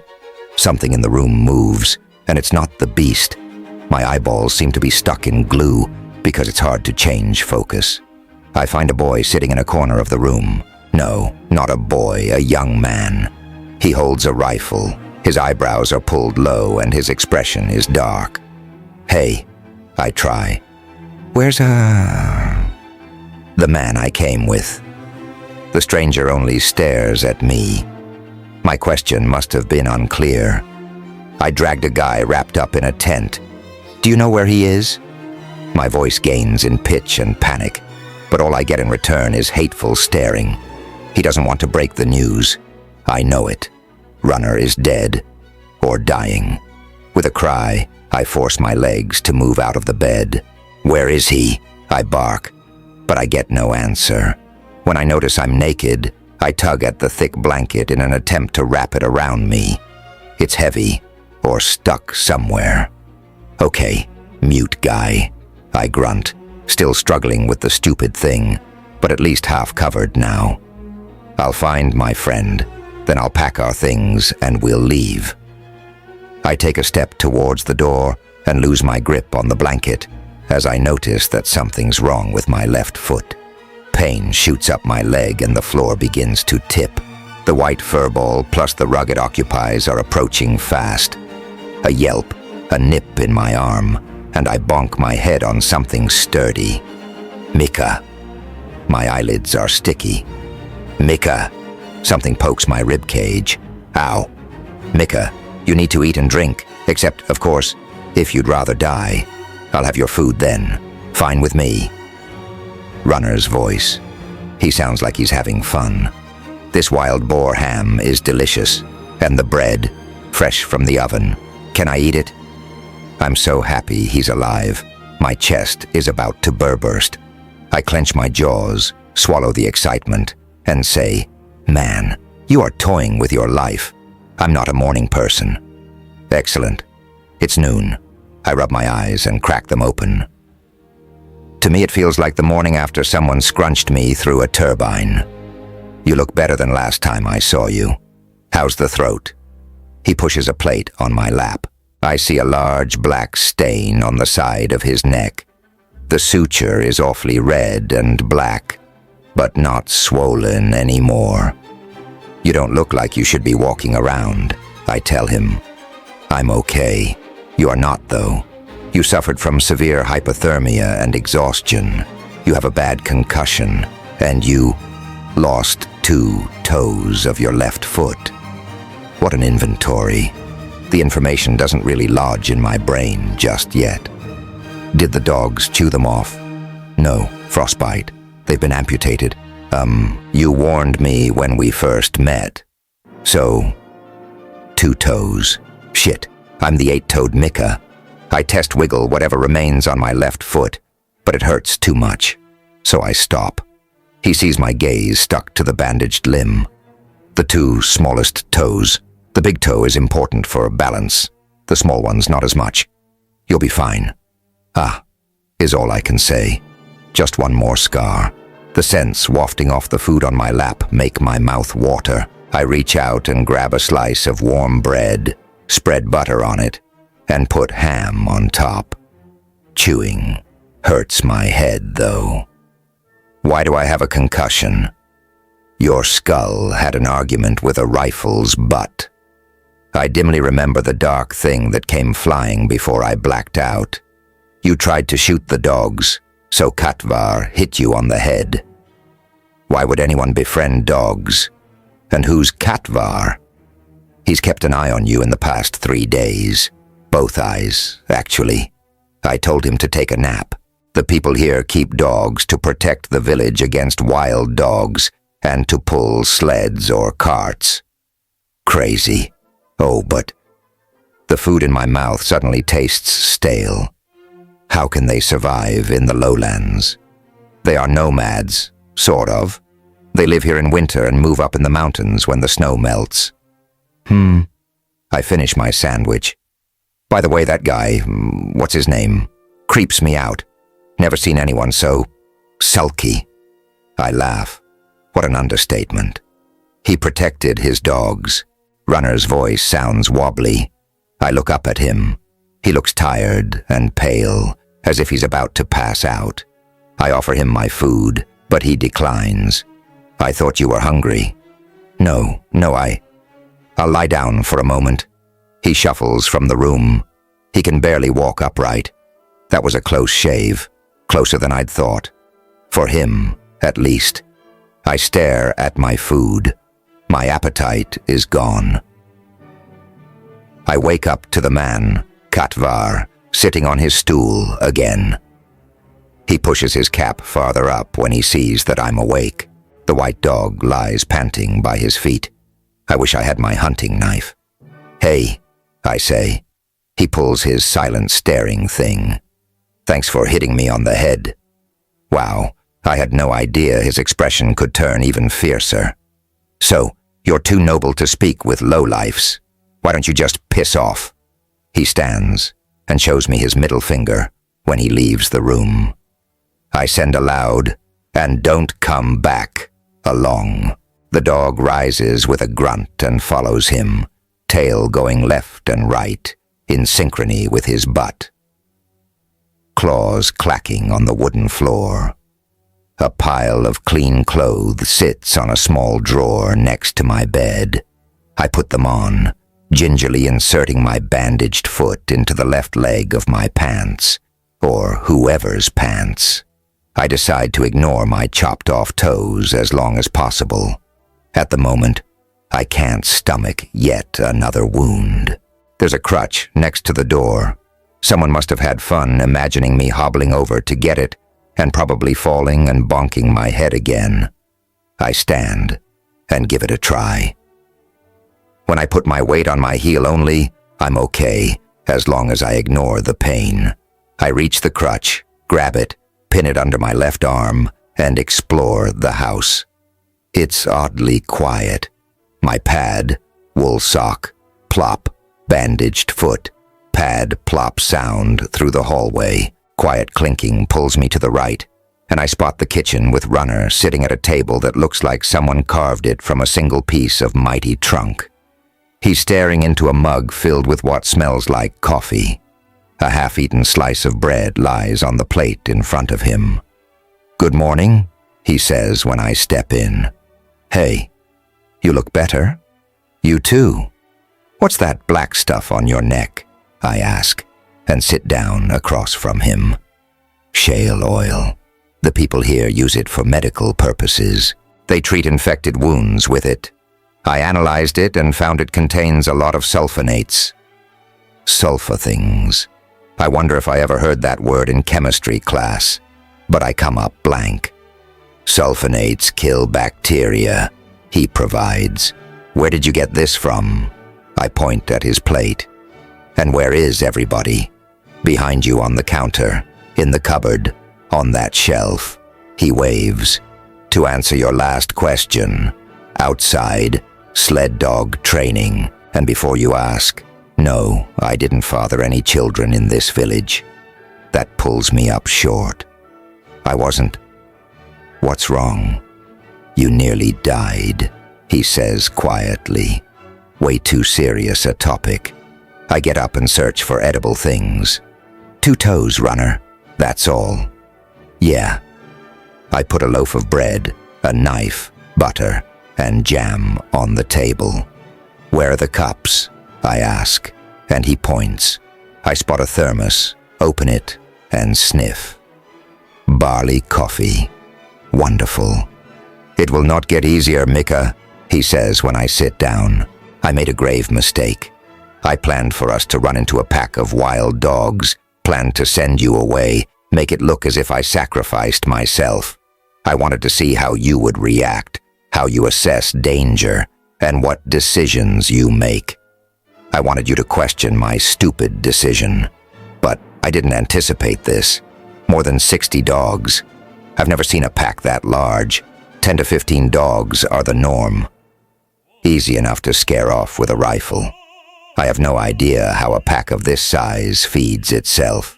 The people here believe that several packs merged temporarily." He shakes his head and rubs his face as if to wipe a thought away. "When I saw them, I knew our chances were slim. So I sent you away in earnest, and you did question my decision then, and I could have killed you for it." He balls his hands to fists. "I meant business when I pointed the gun at you." "Okay." I don't look up.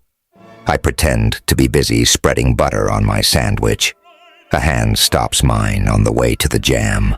"Thank you for saving my life and risking your own." I gulp. "Yeah. Welcome." "It has been 5 months," he says. My stomach makes a lurch. I quickly take a large bite of my breakfast, so I don't say anything stupid. "Your probation is over. You're ready for an apprenticeship should you still want it. Considering..." He points at my left foot. 2 toes, I mumble. Then I'm just chewing, wide-eyed and stupid-looking, most likely. "You are a good shot, Mika." He looks up and I see something working behind his eyes, as if the fact that I can aim decent enough is significant to whatever plan he's brewing up. "You ordered only 1 rifle, so your sacrificing yourself would look better." He nods. "Will you keep playing these games during my apprenticeship?" "No." He draws his eyebrows down. "Remember that you cannot contact your friends and family from the moment you enter apprenticeship." I know, and I couldn't care less, although I should send a message to my parents so they don't think I died. He lowers his head. "Write a letter, and the new sequencer in your area will take it to your parents for you." The penny drops. He came just for me. "Why? How do you choose apprentices?" "Lock the door, please." I get up and lock it. Once I'm back on my chair, he begins. The old sequencer made the suggestion to test you 2 years before he was to be replaced. Why was he replaced? He asked to be retired. Ah, yeah. He must be something like 70 or 80 years old now. Runner laughs and says, he fell in love with a woman. They wanted to stop traveling and have children, so he asked for relief. He is not that old, only 62. But why did he suggest me?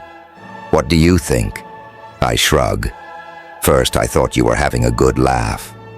I don't tell him that I believed he was a pervert who dragged girls away from their parents and buried them in the woods. But now it feels real. I have no idea what to make of it. Everyone else was good at school. Why did you not choose any of them?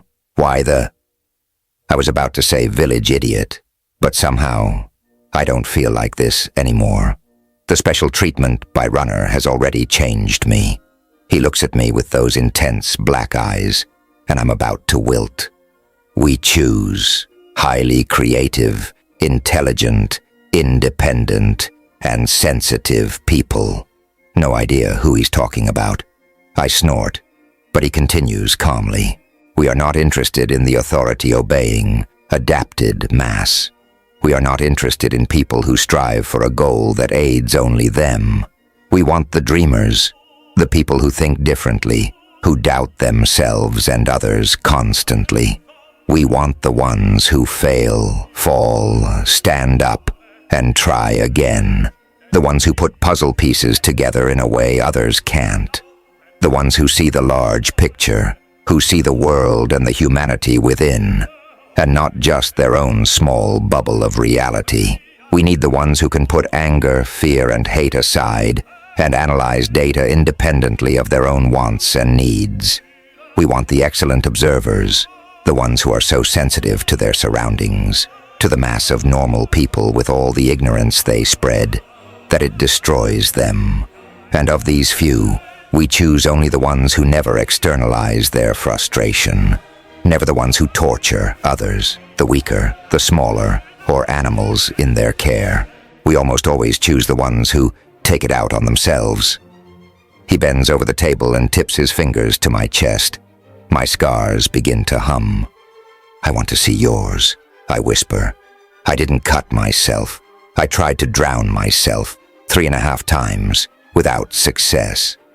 I was a coward, I guess. He offers a tilted smile. I'm glad you were. May I see yours? He asks, and I begin to tremble. My gaze flicks here and there. Mika, all I said is I wish I could see them. Not that you have to show me. I pull up my sleeve. Of the ones I inflicted, this is the scar that counts the most. He looks at the small 12986, puts a fingertip there, and asks, what happened? My throat shuts down. Maybe it wasn't such a good idea to show it to him. I cough to get my words out. One day, Father whipped my brother so hard he soiled himself. For years afterwards, I dreamed of it every night. When I learned about the great pandemic in school, I cut the 12986 into my arm because I found it unfair that 10 billion people had to die. But my father was alive to terrorize us. I was little. I didn't understand a thing. Your brother? He asks, and I shake my head. I'm not ready to talk about him. Did the dreams stop? I nod, thinking of father and his idiotic passion for the military. He loved great-grandfather's antique army belt. He loved talking about a soldier's discipline, although there have been neither armies nor soldiers since the day he stopped pooping his diapers. I can't remember what my brother had done, or how often the leather hit his bare behind. But I clearly remember the yellow diarrhea that leaked from there. I remember that clearer than the screaming and the slap of leather on skin. Runner withdraws his hand. Think about this apprenticeship, Mika. Think hard. Think of the day you cut this into your skin. Much harder days will be coming, should you choose to be my apprentice. Think of the day you dragged me across the snow and you wished I was dead, and you could go on. How can he know I thought that? Think of your darkest memory, he continues, and know that what is coming will be unimaginably worse. All your days, every night. You'll hate me for it. You'll hate me as much as you can hate. I promise you that. He doesn't know my darkest memory. It can't get any darker than that. I find Katvar outside, playing with the dogs. When he sees me, he jumps to a chopping block, fetches a knife, and something else. A thing so small, I can't see what it is. What is it with you and weapons? First you hit me on the head and now you want to stab me? He shakes his head. His face reddens. Don't you have a voice? His jaw sets. Both feet firmly planted in the snow, he mouths the word no. Oh, is all I can say, freezing in shock and embarrassment. He rolls his eyes, whistles, and all dogs swarm around him, yapping and lolling their tongues, spittle rolling off their incisors. I see the white one that was rolled up against me when I woke up. It's focused on Katvar. They all are, as if he's the most delicious food the beasts have ever tasted. He directs the dogs with his whistling and body language, and they totally adore him. He is all smiles. Maybe he loves dogs because they don't care whether he can speak human tongue or not. He sees me smiling at the jumble of furry bodies and waves at me invitingly. Hoping the dogs won't tip me over, I approach. My crutch moves dog butts and curious noses out of the way, but the animals are pushing too much. I'm about to drop face first into the snow. Katvar makes an oofing sound, and they all plop down. I'm amazed. Their scent is a mix of tart rhubarb, mushy and brown apple about to ferment, and fallen leaves. Wondering how their fur or their noses would taste, I bend down and tip my finger at the white dog's neck. Its head whips around, and I stumble back. Katvar steps forward, sits down next to the dog, and beckons me closer. I kneel, ready to bolt should the dog try to bite me. Then, I tentatively put my hand on its neck. No, gestures Katvar, takes my hand, and places it on the animal's side. Together we stroke the thick fur. I nod at the dog's face, and Katvar signals. Yes, I touch the animal's cheek and soft lips. It closes its eyes and pants. I think I like dogs. My fingers comb through its fur until it turns its head and flicks his tongue over my hand. Immediately I stick my finger into my mouth. The flavor is different than expected, fresher. I lean close, watching the dog for any signs of disapproval, and then I lick its ear, hairy and quite undelicious. Katvar cackles and I sit up. He places 2 fingertips against my forehead and frowns. What's there? I ask. Oh, that. He draws a circle around my one eye. Is it black? I haven't looked in a mirror since... I can't even remember. He nods, the corners of his mouth pull down. Don't worry, it's not my first black eye. The bruise from the head injury must have sagged down to my eye, because the eye itself doesn't hurt. It's the bone and skin above it that are tender. Katvar stands, points to his chest, then to a shed a couple of 100 meters away. He makes a swinging gesture with his hand, palm flat against the snow. Sled. Then he slaps his thigh and all dogs jump up and follow him. I rise and walk a few steps to a clean patch of snow. Sit down, pull off my left boot and sock, unwrap the bandage, and stick my foot in the snow. The cold bites but slowly. The throbbing dulls. When the wound feels numb enough, I begin rubbing snow around the sutures, carefully cleaning my foot. What I see is absurd and disgusting. Swollen and reddened scars and empty air where 2 toes should be. impossible to blink away. When I look up, Katvar and his dogs are taking off with a sled. The tinkling of the sled bell and the yapping of exited animals spread flavors of fresh snow and cranberry jam on my tongue. I'm left to wonder how he managed to tame these fierce predators. The image of Katvar with his rifle and his fierce expression flickers past my vision, and I burst out laughing.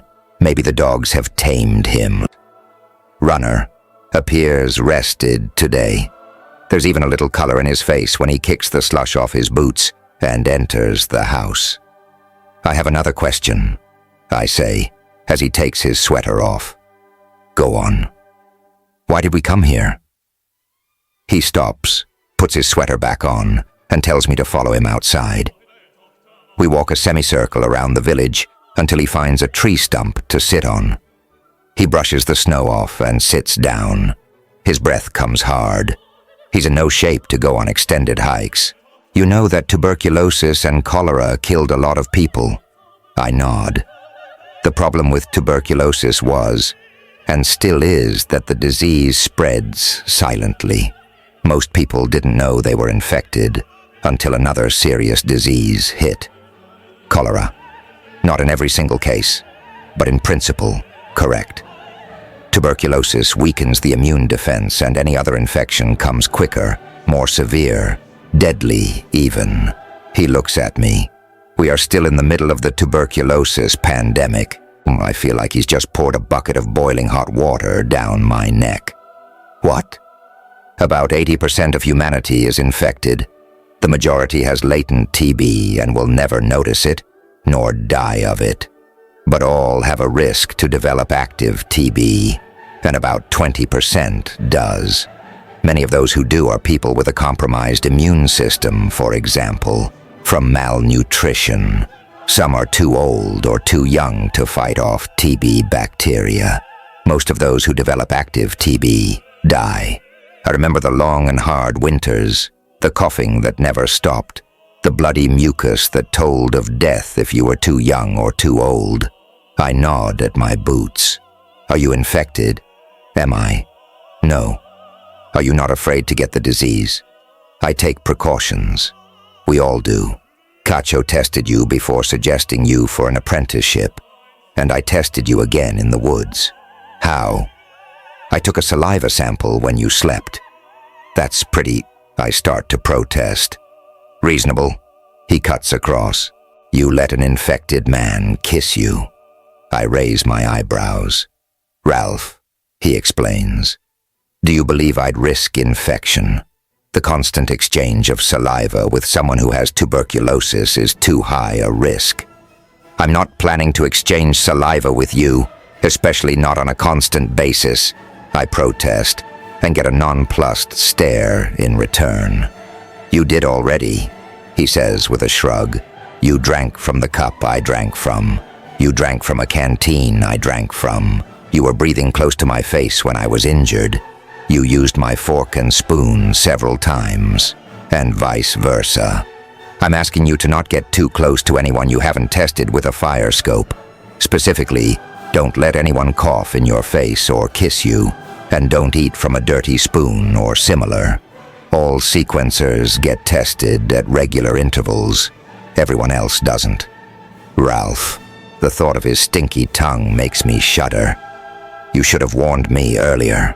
The village we've been to is tuberculosis-free, as is Kaisa and her family. They know how to protect themselves from infection. I wanted to warn you before we reached this settlement here, but that didn't work out as planned. How are your injuries? I ask. The cholera pandemic burned itself out, he says, ignoring my question and staring into the distance. What does that mean? Too few people left. There are local outbreaks that don't justify the label pandemic. When cholera breaks out, it's limited to a small number of people, and they know how to contain it. But then all is good, isn't it? Why did you say we only have 10 years left? He shakes his head, no. This is a very complex topic. I have to show you data of what happened and is still happening, additional to predictive models to help you understand. For now, let us discuss your first question. You wish to know why we are here. We came to monitor the TB pandemic. A few years back, a sequencer discovered these people. He points his chin towards the village. Living with dogs. They regularly take puppies from wild dogs for their breeding program, mostly for good hunting, guarding, and sledding dogs. The sequencer was surprised to see that the tuberculosis bacteria of the dog people are very different. They are bare of antibiotic resistance genes. I scramble through the mass of information I found in the books he gave me to read. The main problem with the great pandemic was that the miracle cure for bacterial infections, antibiotics, didn't work anymore because bacteria had learned to neutralize them, jotted that capability down in their genetic code, and then happily exchanged these genes with other bacteria, even across species that weren't even distantly related, as if fish had sex with birds so they could learn to fly. It wasn't until we studied the dogs that we found out why. He continues, wild dogs have TB too, but somehow the bacteria behave differently in dogs than they do in humans. During the initial phase of infection, tuberculosis bacteria grow much faster in dogs, but they also have a harder time settling in a dog's lungs and lymph nodes. It's as if they have to be quicker to not be killed by the immune system, and that's how they must have lost their antibiotic resistance genes. I don't understand. How's this possible? He scratches his chin. I have to shave this damned beard off. Picture a set of antibiotic resistance genes as a backpack filled with lots of useful things that give you an advantage for a long hike in the wild.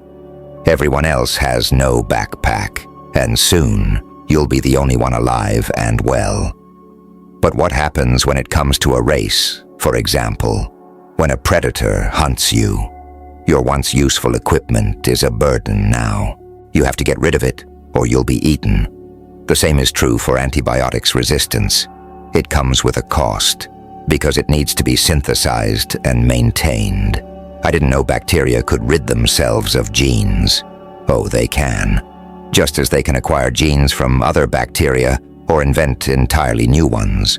They're actually quite awesome. He grins like he's in love with the little buggers. So we came here because you monitor the spreading of the special TB bacteria. Yes and no. I mainly wanted us to encounter a pack, see how you are holding up, and then visit this place to analyze samples because we are in the area. The elders here know that sequencers come each winter to analyze samples of the wild dogs people have shot during the cold season. They always keep a small piece of lung. The snow preserves it. I think of the dented fire scope that rattles every time I pick it up. The thing is only good for decoration. There's no way Runner can analyze samples now. I'm sorry I killed your fire scope. Don't worry, it can be replaced. I cock my head. But you gave it to me to keep it safe. I thought it was extremely valuable.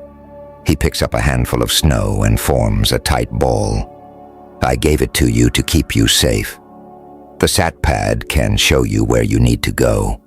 But together with the knowledge of satellites and the fire scope in your possession, it shows that you've already been accepted as an apprentice.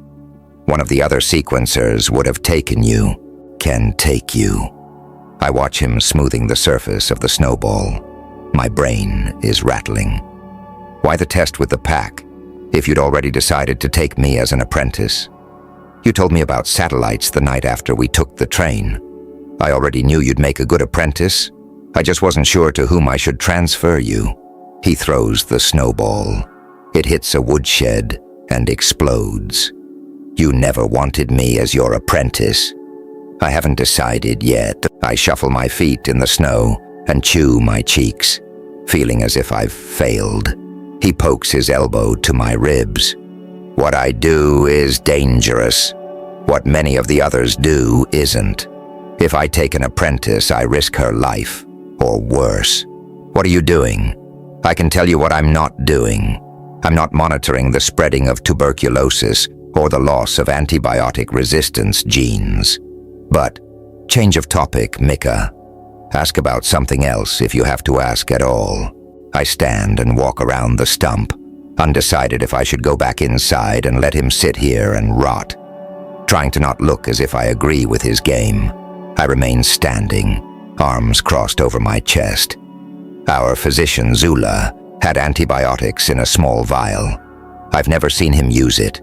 So what does it help if the dogs and this one village have special tuberculosis that can be cured with antibiotics? If we only have a tiny amount of the stuff. He shakes his head.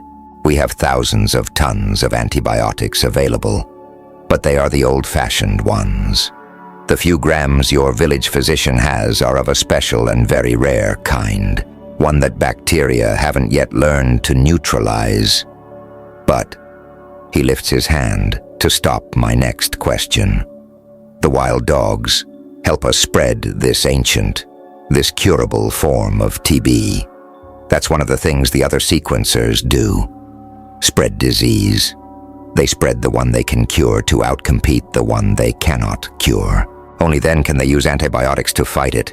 But it only sounds good. The whole process takes much longer in humans than in dogs, and the effort might be in vain. I'm hit by a memory. Groaning, I bury my face in my hands. I kissed a dog. You did what? I'd rather not explain the whole business, so I say the first thing that comes to my mind. The white dog licked my face on our first day here. Damn it, Runner grumbles. I'll test you as soon as possible. What happens if I get infected? You'll be quarantined and receive antibiotics for 6 months. Success rate is over 90%. Relieved, I decide to push the infection issue aside until Runner tests me. How long is an apprenticeship? I ask, trying a stealth approach to the question that bugs me the most. 5 to 7 years, depending on the type of job you'll do. With me, it would be 7. What will we be doing, Runner? He squints up at me and shakes his head no. I cannot give you this information, Mika. You are not my apprentice, not yet, if ever. You have to accept the possibility, or rather likelihood, of being transferred to another sequencer. We will talk only after you've written your letter to your parents and cut off all contact to your home.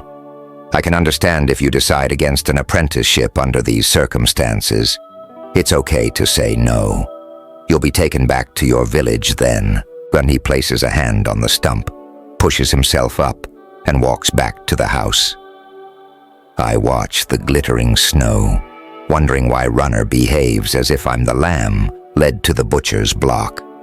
That man certainly has a melodramatic streak.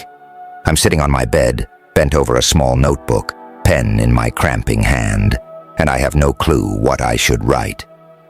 Thank you for having me. Doesn't nail it. I touch the scars on my left forearm, then the ones on my right. I don't blame my parents for this anymore. My own hand did it, holding my own knife. Even blaming my father for cutting a word into my back would be pointless. I would never get anything in return.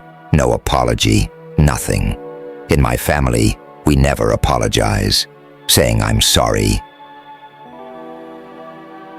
means admitting a mistake. So what is one supposed to write to parents who don't seem to care whether one exists or not, as long as one exists quietly? I remember the surprise I felt when they wept at my brother's funeral. I had no idea they could feel the loss as deeply as I felt it.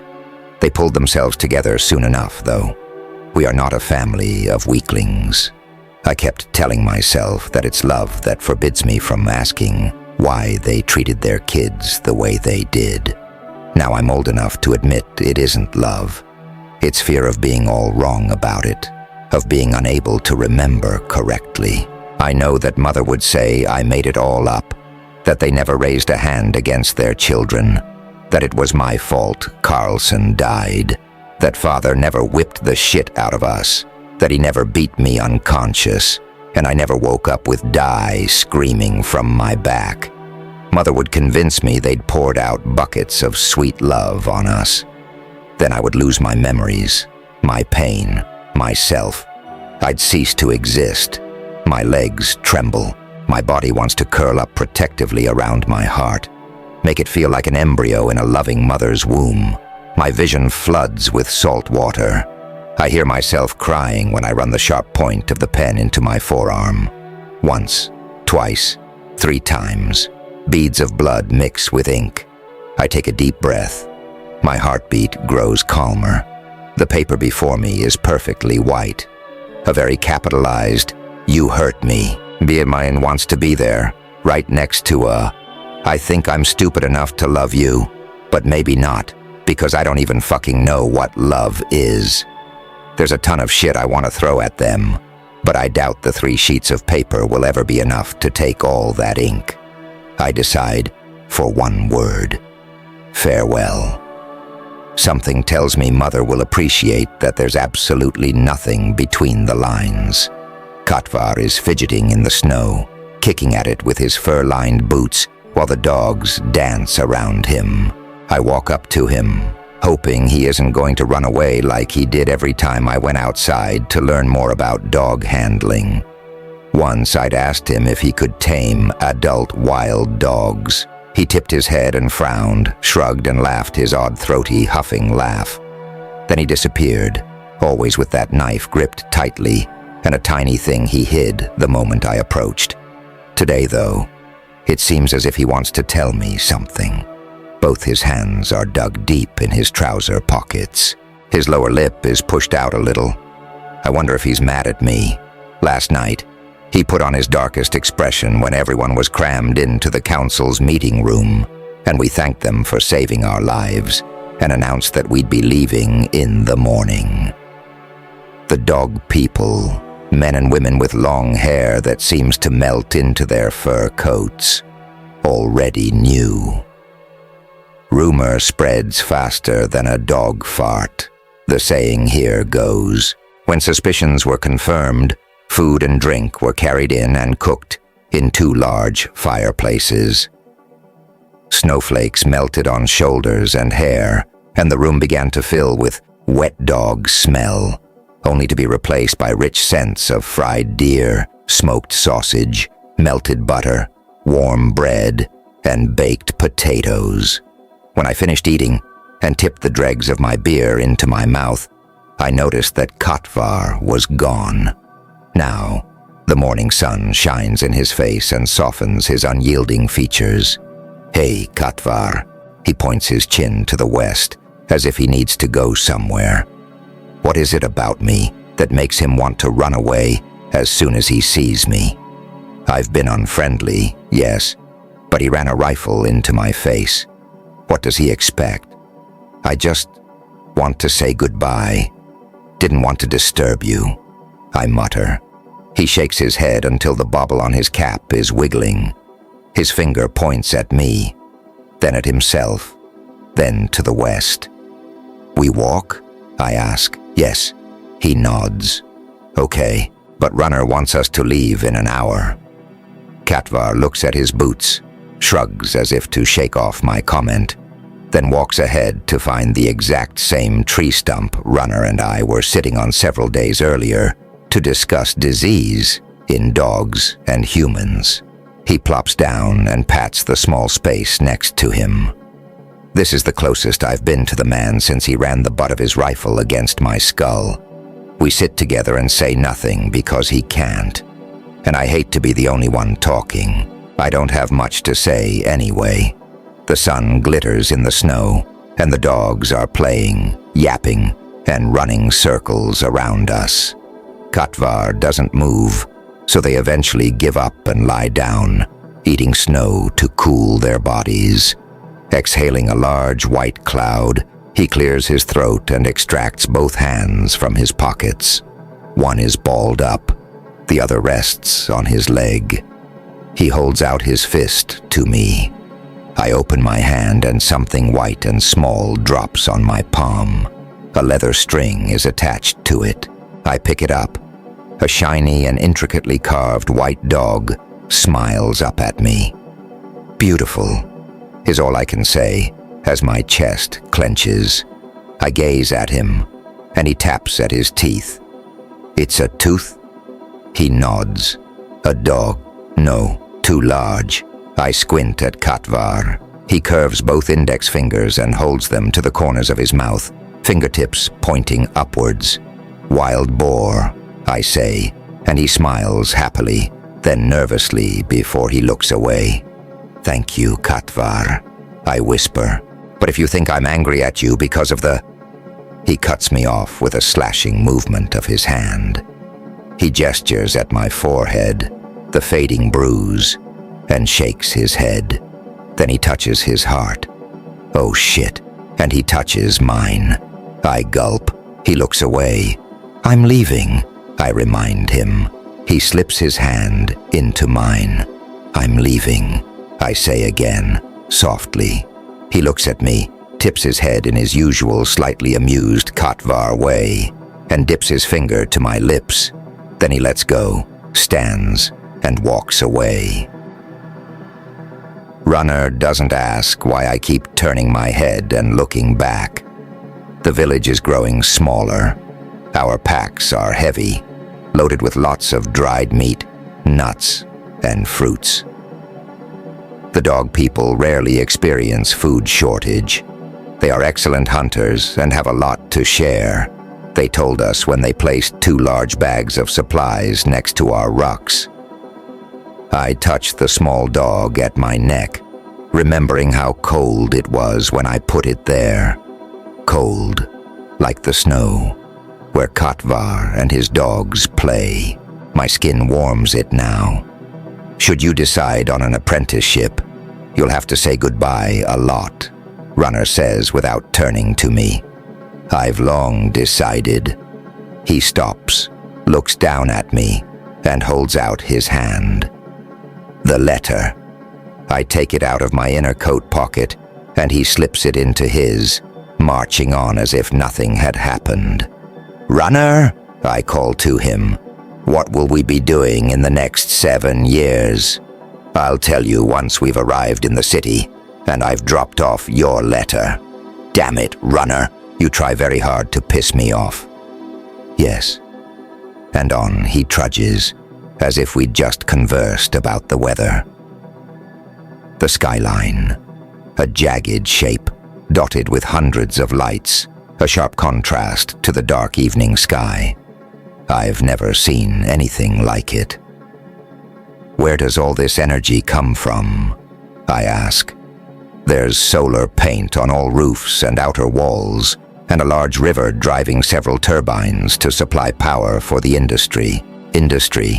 They make steel, a variety of metal alloys, magnets, and they manufacture parts and machines, anything from the blade of your knife to parts for a train, for example. I walk faster. Can we look at it? The industry, and, I scratch my head where the woolen cap itches my scalp. Who grows food for all these people? No time for sightseeing, Mika. The food is produced mostly by farms along the south bank of the river. They make good wine there. He shows me a grin. I had a sip of plum wine once and it tasted like vinegar, I say. The memory makes an acrid appearance at the back of my throat. Then it was most likely just that. Winemaking is an art. Very few who drink it know how to make it. He's walking faster now, as if he can already taste it. What about the water? We must be at sea level. Why are they not sick? I stop walking. Or are they? No, they aren't. The hydropower plant provides energy for the waterworks, where groundwater is filtered through a multitude of membranes. Each household has ultraviolet lights installed at their taps to fry the DNA of all bacteria and viruses. My mind cannot comprehend the luxuries. Safe drinking water, the lowlands' fertile soil, energy to light up the night sky. Do these people even know what hunger means? Why don't we all live like this? Are you envious, Mika? Maybe. I'm pretty sure that you don't want to live like this. He claps my shoulder and urges me forward. There's a reason they keep that gate locked. The city is a stronghold. It even has artillery to keep the outskirts safe. They have a what? You'll see. He pulls out the sat pad, logs in, and sends out our IDs long before we arrive. The city appears like a massive block. The closer we get, the more details I can make out. A black wall, about 10 meters tall, looks as if it holds the many buildings inside captive. A shiny steel gate is hugged by 2 stone towers. I feel ant-sized. Beams of light blind us, and I stop automatically. Keep walking, Runner warns. Your names, someone barks from above. Runner McCulloch and Michaela Capra. We sent our IDs an hour ago. That's the first time I hear his family name. McCulloch. It sounds oddly familiar. Runner, I whisper. Later. Walk through the gate. Don't speak. A bang and the gate creaks open. 2 men stand on either side, pointing large rifles at us. The same kind Runner warned me about. If I truly listened to him, I would have to run and hide now. What a circus. I avoid eye contact and silently walk past the guards. Mr. McCulloch. One of them nods at Runner. The rooms are prepared. Thank you. Runner indicates the row of weapons sitting idle atop the wall. They look like large versions of the rocket launcher I saw in the train. Wall-mounted defensive artillery, he says. We're passing through streets and alleys, and with each step, terror seeps in and makes my knees wobbly. Faces of demons have been hewn in stone pillars, walls, and pavements. Death can be seen at every corner. A cloaked statue, sometimes holding a scythe, sometimes an enormous axe. I thought that stuff was banned. Every single person we come across carries a weapon. No one talks to us, but I think I spot occasional flickers of recognition when they see Runner's face.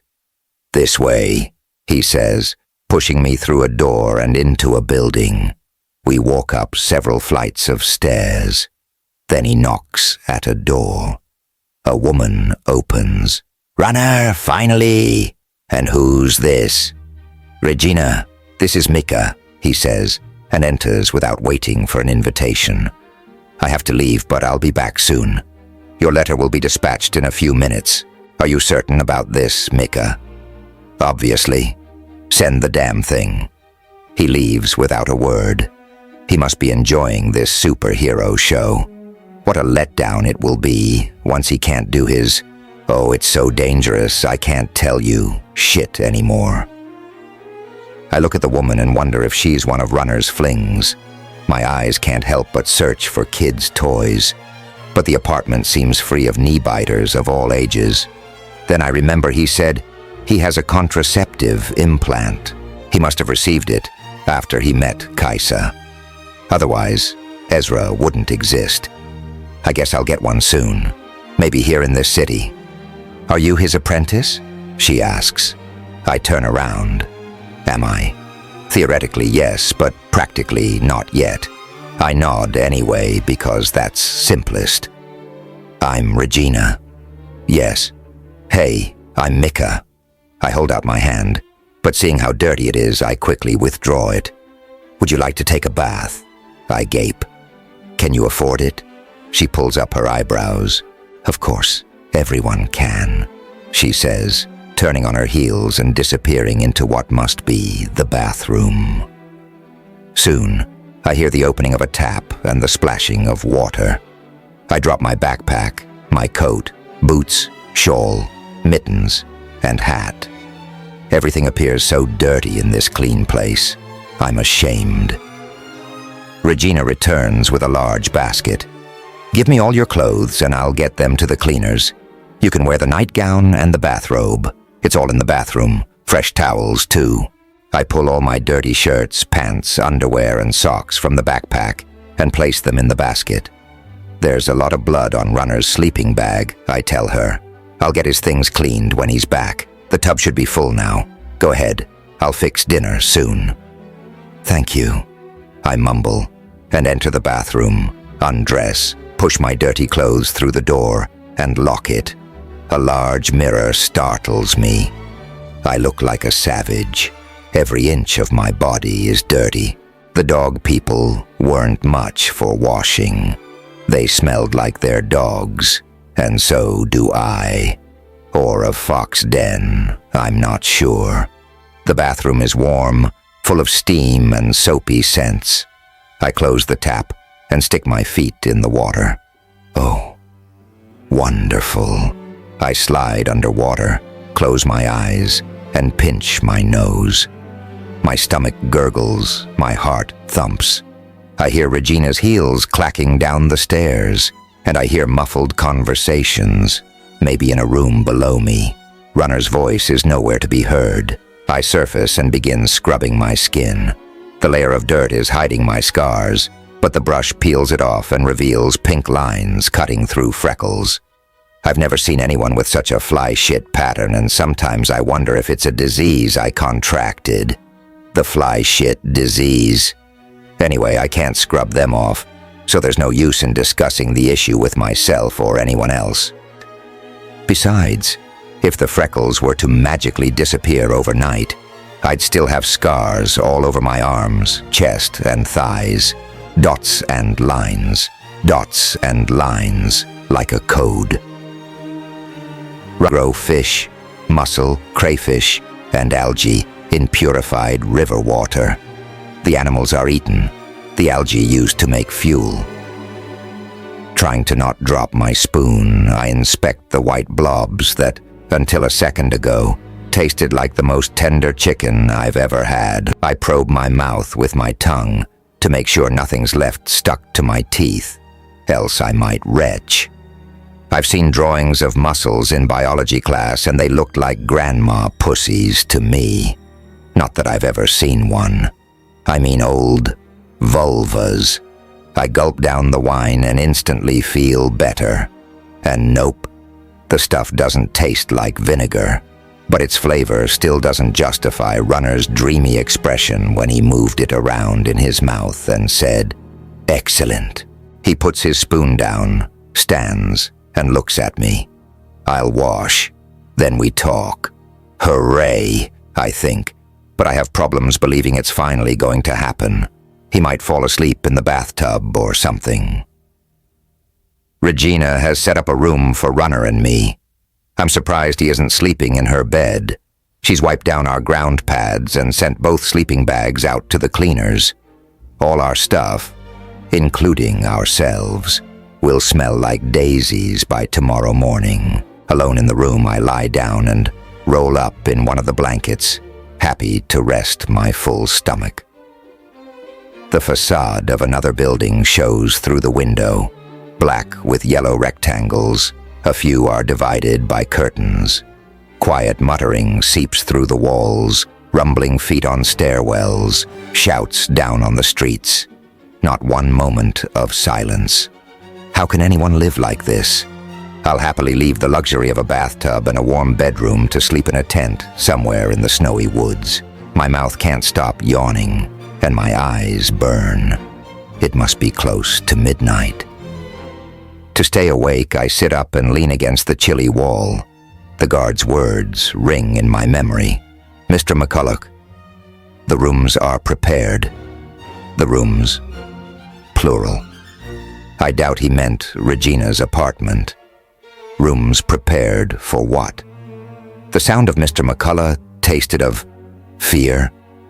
I roll my tongue around in my mouth, press it against my palate, but fail to identify what it was the man might have felt, seeing us. Harshness is what this city tastes of. Even the woman, Regina, has a harsh aroma. She's on edge. Her hands are hardened, but not from work in the fields.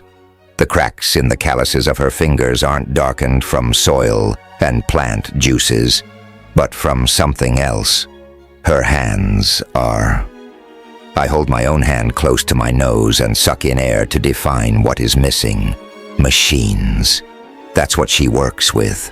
She smelled of grease, machine oil, and metal shavings. Why did I not identify them at once? My favorite odors. I guess I didn't expect them on a woman. The thought of my turbines makes me smile.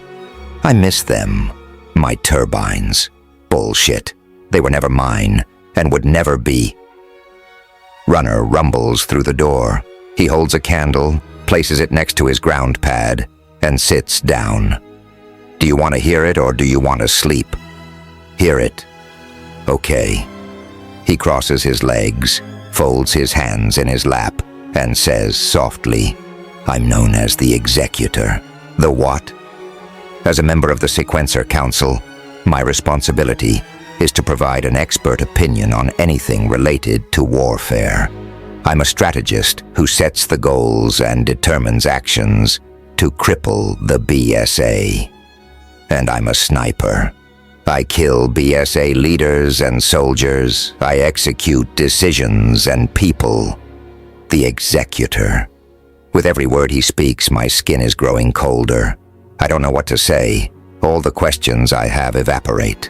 Strangely, he doesn't appear any different. The same gentle but firm face. Stubbly cheeks, olive skin, black hair dripping water on lean shoulders.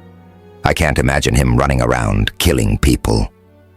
Cacho told me you were a boy, he continues. I don't know why he lied. Taking a female apprentice is probably the stupidest thing I've ever done. So he is taking me. But I clear my throat. I don't understand. My chest hurts. I wonder if my heart has stopped beating. I put my hand there and I'm surprised to feel the familiar thump, thump. You saw I'm a girl, but you whacked me on the head pretty good, and that impressed me. I didn't expect it. Quite a revelation for a man trained in combat. You taught me to never again underestimate bony young women. He smiles. I got curious and decided to take the next step. He continues. I went to your home, and then I saw it. I knew that expression. You looked like I felt when I tried to drown myself. I knew if I left without offering a probation, you'd be dead in hours. You're a cutter. You're not afraid to run a knife through your flesh. I decided to give you a few weeks. I told myself you could be someone else's apprentice, that I'd get rid of you and then find a suitable young man. I almost congratulated myself at such a brilliant idea. He rubs his face. I'm an idiot. So you have a problem with me not being male. Thanks very much. You probably forgot that it was a bony young woman who dragged you through the snow. I yank my blanket up to my chin and grace him with a cold stare. He probably doesn't even see it, what with the little light the candle provides. So, you want to kill people, he says coldly. You're killing people. There must be something good about it, I retort. He groans. I know of only a handful of female snipers. 2 of them are still alive. The other 4 have been captured, tortured, and killed. Cacho knows what I do. He knows the risks. I have no idea why he would want this for you. What's the mortality rate among men? I snarl, almost proud of recalling the term. A little lower. Mika, you are a good shot and you have a lot of grit, but you have no clue what it's like to pull the trigger and watch a man or a woman die. That part is hard. I can teach you most of what you need to be an excellent sharp shooter, but no one can teach you to brush off repeated gang rapes, amputations, and whipping. If the BSA captured you, they'd make you watch all of this before they did it to you. You'd cry with relief when they finally showed you a beheading or stoning, because then you'd know your torture would soon come to an end. Men are shot.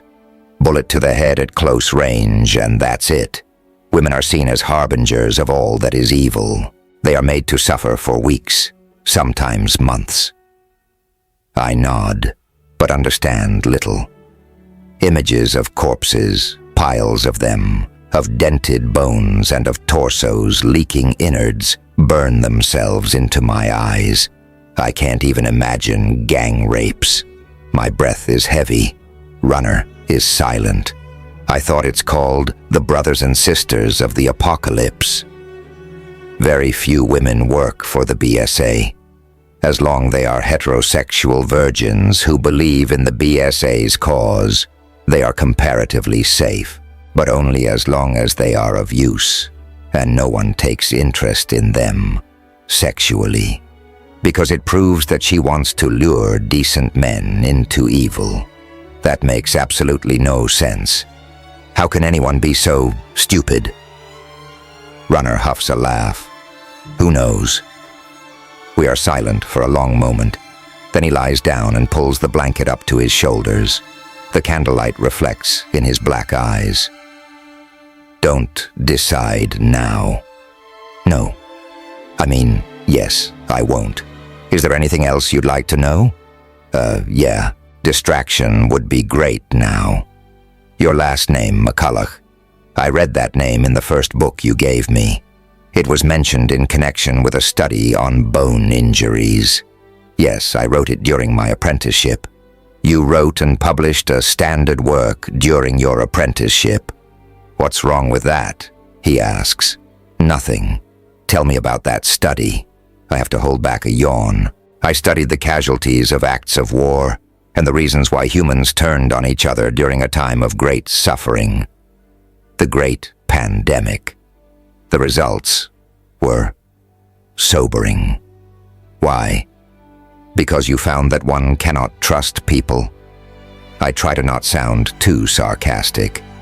No, because I found that, as a species, we have no swarm intelligence whatsoever. A what? Bees. You've heard about honeybees, haven't you? I've seen a hive once in a tree. I've never told anyone about it. I was 8 or 10 then, and watched the bees whenever I could sneak away from work in the fields, from homework or household chores, and if the turbines didn't need attendance, I knew people would try to steal the honey and the bees would die or move away. I loved the scents the insects spread and the taste their buzzing produced in my mouth. Honeybees, he continues, are intelligent in a swarm. They are highly organized, and every individual has a task. In emergencies, they act as one, despite their miniature brains. Humans, on the other hand, have a large and highly developed brain. We fancy ourselves the most intelligent species on Earth. We compose music. We build spacecraft. Used to build spacecraft, he adds when he hears my shocked cough. Long ago, Mika. But as a mass, we often act much dumber than if we'd acted alone. It gets worse with panic and distress. During the Great Pandemic, when every family had someone dying of disease, and medicine that once worked wonders didn't do its job anymore, theories began to spread. The Jews caused the pandemic. The Gypsies caused the pandemic. The government took away our effective antibiotics and replaced them with powdered sugar. The Russians poisoned our air.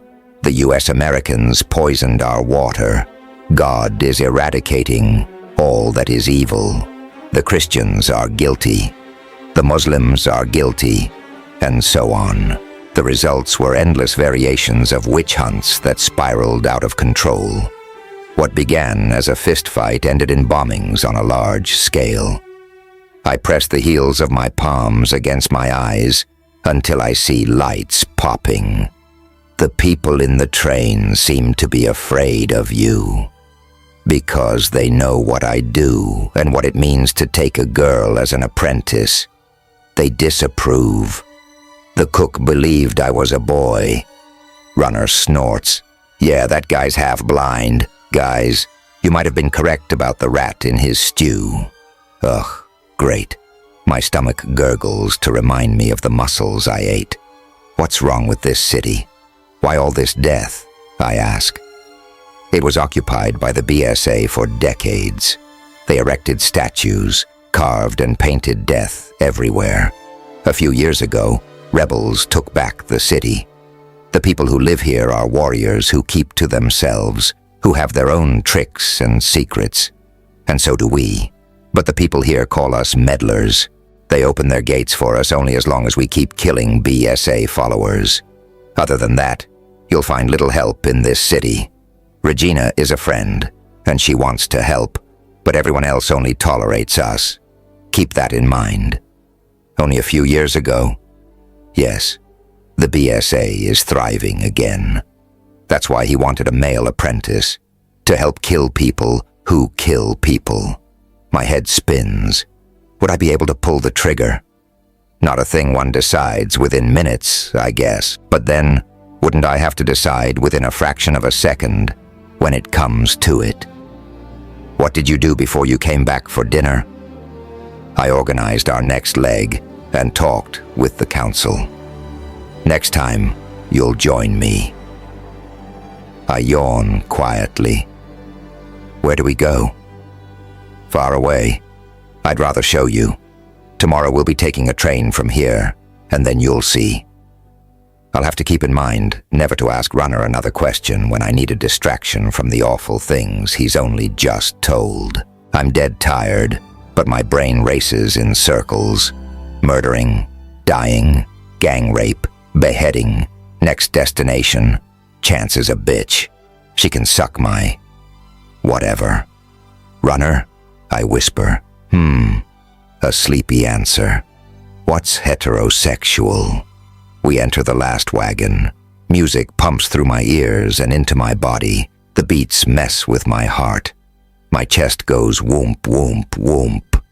The onslaught of flavors is overwhelming. Only minutes ago, Runner had knocked at the door to my compartment, handed me my negative TB test, and told me to come and have fun.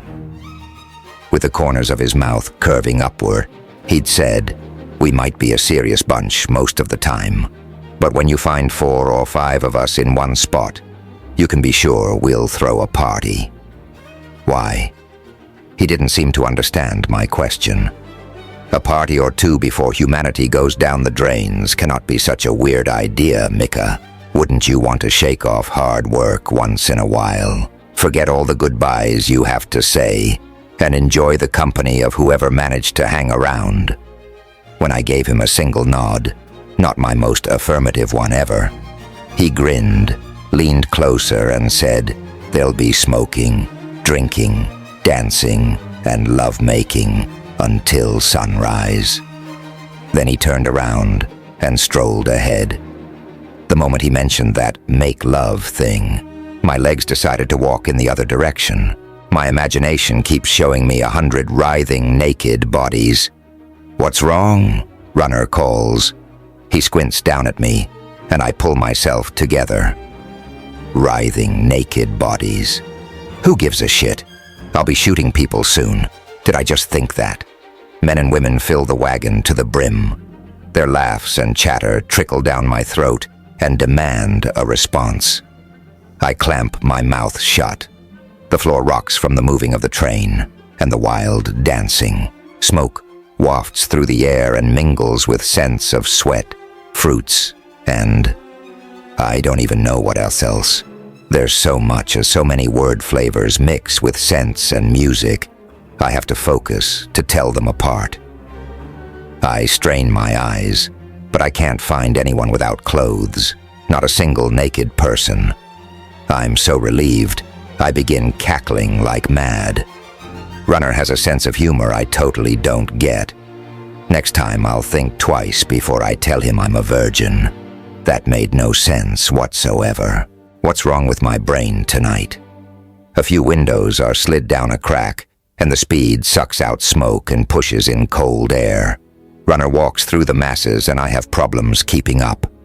He climbs onto some kind of stand, takes a small black button between his fingers, and holds it close to his mouth. "Ladies and gentlemen," thunders through the room. The dancing stops, but not the laughing, drinking, and smoking. Most people look up to him. A few of you have met Mika already. Everyone's gaze follows Runner's outstretched arm and lands on me. I'm growing hot. She's my apprentice now. Yeah. When I told him I want this, he didn't seem to like it much. Dead silence falls. Flavors dissipate. No one laughs. All eyes are on me, round like saucers. Then heads turn, and Runner gets his brunt of cold stares. I know you don't approve. I don't, either. His gaze holds mine, and I feel my cheeks reddening with anger. Mika, if anyone offers you an apprenticeship tonight, I want you to take it. He nods at everyone in the room, puts the button back on a black box, the thing that makes the loud music. Then he jumps down into the crowd. Someone pushes a glass into my hands, claps me on my shoulder in an I'm so sorry way, frowns, and leaves. I sneak to an open window and stick my nose in the draft to clear my mind. I know why he did this, but still it hurts. I search for him in the dancing crowd, but can't find him. The wind ruffles my hair. The night is crisp. I nod at myself. I'll tell him the flavor of his name, should we say goodbye tonight. An outstretched hand interrupts my thoughts. A stranger smiles, bends close to my ear, and shouts, "Nice to meet you, Mika. I'm Yam." And he laughs, as if he's just made a joke. Maybe he did, and I didn't understand it. I have an apprentice already, but maybe you're up for a dance. Shocked, I shake my head until my bangs flap. I have no clue what to do with my limbs in combination with music. Even if I knew how to dance, I'm not in the mood now. Actually, I'd rather be alone. But sitting in my compartment doesn't entice me in the least. Being alone in a crowd is something I'm good at. I stuff my hands into my pockets. Yam touches 2 fingers to his temple, then throws himself into the boiling mass of dancers. There seem to be no rules. Throw out your arms, legs, hair, and hips in whatever style strikes your fancy. It looks like fun, though. Runner certainly has fun. Dickhead. He put me up for auction without warning. I turn away and plop down onto a bench, close my eyes and let my body vibrate. I know it wants to move and do something radical, but it just doesn't know how. I lift the drink to my mouth. Looks like fruit juice. I take a sip and my eyes widen in shock. That stuff burns. I cough, slap my own back as well as I can. Tears roll down my cheeks. Did someone pour battery gel in there? I down this drink for courage. Slightly tipsy, I might be able to trick myself into hitting Runner in his arrogant face. But maybe I need another drink for that, because I'm not even sure I want to hit him. When I spot him, I almost gag on my saliva. He's wrapped around a stunning woman. Her curves are soft and voluptuous, her hair a luxurious gold, reaching down to her waist. She laughs and they step away from each other, then press their bodies back together again. He seems to whisper something into her ear. She squeals, slaps at his chest, and leaves him with the other dancers. When she catches my gaze, I grow hot. I think my face looks like a tomato now. It does that to me all the time. I hate it. She walks, undulating and graceful. I don't like the direction she's taking. Or maybe I do, very much so. Only a moment later, she sits down next to me and speaks into my ear. Runner bit my earlobe. Can you believe that? Is it bleeding? She tilts her head to the side and lifts her hair. I see teeth marks. Nope, I shout over the noise. She has a beautiful pale neck, and an earlobe so delicate I immediately want to bite it too. I'm sure she tastes of almond and peach with a sprinkle of salt. Her mouth twitches as she notices my gaze. She bends closer. Ever kissed a girl? I inhale. Fruits, smoke, her hair, her mouth. Nope. Kissed a boy once, I croak.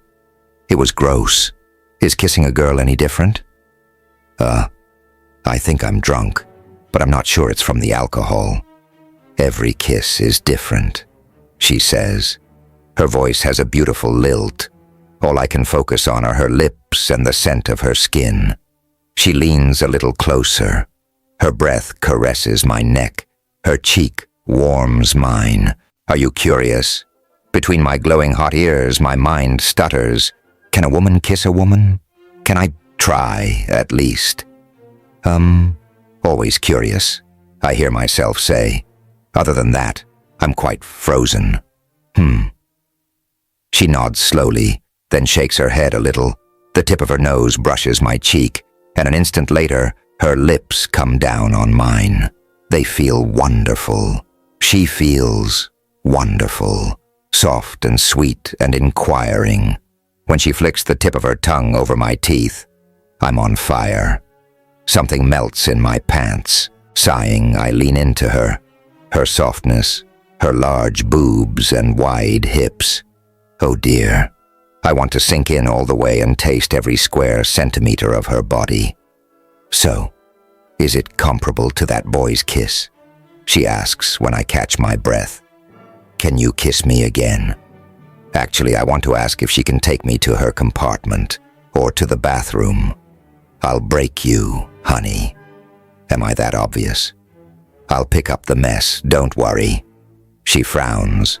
I prefer multiple partners. You need a one-on-one treatment, I believe. Are you a virgin?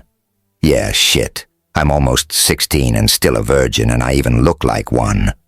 Mortified, I nod just a tiny bit. Sweet. She kisses my neck and sends trembles down my thighs. She stands before I can pull her closer. Dance with me, she says. My hand reaches up. Nonplussed, I stare at my arm, wondering why it didn't ask my brain for permission. She grabs me, walks me to the dance floor, and begins tossing her hair and her curves. Now I know why my arm accepted hers so quickly. I let myself be moved by the beats, by her hands and hips. I've never once considered wanting to be close to another person. Never realized someone could smell so delicious or feel so good. What the heck was in that drink? You are thinking too much, Mika, she whispers in my ear. Kay. She laughs and presses me to her. I can feel the dimples of her ass cheeks through the sheer fabric of her dress. I pinch her there, lightly but enough to make her wiggle her hips closer to mine. My anger fades. Thoughts of Runner and what he asked disappear. When the music changes yet again, she takes my hand and pulls me with her. Where are we going? My compartment, she says. My hand in hers switches from too hot to very clammy and wet as a fish. How does one do it with a woman? I can totally picture the male-female coupling thing. Every kid in my village has seen Lampett's Billy hump the goats, so we learned how that goes. But 2 women? Impossible. I tell myself that she wants to talk. Offer an apprenticeship or something. Yeah. Right. We reach a door and she looks at me. I have only 2 rules. 1, you tell me what you want and what you don't want. 2, only tonight. Why? I manage to say. Because that's how I want it. From my mind goes, oh yes, sure. Pfft. But at least I get my head to nod. I'm being pulled inside the compartment. A tiny space with a narrow mattress, a small wash bowl, a dresser. We barely fit.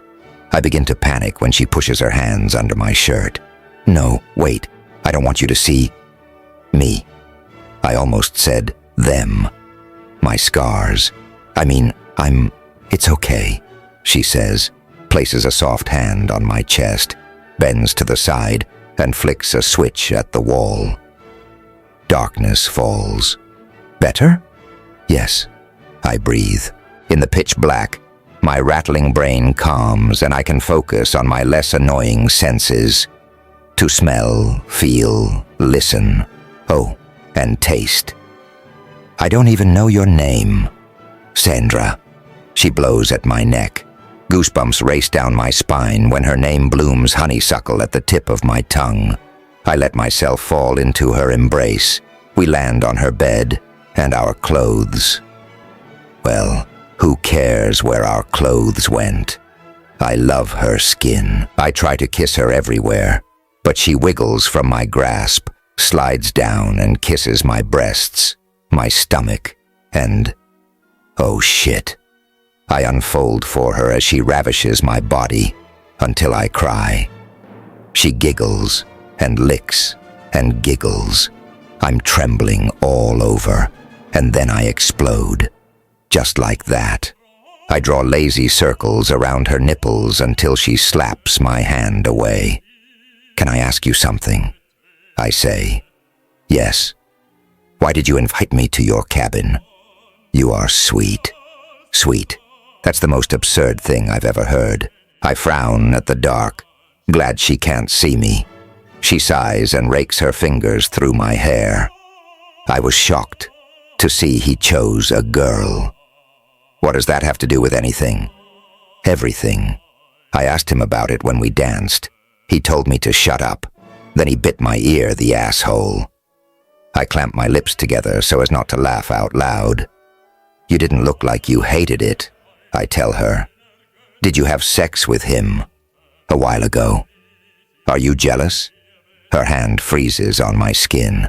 "You told me only tonight. So no, I'm not jealous. I think. I wonder how jealousy feels, but I can't muster the energy to bother much." Sandra chuckles softly and kisses my fingers. "Listen, Mika. I don't think it's a good idea to be his apprentice. As a girl, anyway. I'm tired of this crap. This is my apprenticeship and none of her business. Runner spends much of his time in battle," she continues. "That man has seen so much shit in his life, no one should be around him for longer than necessary. He'll pull anyone down. He was talked into recruiting a warrior personally to teach him his skills. He's the best sniper and strategist we have, but he's not a good teacher. He's bad company for anyone not as calloused. My guess is that he planned to teach that boy what it means to fight like a man, and then drop him as soon as possible to get back to the front lines, or wherever he finds his calling. Problem is, he found a girl where there was supposed to be a boy, and you cannot fathom why he didn't walk away." "Exactly." I find myself liking Sandra more when she's not talking.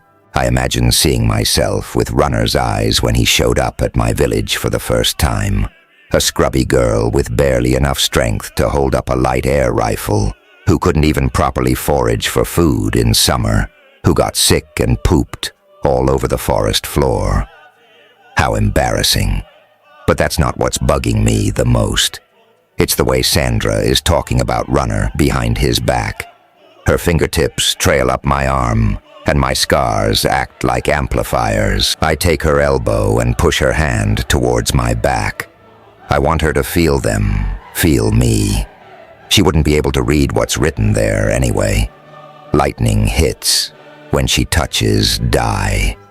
Electricity shoots down my spine and into my thighs. "Spread your legs for me," I demand, hungry for distraction. I'm lying on the bed of my own compartment, staring at the ceiling and watching the small fan spin. A dim light makes sure I see only what's there, what's here. Darkness brings violence, and I can't handle it now. One tear crawls down my cheek and tickles my ear. Sandra was nice to me, in her own way. She was interested in whether I wanted to be kissed at all, where I wanted her hands, and what I felt. People usually don't do that. People aren't interested in what other people feel, or what they want, or what they are able to bear.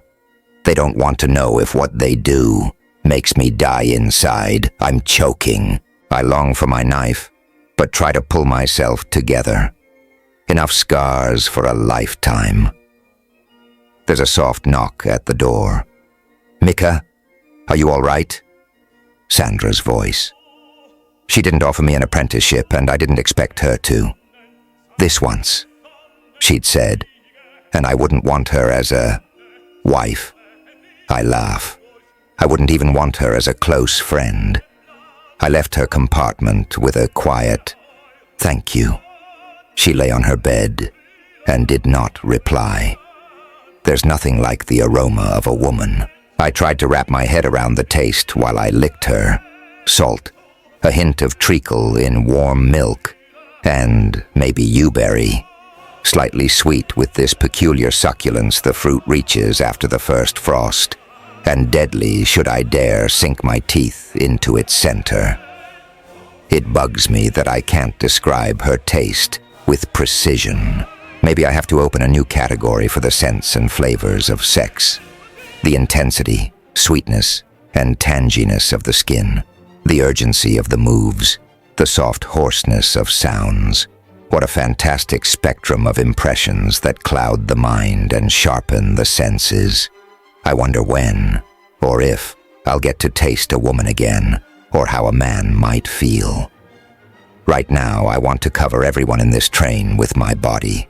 Crawl into embraces, taste personalities, experience. I sigh and open my eyes. The small ceiling fan hides behind a dusty grid. A dead fly, wrapped up in spider silk, tumbles back and forth with the moving air. Pulling the trigger. I think of the rabbits and hares I've shot. I didn't feel sorry for taking their lives. I ate them. But people, I wonder if I care enough about anyone as not to shoot them.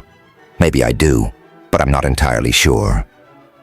Runner said we have 10 or 15 years left. He wants to show me why tomorrow. I cannot imagine the world coming to an end for everyone. My own world, yes, I could very well imagine this not too long ago. But everyone else's? Maybe I do care about other people. Another knock at the door. Mika, what the heck is up with Sandra? Can't she just leave me alone? I grind my teeth and press the pillow to my face. Blam! And the door flies open. Startled, I throw the pillow aside and look up. Runner's hair is ruffled, his expression wild. Sandra looks puzzled. We stare at each other. What the heck? I manage to say. I was worried, she says. I'm okay, I answer, and lie back down to stare at the ceiling. The door closes. Mika. Runner's voice. He's still here. Fuck off. You hate me. Yes. I watch the dead fly spinning in circles. Why? Because most of the time you treat me like a person. It makes me trust you. Then you treat me like a weakling, and this hurts. Sandra told me that she wants to offer you an apprenticeship. I don't give a shit. Look at me, Mika. I sit up. I want you to take the offer. You said we'll all be dead in 10 or 15 years. I'm not spending the little time I've left going on hikes with her, sticking my feet under her armpits, and dragging her around wrapped up as a tent sausage. If I have to shoot people to keep us hanging in there for a little longer, then I'll shoot people. He is leaning against the door. His jaws are working, and his eyes are the deepest black. I have one condition, a raspy whisper. I nod. Whatever. You'll get a poison implant. The moment you are captured, you'll use it to kill yourself. You'll die within 2 minutes. I nod again. He lowers his head and leaves my compartment.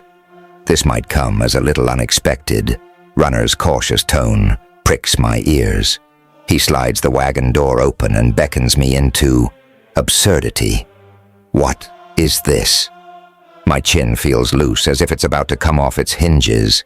The room is filled with screens that show moving images, a babble of voices without owners, and an illuminated round thing hovering above the floor.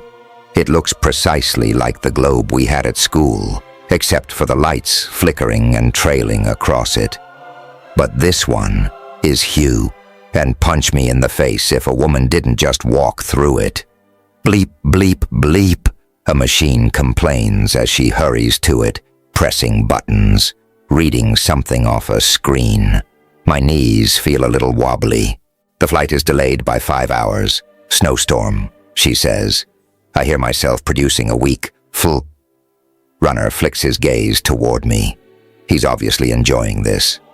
We are flying to Taiwan. You are pale. Of course I'm pale, I bark. The fastest I'd traveled before I met you was with a donkey cart. I really want to slap that grin off his face. Come. He nods to the globe. The door slides back into its frame. We are here. He points to where the Alps slide into the lowlands, as if I don't know where we are. I'm not brain amputated. I'm just ignorant. As are most of the people living in small villages, tending to their cabbages and goats while having no clue about satellites, artilleries, the BSA, or the end of the world. The train's destination is here, an abandoned military airport west of former London, where our plane will be waiting for us. He says, "There's water," I point out. Yes, a ferry ships the train across the channel. Bizarre channel makes the wide stretch of water sound rather cute, but when I compare that to the vast seas, it's tiny. Will I see the ocean? Yes, Taiwan is here. He walks around the globe and points to an island in the pale blue. The other side, I cough. In total, we'll travel 48 hours. Most of this time will be spent with an introduction to various assault rifles and an assessment of the situation. I don't think we should start on explosives this early. He scratches his chin. Explosives? Assault rifles? Situation? Sure. I nod, matter-of-factly. Nothing can rattle me. I'm not good with bullshitting myself, and I need to get my breathing back to normal. Cat, Runner says to the woman with the efficient movements, the severely short brown hair, and quick eyes. The first simulation, please. She clicks buttons on a rectangular, whatever thing, and the globe begins to grow hot. No, pink, all over. This is the human population before the great pandemic, Runner begins, and this is how it shrank during the pandemic. You'll notice the characteristic pattern. Coasts and large cities clear before everything else. The first cities to disappear had 3 factors in common: a population size of greater than 10 million, an elevation at or below sea level, and an air hub. He looks at me, making sure I follow. An international airport with at least 50 incoming and outgoing flights each day. I nod as if I could grasp anything of what he's saying. 10 million or more in a single city. How is this even possible? How do you feed so many people? Didn't they all starve to death in winter? Maybe they flew in food, but from where? I shake my head. It doesn't want to wrap itself around all this strangeness. Cat and Runner show me how 10 billion people in pink die. It takes only seconds. Cholera comes down in purple, pushing pink aside, like waves washing away grains of sand. Tuberculosis is yellow, and has always been there, thinning the pink gradually, while purple swallows big chunks. Black is the blossoming of the BSA and similar groups, the spreading of violence, raging like fire across the planet, leaving only small and scattered dots of pink behind. Then, for a moment, the BSA dissolves to seemingly irrelevant black pinpricks scattered by disease and war and a lack of people to recruit. It looks peaceful, the lit-up globe. Green and blue, but mostly blue. How does the ocean taste? I whisper. Salty, Runner says. Nothing happens on the globe until slowly, gradually, more and more of the tiny pink dots blacken, only to disappear a second later. Then it stops. This is our current situation. The data we collected allows us to make a rough assessment of the BSA's future development. Cat, the predictive model, please. She pushes another button, and all pink dots are washed away by black streaks traveling across the globe until Earth is wiped clean of human dots, no matter the color. We tested more than 5,000 variations. The predictions all fall into a window of 10 to 15 years. After that, our species is gone. But that's not the remarkable part. The next one, cat. I'm not sure I heard correctly. Did he say it's not shocking that all of us will be dead soon? My palms are hurting, and I look down at my hands. My nails have left red half-moons on my skin. I flex my muscles and try to breathe. Runner's hand points to Taiwan, healthy-looking pink splotches, not a single black one. This happened in the past 3 months. He gives Cat a nod. At the edge of the island, one pink dot after the other blackens, then fades into nothingness.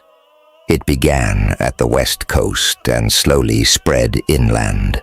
So far, we have observed a population loss of 20% until 2 weeks ago, when we lost contact. Not a peep from Taiwan since. He walks to a large screen. His fingers fly over small buttons that have letters printed on them. Satellite images show that the BSA stopped moving 2 weeks ago. 1 day later, we lost contact. The problem is... He looks up at the woman. His expression reminds me of the day he lay bleeding in the snow. In the past 2 weeks, Kat and her team screened every single satellite image we took of this region. They can't find anything. Why is that a problem? The BSA is gone. Shouldn't we all be happy? No, Mika. The people are gone. Within days, every single one of them disappeared. My tongue is still a little swollen. Gingerly, I push it around in my mouth and let the bead click against my teeth. I like it, this oyster pearl on a steel stud impaling my tongue. When I bite down hard on it, a liquefied gas will be released from the hollow pearl. I can choose to either die alone or take someone with me. The toxic kiss. There's something magic and sexy about it. The intrauterine implant sits silently in my teenaged womb, ready to poison whatever might lodge in there. I told them I don't plan to get pregnant anyway. All male sequencers have an implant, so there seemed to be no need for me to get one, too. They said it didn't matter. They said that sometimes it's not the woman's choice with whom she has sex. I told them my toxic oyster pearl will take care of rapists. The white coats shook their heads, no. If all raped women killed themselves, there wouldn't be any women left, they said. You keep the pearl intact until you are captured by the BSA. Then you take down as many of them as you can. With that, the topic was closed. I press my forehead against the window while watching the Tibetan plateau slip past. It's so near, I feel as if we could touch down softly any moment now. The rising sun paints the snow orange. I wish I could walk there forever, eating snow and sunshine. Runner believes that whatever awaits us in Taiwan will decide our species' survival. If the Taiwanese were able to kill the BSA's troops in such a short time, we could learn from them. But he's not sure why they would be hiding now. They might still be fighting, concealed by the dense jungle. Ever since he spoke about the prospect of a good fight, his eyes shine clearer and his body stands taller. Runner is itching for battle, but chances are that it was disease killing everyone in only a few days. Soon birds will transmit the pathogens to the continent, and an epidemic will spread like fire through the whole of Asia. He's told me of the Black Death and how it traveled along trading routes from Asia into Europe. It happened in the 14th century, killing 1/3 of the European population, but the remaining 2/3 did not murder each other. Our ancestors must have been nicer people, I said. Unlikely, he'd answered. They had primitive weapons and killed each other in hand-to-hand combat mostly. Their witch hunts were disorganized. We, on the other hand, are extraordinarily effective killers. Push a button and end millions of lives. Then he gave me a single nod and stuck a pin the size of a fruit fly to the cockpit door while I walked to the back of the aircraft. With my left fist tucked under the stock of his unloaded .50 caliber highly accurized rifle, I gazed through the scope, taking aim at the tiny target only 30 meters away from me. I exhaled, emptying my lungs of air, and curled my right pinky, the next finger, and the next, and, in one smooth move, the index finger too. The trigger produced a click. The green laser dot didn't stray from the pin. Good. But this rifle is made for long-range shooting. Once we arrive, you'll need to learn triangulation and the effects of gravity, spin drift, and wind force on the bullet's path.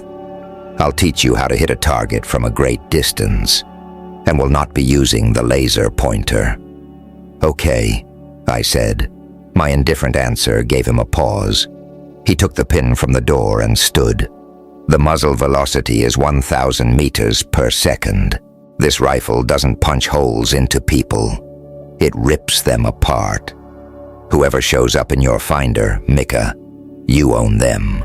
You own their lives. I remember how cold my face felt when Runner finished speaking. It was as cold as it is now.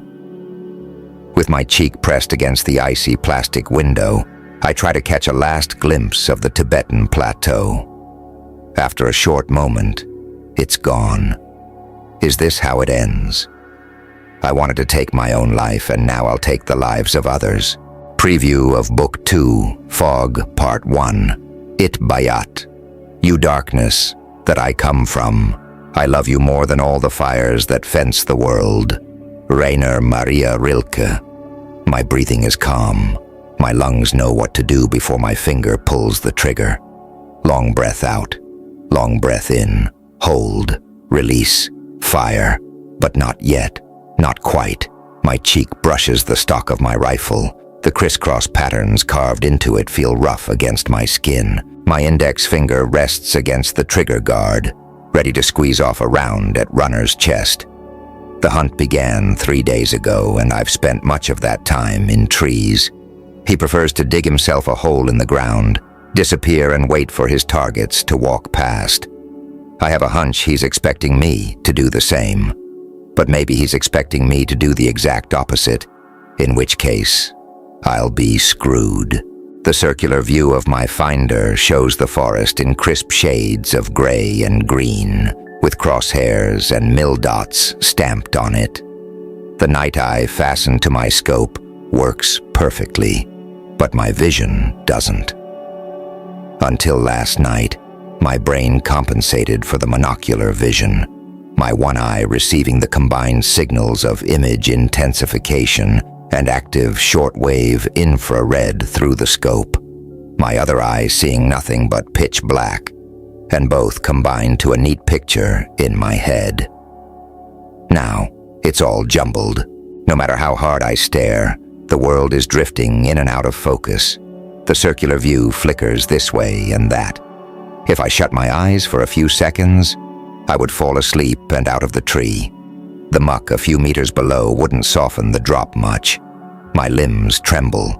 Whether from being cold or exhausted, I'm not sure. Probably both. I'm not even sure if my soaked clothes help at all. My skin temperature is about 32 degrees Celsius. The outside temperature is 19 degrees Celsius. That's 13 degrees side difference. Enough to show up in Runner's night eye, even with the ghillie. A sniper's fuzzy camouflage suit, blurring my outline. Every now and then I climb down, shed my ghillie, roll in water or muck to lower my skin temperature by unknown degrees, and then pull the ghillie back on to blur whatever thermal signature is left. I have no way of knowing how well this works, since I can't look through my own night eye and check how much I glow in the infrared channel. I think I slept for a total of 4 hours, a few minutes each time I couldn't hold myself upright any longer. 4 hours in a total of 70. It's stupid to sleep, but it's even stupider to aim a highly accurized rifle when the one aiming has lost her sense of what's up and what's down. I could just as well be drunk. Same difference. The food problem hasn't been a problem, really. There is enough to forage, although mostly low-calorie stuff like fruits and small nuts. I don't dare eat the mushrooms, since I don't know them all yet and a poisonous one might slip my notice. If I lit a fire, Runner would find me in a flash. That'd be awkward. Hey dude, hold your fire. I have this extra delicious. Anyway, no wild goat or crab meat for me. Although they are all over the island, I don't dare kill a goat. It's too large an animal to cleanly get rid of blood and guts, and the excess meat I wouldn't be able to fit into my stomach. The carcass would attract attention, and that's the opposite of what I want. Raw crab tastes like snot. I tried it and almost puked. I had raw lizard, though. It's tolerable as long as one doesn't think about taste and consistency. But the thing was tiny, and not one of its buddies was willing to cross me path after they'd seen what I did to lizard number 1. I'm lucky, though.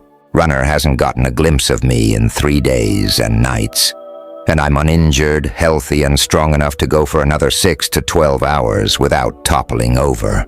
My rifle feels like a third arm, third eye, and second heartbeat to me. My trap is set. Despite the rain earlier tonight, my footprints are laid out clearly, from my far left all the way to my far right, before elaborately snaking back to the tree I chose as my hideout. I shift my weight and flex my fingers.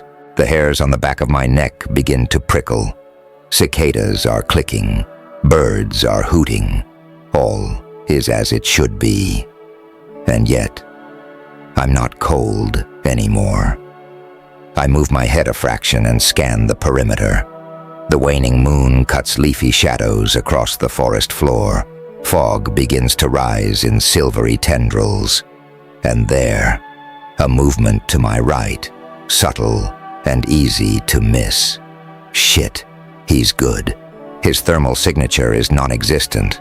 His movements are exceedingly slow and most of his body is hidden behind a thick tree. I can't get a clean shot.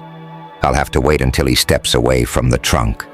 From the little I can see, he seems to be wearing a mask under the hood of his ghillie. He doesn't look up. I'll be the first to know when he does. He moves forward a fraction. The barrel is pointed to the ground. He doesn't seem to know I'm here. I inhale slowly, exhale, and hold. My index finger increases the pressure on the trigger. Just a little bit more. Come, Runner. Just one step farther. Put your center mass in my kill zone. He takes that step and, in a move too fast for me to comprehend, he lifts his rifle and points the muzzle in my direction. I hear the plop at the same moment the pain spreads through my ribcage, slamming all air on my lungs. Shocked, I jerk, slide, and lose my grip. My hands flail, trying to catch the branch that now quickly evades my reach. Pieces of moss shred off the bark and fall with me. The shortest moment of wind in my hair. Then, the forest floor hits me hard on my back. I gulp. My lungs are a frozen clump of agony. My eyes burn. The singing in my ears drones out the soft noise of approaching footfalls. But I can see him, his weapon at the ready, eyes glittering in the moonlight. Fuck. He slips off his mask. What did you put on your face? He bends down and dips a finger at my cheek. Mud. The thermal imager picked it up. Good hiding spot, though. Why did you wait? You could have shot me. Whew, is all I can answer. Are you all right? The asshole hasn't asked me how I am since we arrived here. He has his Toughen Up Mika project going. As if I needed any of that. On my second day of training, after he chased me through the surf for 24 hours and the sand rubbed my skin raw, especially the private places, I decided that whatever pain he dishes out, I'll take it and ask for more. As usual, I show him my middle finger. Excellent. Debriefing at sunrise, land navigation training at 0900. You have 2 hours. Get patched up. Yeah, sure. as if I have the habit of asking anyone to bandage my ouchies. I touch my side where the marker hit. My fingers find the slimy paint. I bring my hand to my face but can't identify the color. Last time he used a purple so intense and sticky I couldn't get it off me for hours. I blink and turn my head to watch him leave. Slowly, the world drifts into focus. Runner's gone. So it took me 20 minutes to reach our camp. Kat was already up and about. She saw me limping past, raised an eyebrow and told me to follow her into the comm tent. Knowing that a physical would entail getting undressed, I shook my head. Besides, I don't trust her. There's something off with Kat. She's tough as nails, efficient, and rarely expresses any emotions. But that's just the obvious. It's like she has this space around her, a bubble of harshness that keeps people away. When you dare to step into this bubble, her pupils contract and her eyes grow cold. She's a communications specialist, not someone you'd find in the first line of defense. But I could swear she knows from experience how to kill. And something tells me there's no soft core underneath all her rough layers. So when she grabbed me by my arm and stopped me halfway to my tent to examine me for injuries, I automatically switched to counterattack mode. It's like someone flicked a switch in my brain. There's never fear. My skin heats, and the flavors of cold brass and iron spread at the back of my tongue. Time slows, and I know where precisely I have to hit and kick to cause a shitload of damage. But when her fingers pushed and probed through my shirt, I wasn't so sure anymore what to do first. Pass out from the stabbing pain or punch her throat. She told me that fractures of the ribs are unlikely, seeing that it doesn't seem to be hurting much. But should I experience breathing difficulties, I'm to let her know at once and Ben will fly me to a physician on the mainland. A pneumothorax isn't fun, haha. As if flying with Ben is any more fun. He would probably pull one of his loopings while I'm trying to hold on to dear life, puking all over his airplane. I wasted another 30 minutes on peeling my body out of mud and clothes, splattered with lovely pale green marker slime, wiping the sweat and dirt off my skin, and replacing a few items in my rucksack. There'll be no sleeping until we are finished with debriefing and land navigation training and whatever else Runner comes up with today. But I'll not worry about it until I topple over. He can either leave me snoring wherever I plop down, or ask Ben to carry me to my bunk. Ben would be delighted, I'm sure. Right now, I'm wolfing down a bowl of Yi Ting's delicious crab soup. I love the spices she's using. They come in all colors, aromas, and strengths. From the yellow flower petals that add the barest hint of sweetness, to the ground hotness of small red seed capsules that had once scorched my thoughts for hours. I couldn't even hear properly, not to speak of all the spilled snot and tears. I'll never try those again. A hand touches my shoulder. "Mika, wake up," she says in her sing-song dialect. My butt slides off the chair. My legs react quickly and counteract the fall. Yiting's slender fingers pinch my nose. I have yet to find a fruit or flower that does full justice to the flavors of her name. Yi tastes a bit like the little green plums that grow here. Ting is close enough to one of those impossibly quick fish from the ocean nearby. But not quite. I think they are called tuna. I'll ask her next time she cuts one up and serves it raw with this salty brown sauce and that hot green paste she grates fresh off a rhizome. There are so many new words to learn, and so many new flavors attached to them and to the food they describe. Sometimes, the word flavor and the food flavor collide so strongly, I cannot remember which is which. My mouth tugs itself to a silly smile when I push my emptied bowl towards her. "Thank you. You can revive the dead with your soups." She snatches the dish gracefully and plops it into a bucket with soap water. Everything about this girl is delicate. Her neck, her hands, her feet. My gaze drops down to where her shirt touches her waistband. I can't help it. I love it when her pants slide down a bit. They don't do me the favor today, but once in a while they do, and when she reties the strings holding her pants up on her hips, they sag another tiny fraction just before she hikes them back up. And there, right above the wing of her hip bone, is this shadow of a ledge, or groove, or gentle valley that would divert the warm rain maybe, if it doesn't fall too hard, and lead it a little sideways to where her thighs meet. Whenever I think of the smooth skin above her hips, my lips want to rest there. Exhaling a sigh, I lower my chin into my palm. Yi-Ting turns and catches my eyes. I'm probably at the idiotic end of the sheepishness spectrum now. Then her gaze strays away and over my right shoulder. She smiles a lovely, heartwarming smile. I can't keep my head from turning. Behind me I spot Runner, hands in pockets, head lowered. He turns away and I can see the heat in his cheeks and the smile that only reluctantly dares to show. My first thought is to snatch Yi-Ting's hand and run far away with her. On the way past Runner, I'll kick his balls. At least I know now why he's shaving the scruff off his cheeks every morning for the past weeks. My second thought is to collapse on my bunk and punch my pillow. But all I do is stretch my aching limbs and make my way to debriefing. I know I fucked up the heat signature cloaking. He's shown me how to do it, but I thought I knew better. Who would have guessed it? At noon, I dropped into my bunk, not once imagining Yi-Ting in my arms. I was half dead. That's how it felt, at least. I slept until 9 o'clock this morning when Runner wrapped his knuck ready.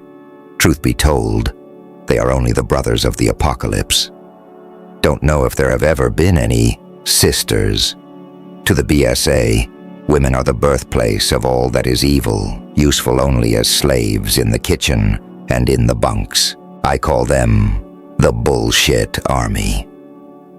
The hollow gas-filled pearl sitting on my tongue is a constant reminder of what the BSA is capable of.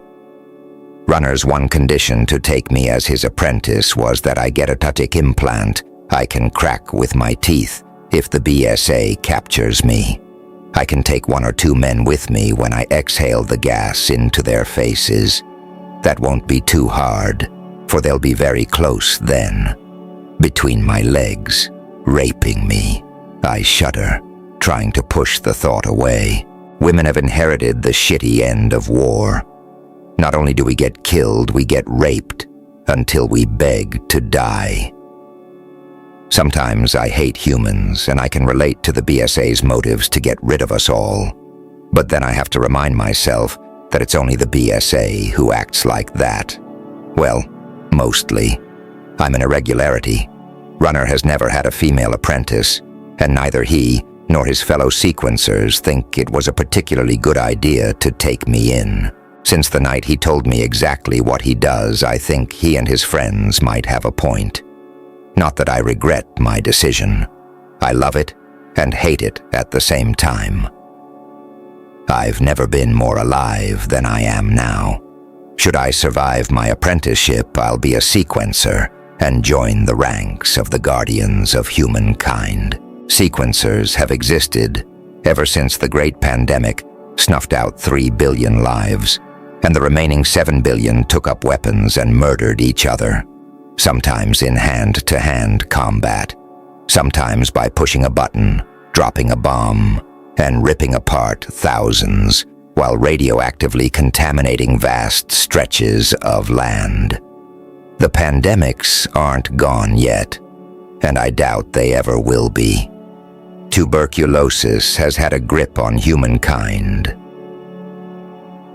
For since we began crawling around on this planet, the disease kept spreading until antibiotics were discovered.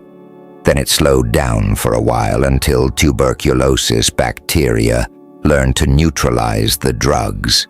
After all, it was microorganisms that invented antibiotics. So why shouldn't they invent countermeasures? Sadly, humans were slow to realize this, and now, with multiple drug resistance genes in all kinds of pathogens, many diseases cannot be cured. The cholera pandemic, the seventh in human history, hit sometime in the 1960s. I can't even imagine how the people lived back then. Cars, a moving picture thing they called movies, and food in such abundance that vast amounts were thrown away every day. I grew up with a donkey cart being the fastest way to travel, and with turbines and solar paint as the only means of energy production, besides wood from the surrounding forests to heat our houses.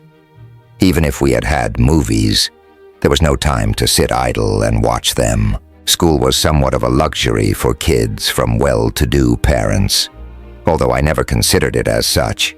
To me, school was torture. Kids from poor parents had to work in the fields from dawn to dusk to put enough food on the table. When winter came, it often proved insufficient, though. I think of the first day of my apprenticeship and almost stumble over my own feet. What a shock it was when Runner led me to an aircraft the size of heck, I don't even have a comparison. The thing was at least 50 meters long and produced so much noise that my ears screeched for minutes after I climbed into its belly. When it took off, I thought I would die from terror, and all Runner did was to calmly place his rifle on the floor and show me how to aim, how to hold the stock steady, and how to exhale and pull the trigger. I'll have to shoot people soon. I know it's going to be members of the BSA, a bunch of sickos with the goal of eradicating all humans. They believe that God, or whoever wants us all gone, sent the great pandemic to get rid of us, because apparently he believes his latest job, the creation of humans, has turned out to be sort of unsatisfactory, since the course of the great pandemic was unsatisfactory as well. Considering 3 million of us survived the disease and the ensuing wars, the BSA feels compelled to help God bring an end to all human life. I don't know what they think God will do after that, start from scratch and have another unsatisfactory result. So, to save lives, I'll have to take lives, and that's what Runner teaches me. I don't want to think of my first time. I really don't. But I can't help it. He's told me that his custom-built suppressed .50 caliber rifle doesn't just plop holes into people. It rips them apart at a maximum range of 2,500 meters and a muzzle velocity of 1,000 meters per second. My own rifle is a suppressed .357 caliber, highly accurized rifle with a maximum range of 1,500 meters. The thing can punch voids into folks. A shot to the head would tear half the skull off. I don't know how I'll keep my eyes open when a man is in my finder and I squeeze the trigger. Although my rifle is much lighter than Runner's, the thing weighs heavy in my hand now. My pack carries 15 kilograms, and half of that is a bag of the rice yeeting packed with a grin. No, I'm not attempting to suffocate my enemies with grass seeds. I'm exercising. Endurance, Runner calls it.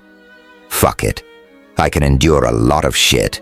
I've starved every third or fourth winter. I've seen people die from bloody coughs and infected wounds, no matter how much I helped our physician with infusions, cold wraps, and broth. I've had my hands in blood up to my elbows when I saved Runner's life. And I saw my brother die. I wipe the last thought away and focus on running. He wants me to run a certain distance in a certain time. No idea which numbers he mentioned precisely, and I don't really care. I give my best, and that's all there is. He knows that, anyway. I'm not complaining. I had a whole night's sleep, and the sweetest girl on the island is with me. She thinks Runner is treating me too harshly. He can treat me much harsher if it makes Yiting run with me. Her bare feet tread lightly in the sand. I stare at the swing of her narrow hips and her long black hair that is so shiny, one would think it's bathed in oil. Maybe she can guess I'm watching. As long as the ground isn't freezing, I prefer to be barefooted.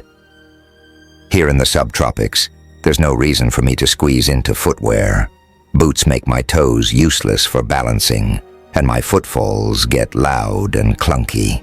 But in moments such as this, I'm reminded of how much more vulnerable naked feet are.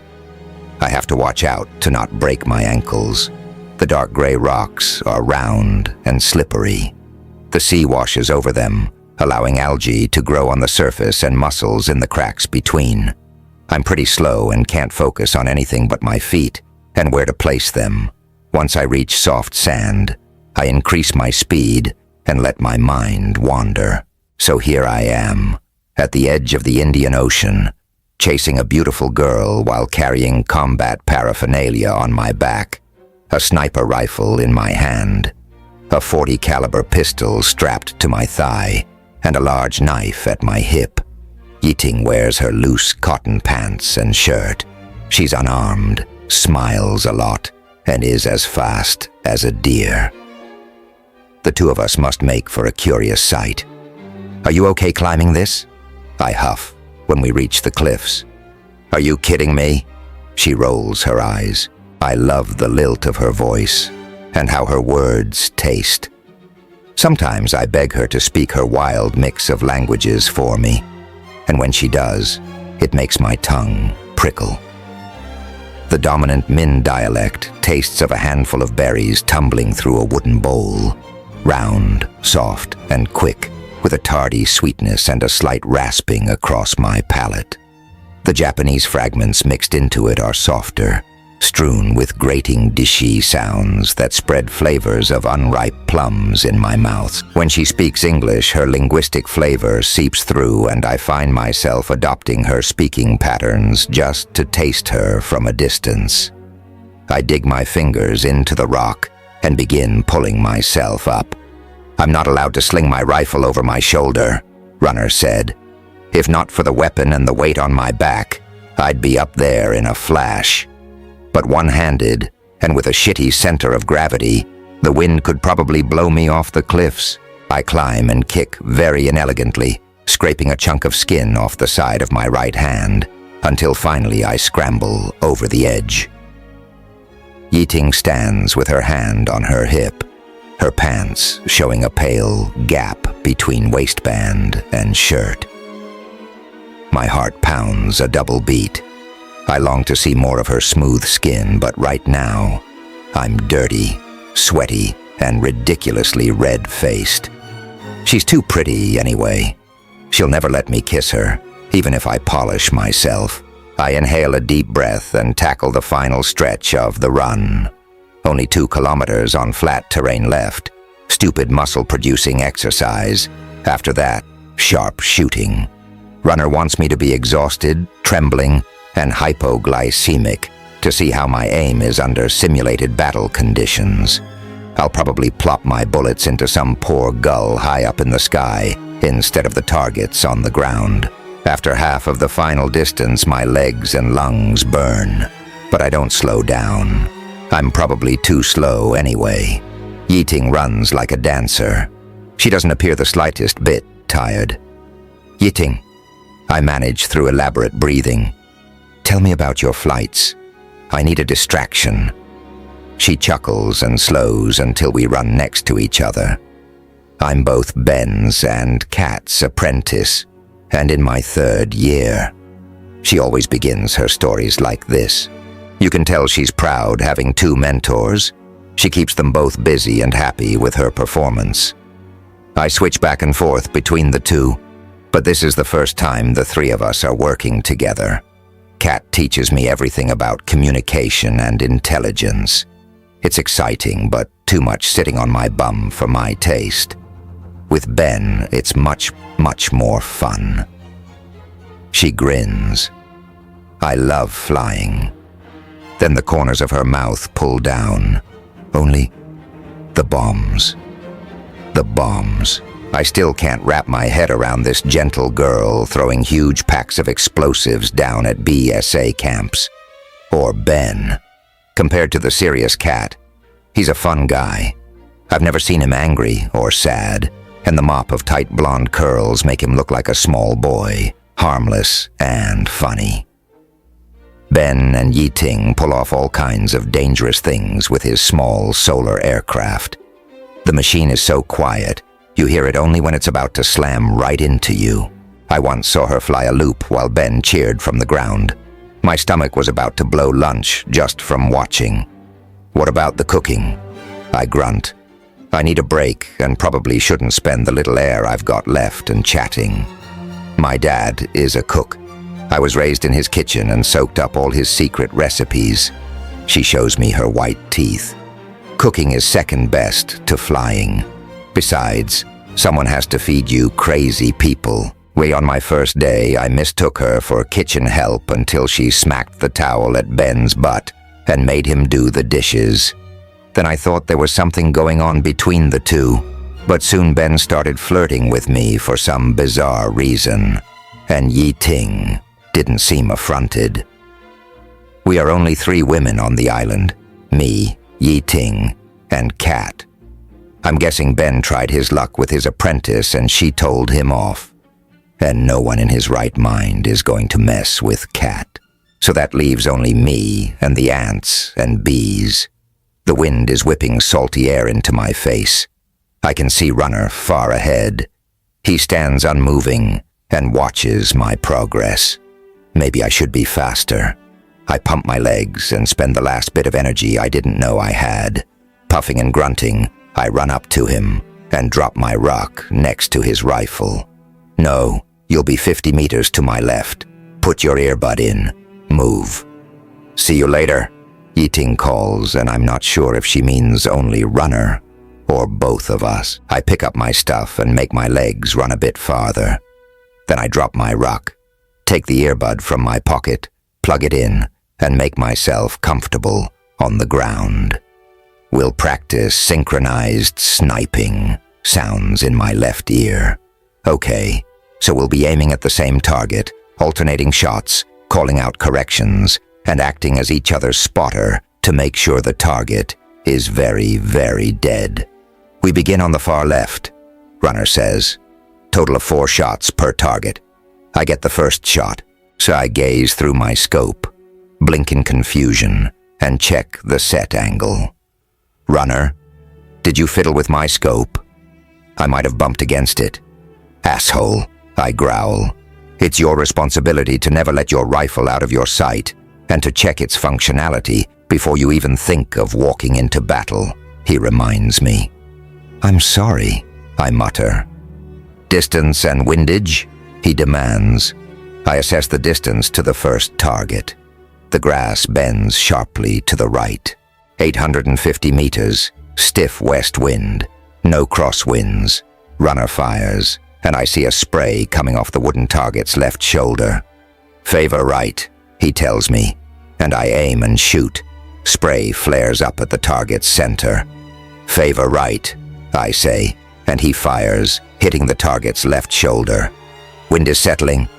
Hold left, I hear in my earpiece. I aim and shoot. The bullet hits the left side. A little too low, but if that had been a man, he'd now have both shoulders taken off. A huge hole in his chest, and his guts flying every which way. We work our way through the other 3 targets, each 100 to 150 meters farther away than the previous one, pushing my rifle's range to its limit. I'm good at this, out of breath, or rested. But what makes me itch all over is when people are shooting at me when I'm trying to aim. Runner had me crawling across our range every day for a whole week. I had to hit the target's center mass while he fired right over my head. On the first day, half of my bullets didn't even make it to their targets. Although I knew he wouldn't shoot me, I was shaking with terror when the bullets zipped past my ears. When we were done a few hours later, it felt as if I'd let Runner down. He tried to hide his disappointment, but it was painted all over his face and posture. Grab lunch and meet me for a camouflage at 1300. He speaks through my earbud. Where? Find me here if you can. Yeah, shit. I'll most likely be in his crosshairs for half an hour before I even see a trace of him. Humping my pack and my rifle, I make for my tent. I take a large sip of whatever Ben has brewed. It burns nicely down my throat. As I roll my tongue around in my mouth, the pearl clicks against my teeth. It irritates Runner when I do this, but I don't give a damn. He wanted me to have it, so he can deal with my clicking. I'm the one who has to learn to deal with it. The pearl evokes images of violence, even in my sleep. Blinking, I focus on the aromas of fruits and flowers and the sea. The air is thick with them. Itbayat is a tiny splotch in the middle of the Indian Ocean. We are the only humans here. Everybody else, some 3,000 people, were overrun by fleeing Chinese, who then found themselves facing a bunch of desperate Japanese. The battle was short, if one can believe the reports of the few survivors who left the blood-soaked island to itself. The torn remains of villages and small cities with their houses built of neat round stones still bear witness to the violence that swept the island clean of the human species. Sometimes I wonder what the people planted in their gardens, what livestock they kept in their meadows, and in which trees they carved their short messages to loved ones. They must have kept many goats, because their progeny are populating the island in great numbers. Their meat is deliciously mild, yet dark like game. I've yet to find birches and lime trees, but maybe there aren't any in this region. There are short cycas, tall tree ferns, wild pear trees with sweet round fruit that are less gritty than our mountain pears at home, and the countless old trees with trunks so thick one needs 3 people or more holding onto each other's hands to span their girth. This island is saturated with noises and life. The clicking of cicadas or crickets, buzzing of beetles, soft hooting and screeching and singing of birds of the strangest colors and shapes, all of them changing with the appearance and disappearance of the sun, with the gusts of wind and rain.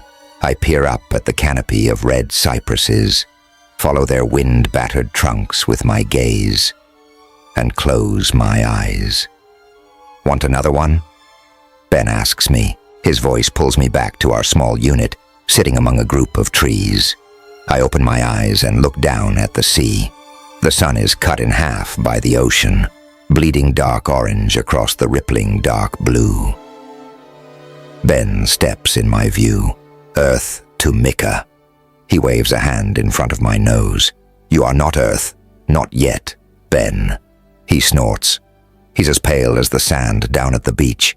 His short curly hair is the color of straw. His eyes are light blue. He's a nice guy, and I like him. But he's flirting with too much desperation for my taste. Everything about him screams, I need sex.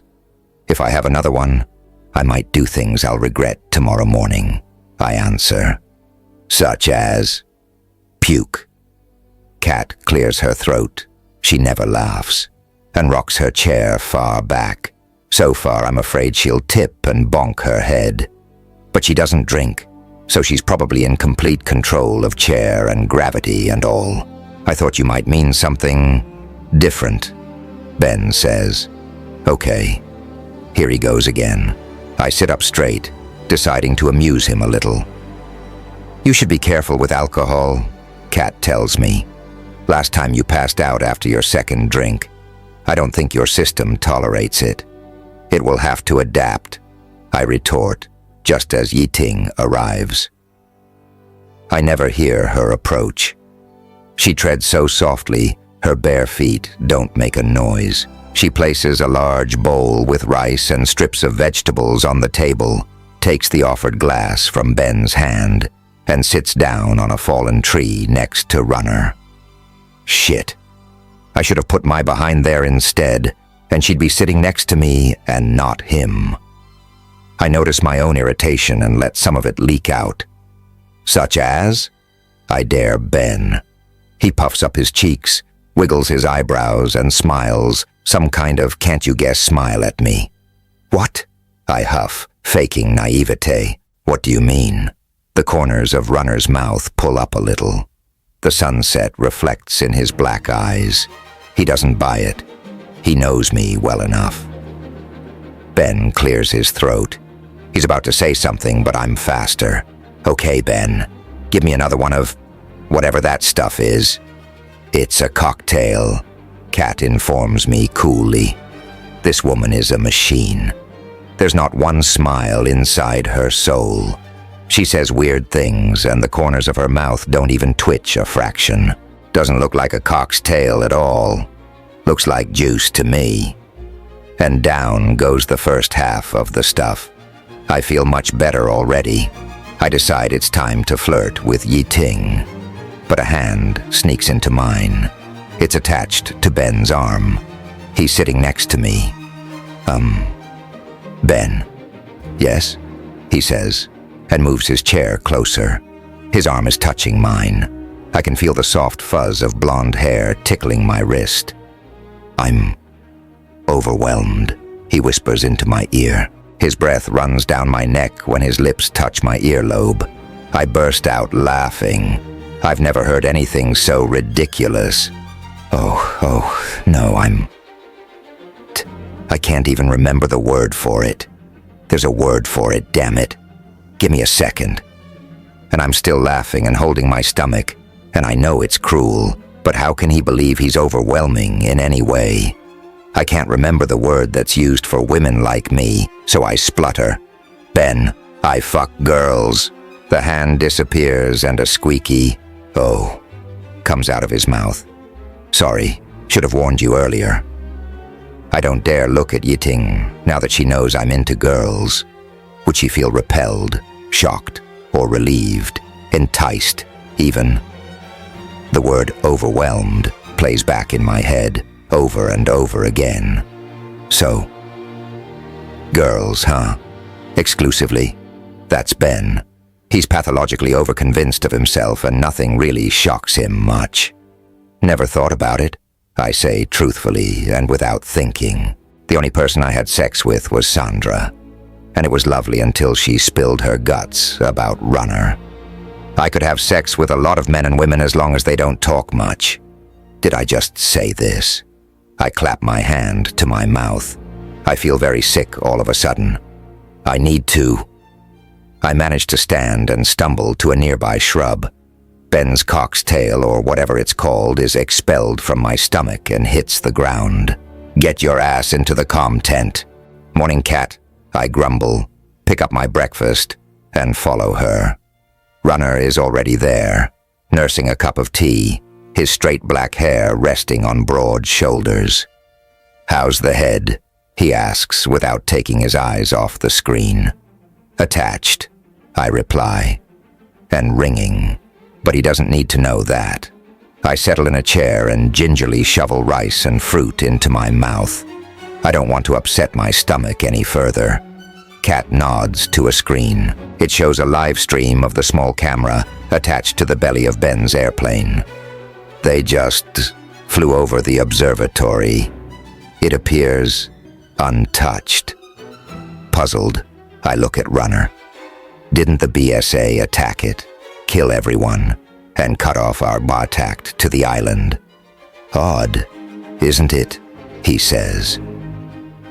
Ben and Yi Ting have been taking high-resolution images of Taiwan since we arrived at Itbayat.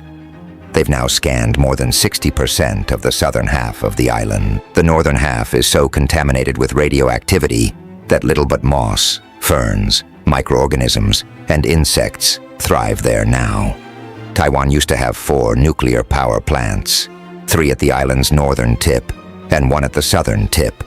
The southern plant was modern enough to be equipped with a fail-safe mechanism that forced it to shut down slowly, without human assistance.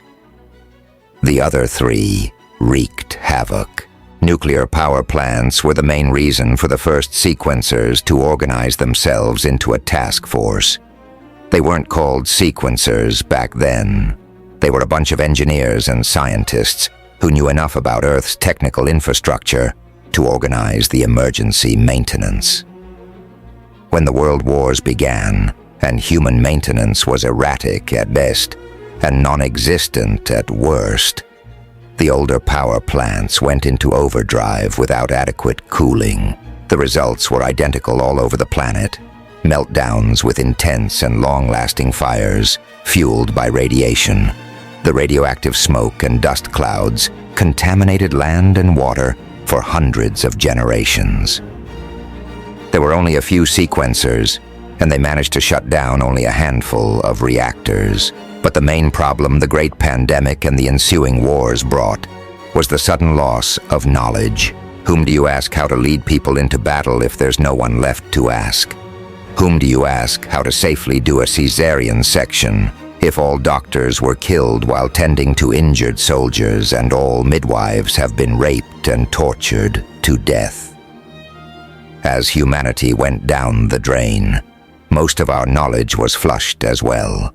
Entire cultures, fields of science and engineering were lost to disease, aggression, and utter stupidity.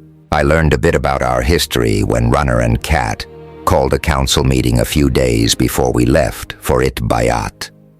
The one thing I found almost as unsettling as our violent past was that all we know about combat and warfare today only comes from two high-ranking Russian military guys, a stack of books, and from experiencing war firsthand. I wonder how much the BSA has learned in the past decades. Runner waves me closer and bends to the mic. "Ben, what's up?" crackles through the speakers. "On your way back, go farther south and show me the power plant once more." "Okay, we'll fly to the west shore to cover today's area, then we'll go down to the plant." "Thanks." Then he turns to me. "Not one more drop of alcohol for you. Your system can't take it, and I can't work with someone who's not in her best possible shape. If you need to calm your nerves after a stressful day, go for a run, do push-ups, whatever. If I see you drinking again, you'll find yourself a new mentor." He waits for a reply, his expression fierce. "Calm down, man. Nothing happened. I puked and went to bed." Abruptly, he stands. His hand flies towards my face faster than I can comprehend. A finger flicks my nose. "Ow," I say, more pride hurt than nose hurt. "Your reaction time is one of the best I've ever seen, except when you've had a drink. 2 drinks and you are useless for 24 hours. You didn't even think to move your head." I had no idea. Last night was only the 3rd time we had drinks together. Most nights I'm either too tied up in training or too tired to move. "I'm sorry," I croak, hot with embarrassment. "Good." He sits back down in his chair and taps at the screen. "Ben and Yiting have finally found a Taiwanese settlement, and I want you to take a close look at the footage. Tell me what you think." Then treetops fly by, then the jungle opens to reveal a group of huts before it closes again. "Whoa, too fast. Can we go back, please?" They flew 2 circles.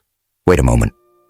The horizon tips as the solar plane flies a loop, and soon the huts come into view again. I squint and strain my eyes, but all there is to see are huts and trees. No bodies, but the BSA might have killed them 2 months ago, and animals had time to scavenge. But then, there should be parts, bones, skulls at the very least. Did someone clean up? No signs of explosions, no damage whatsoever. The huts are intact. No signs of a battle. How can that be? "They could have used poison," he says, "in the water or in gaseous form. But then again, where are the bodies? The BSA could have lured the people out of their village and butchered them in the woods. But why the effort? There might have been survivors who buried or burned the victims if they were killed in their homes. But so far, we haven't seen signs of survivors or the BSA. Would the BSA clean up their own mess? I wonder aloud. "Why should they?" Runner asks. They kill, move on, and let the people rot where they fall. Kat coughs and points to her screen with the live stream of Ben's plane. Another settlement. There's a large hole in the center. Huts have been blown aside. We get the full view a few moments later when Ben pulls the machine around. Still no visuals of the BSA camp, Ben says. This settlement is largely destroyed, but we don't see corpses anywhere here either. Large amounts of explosives might have been used. That's Yiting's voice. My stomach goes all fluttery. What do you mean by might have been used? Runner asks. No scorch marks, but before us, the huts lie flat on the ground, ripped wide open, pieces strewn away from the center of the village, away from the crater. Is all Runner says, tapping his index finger against his lips. Kat takes 2 steps back, her face a stiff mask. She flicks off our mic and says to Runner, "It doesn't match the satellite images." He looks up at her. The silence in the tent is deafening. I flinch. When Runner speaks, "I'm going in tonight.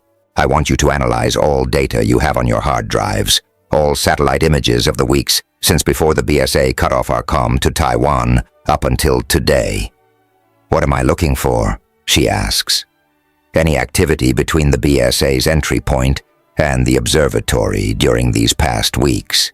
If you don't see anything, and I mean nothing at all, no movements, no people, not even the faintest trace, I need you to run an image analysis on overlays or brush-ups of the area. If you find any, you know what to do." She nods, pressing her mouth to a thin line, then reaches out to flick the mic back on. I gnaw on my cheeks. This is fucked up. Half an hour later, we get a live stream of the nuclear power plant. It, too, appears untouched. When Yiting and Ben return, things begin to happen faster and more quietly than usual. While we cook and eat lunch, Runner appoints tasks. "Ben, you get your machine ready at nightfall, not a minute earlier. What's the reach without sunlight?" 450 to 500 kilometers tops. Ben wears a frown. He doesn't like to fly his machine without the fueling sunlight. It doesn't give him much maneuvering space for the unforeseen. "You could get to the continent?" "If the winds are good, yes." "Ah," Runner says and presses a hand against his forehead. "Doesn't work. They'll see the plane is missing." "Are we all on the same page?" Kat asks. When Yiting and Ben shrug, she says, "Walk them through, Runner. What our satellites show us is not what you two showed us today. Neither of the 2 villages should exist. The last comm of the Taiwanese sequencers stated that the observatory was under attack. After that, Taiwan was cut off. We have to assume they took control of our satellites and have been feeding us fake images to conceal their activities." Ben leans against the tent's wall, stumbles a step back when the fabric doesn't carry his weight, and almost drops to his butt. The rice spills from his bowl. "Well, fuck," he mutters. "Now, the bad news," Kat adds. "They seem to have also hijacked the Taiwanese satellite control. Taiwanese satellites are part of the Chinese satellite cluster. Problem is..." She looks at every one of us. I feel the taste of metal on my palate. I always feel that when shit is about to hit the fan. I didn't use the Chinese cluster in the past couple of days. I used satellites of the ESA. "They hacked the ESA too," Ben whispers. "Can someone please tell me what the heck this ESA thing is?" I demand. "European Space Agency," Runner says. "I don't need to tell you that the consequences are far-reaching. We might lose the war before the end of this year. Do you all understand what that means?" We all nod, our heads hanging low, as if an unbearable weight is sitting on our shoulders. How could we possibly misunderstand the consequences? The BSA winning the war means only one thing. The crazy extremists, get to wipe out humanity. The only force that stands between them and their goal are hundreds of sequencers who can observe their every move and intervene. Weird. Shouldn't we have... There's one thing I don't understand, I say. Since the BSA exists, sequencers can see what the BSA is doing. Now the BSA seems to turn satellites against us and is about to win? How can that be? Why didn't we win first, what with satellite control and all? The BSA has always been very loosely organized, if at all. Runner explains. They don't have a command structure. If a handful of them decide to invade a city, then we can only see it when it's already happening. Often it's too late for us to stop them.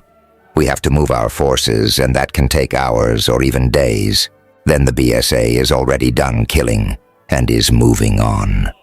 It's impossible to anticipate their moves. They are everywhere and nowhere. They can be anyone. If you look from far above, you see people. Who's a BSA member? You can't tell. If they only pull out their black flags and uniforms right before an attack, how would you know who's who until it's too late? That's their advantage. They look like you and me until they pull out their guns and cause a bloodbath. If they were more organized, their movements would follow a pattern, and it would be easier for us to predict their next actions, Kat says. But they don't behave like troops. They are erratic, chaotic, and extremely brutal. Each small BSA group is autonomic. Once in a while, we get to watch one BSA group attacking another. They have no idea they are both BSA. Can you believe that? What happens then? I ask. She shrugs. The attacked group whips out their black flags. The attackers stop. And everyone has a party. Sometimes we get there soon enough to take them down. Sometimes they disappear before we can move in our forces. Isn't that an unusual degree of organization for the BSA to shut off an entire island and gain satellite control? I turn to Runner. Is that even possible? Don't you overestimate them? It has happened before. 3 times, Ben says. He still sits on the floor, the bowl of rice between his feet. Not the satellite control stuff, but the assembly of a number of BSA subgroups. One man, talented in organization and leadership, took command and turned BSA followers into soldiers, trained them in a combat. We saw it and took them all down. No problem. We prefer it to this. He waves at nothing in particular. Chaos of factions. And now you can't see them anymore, I note. We all stare at Ben's rice bowl as if a solution could be dug up there. Yeating clicks her tongue and grins. It will work, she says. You can fly, Ben. Let's assume the BSA can control satellites and fake satellite imagery. I don't quite believe it. It's way too sophisticated compared to a simple failure of transmission, for example. But let's pretend for now it's possible. So they see we are here and we have fun playing with our airplane, and you have fun with your sharp shooting and torturing Mika. Runner frowns at that, but she continues undisturbed. I suppress a smile. So far, we've given no sign of knowing they can see us, let alone modify satellite data. So far, all we do is quite boring, except of course when we fly to Taiwan to search for their base camp. Am I correct so far? Kat and Runner nod. Cool, she says. They watch from far above and probably want to cover our whole camp, if not the whole of Itbayat. I doubt they'll zoom in to check if I brushed my teeth this morning, or to count the screws on Ben's airplane. She claps her hands together and smiles at us. So you guys do what you have to do while I build a paper airplane or tarp airplane. I'll pretend to be Ben fixing his machine, which, very sadly, can't fly for a few hours. I'll be all of you guys plus myself, walking in and out of our tents, wearing the clothes you usually wear. But I'll have to find something that looks like your pretty hair. She reaches out and tugs at my bangs. My heart goes thump, thump. And I promise I'll not point my middle fingers up at the sky if I can help it, I say. Yi-Ting bursts out, chuckling, and I have to fight the urge of curling my arms around her slender waist and kissing her neck. Runner draws his eyebrows farther down, then nods slowly. Excellent idea, Yi-Ting. He brightens up and smiles at her. Her answering blush hurts my chest. This is bigger than I can handle, says Kat. I'm not a satellite expert, but if I know one thing, it's this. If the BSA gained control over 2 systems, what keeps them from gaining control over others?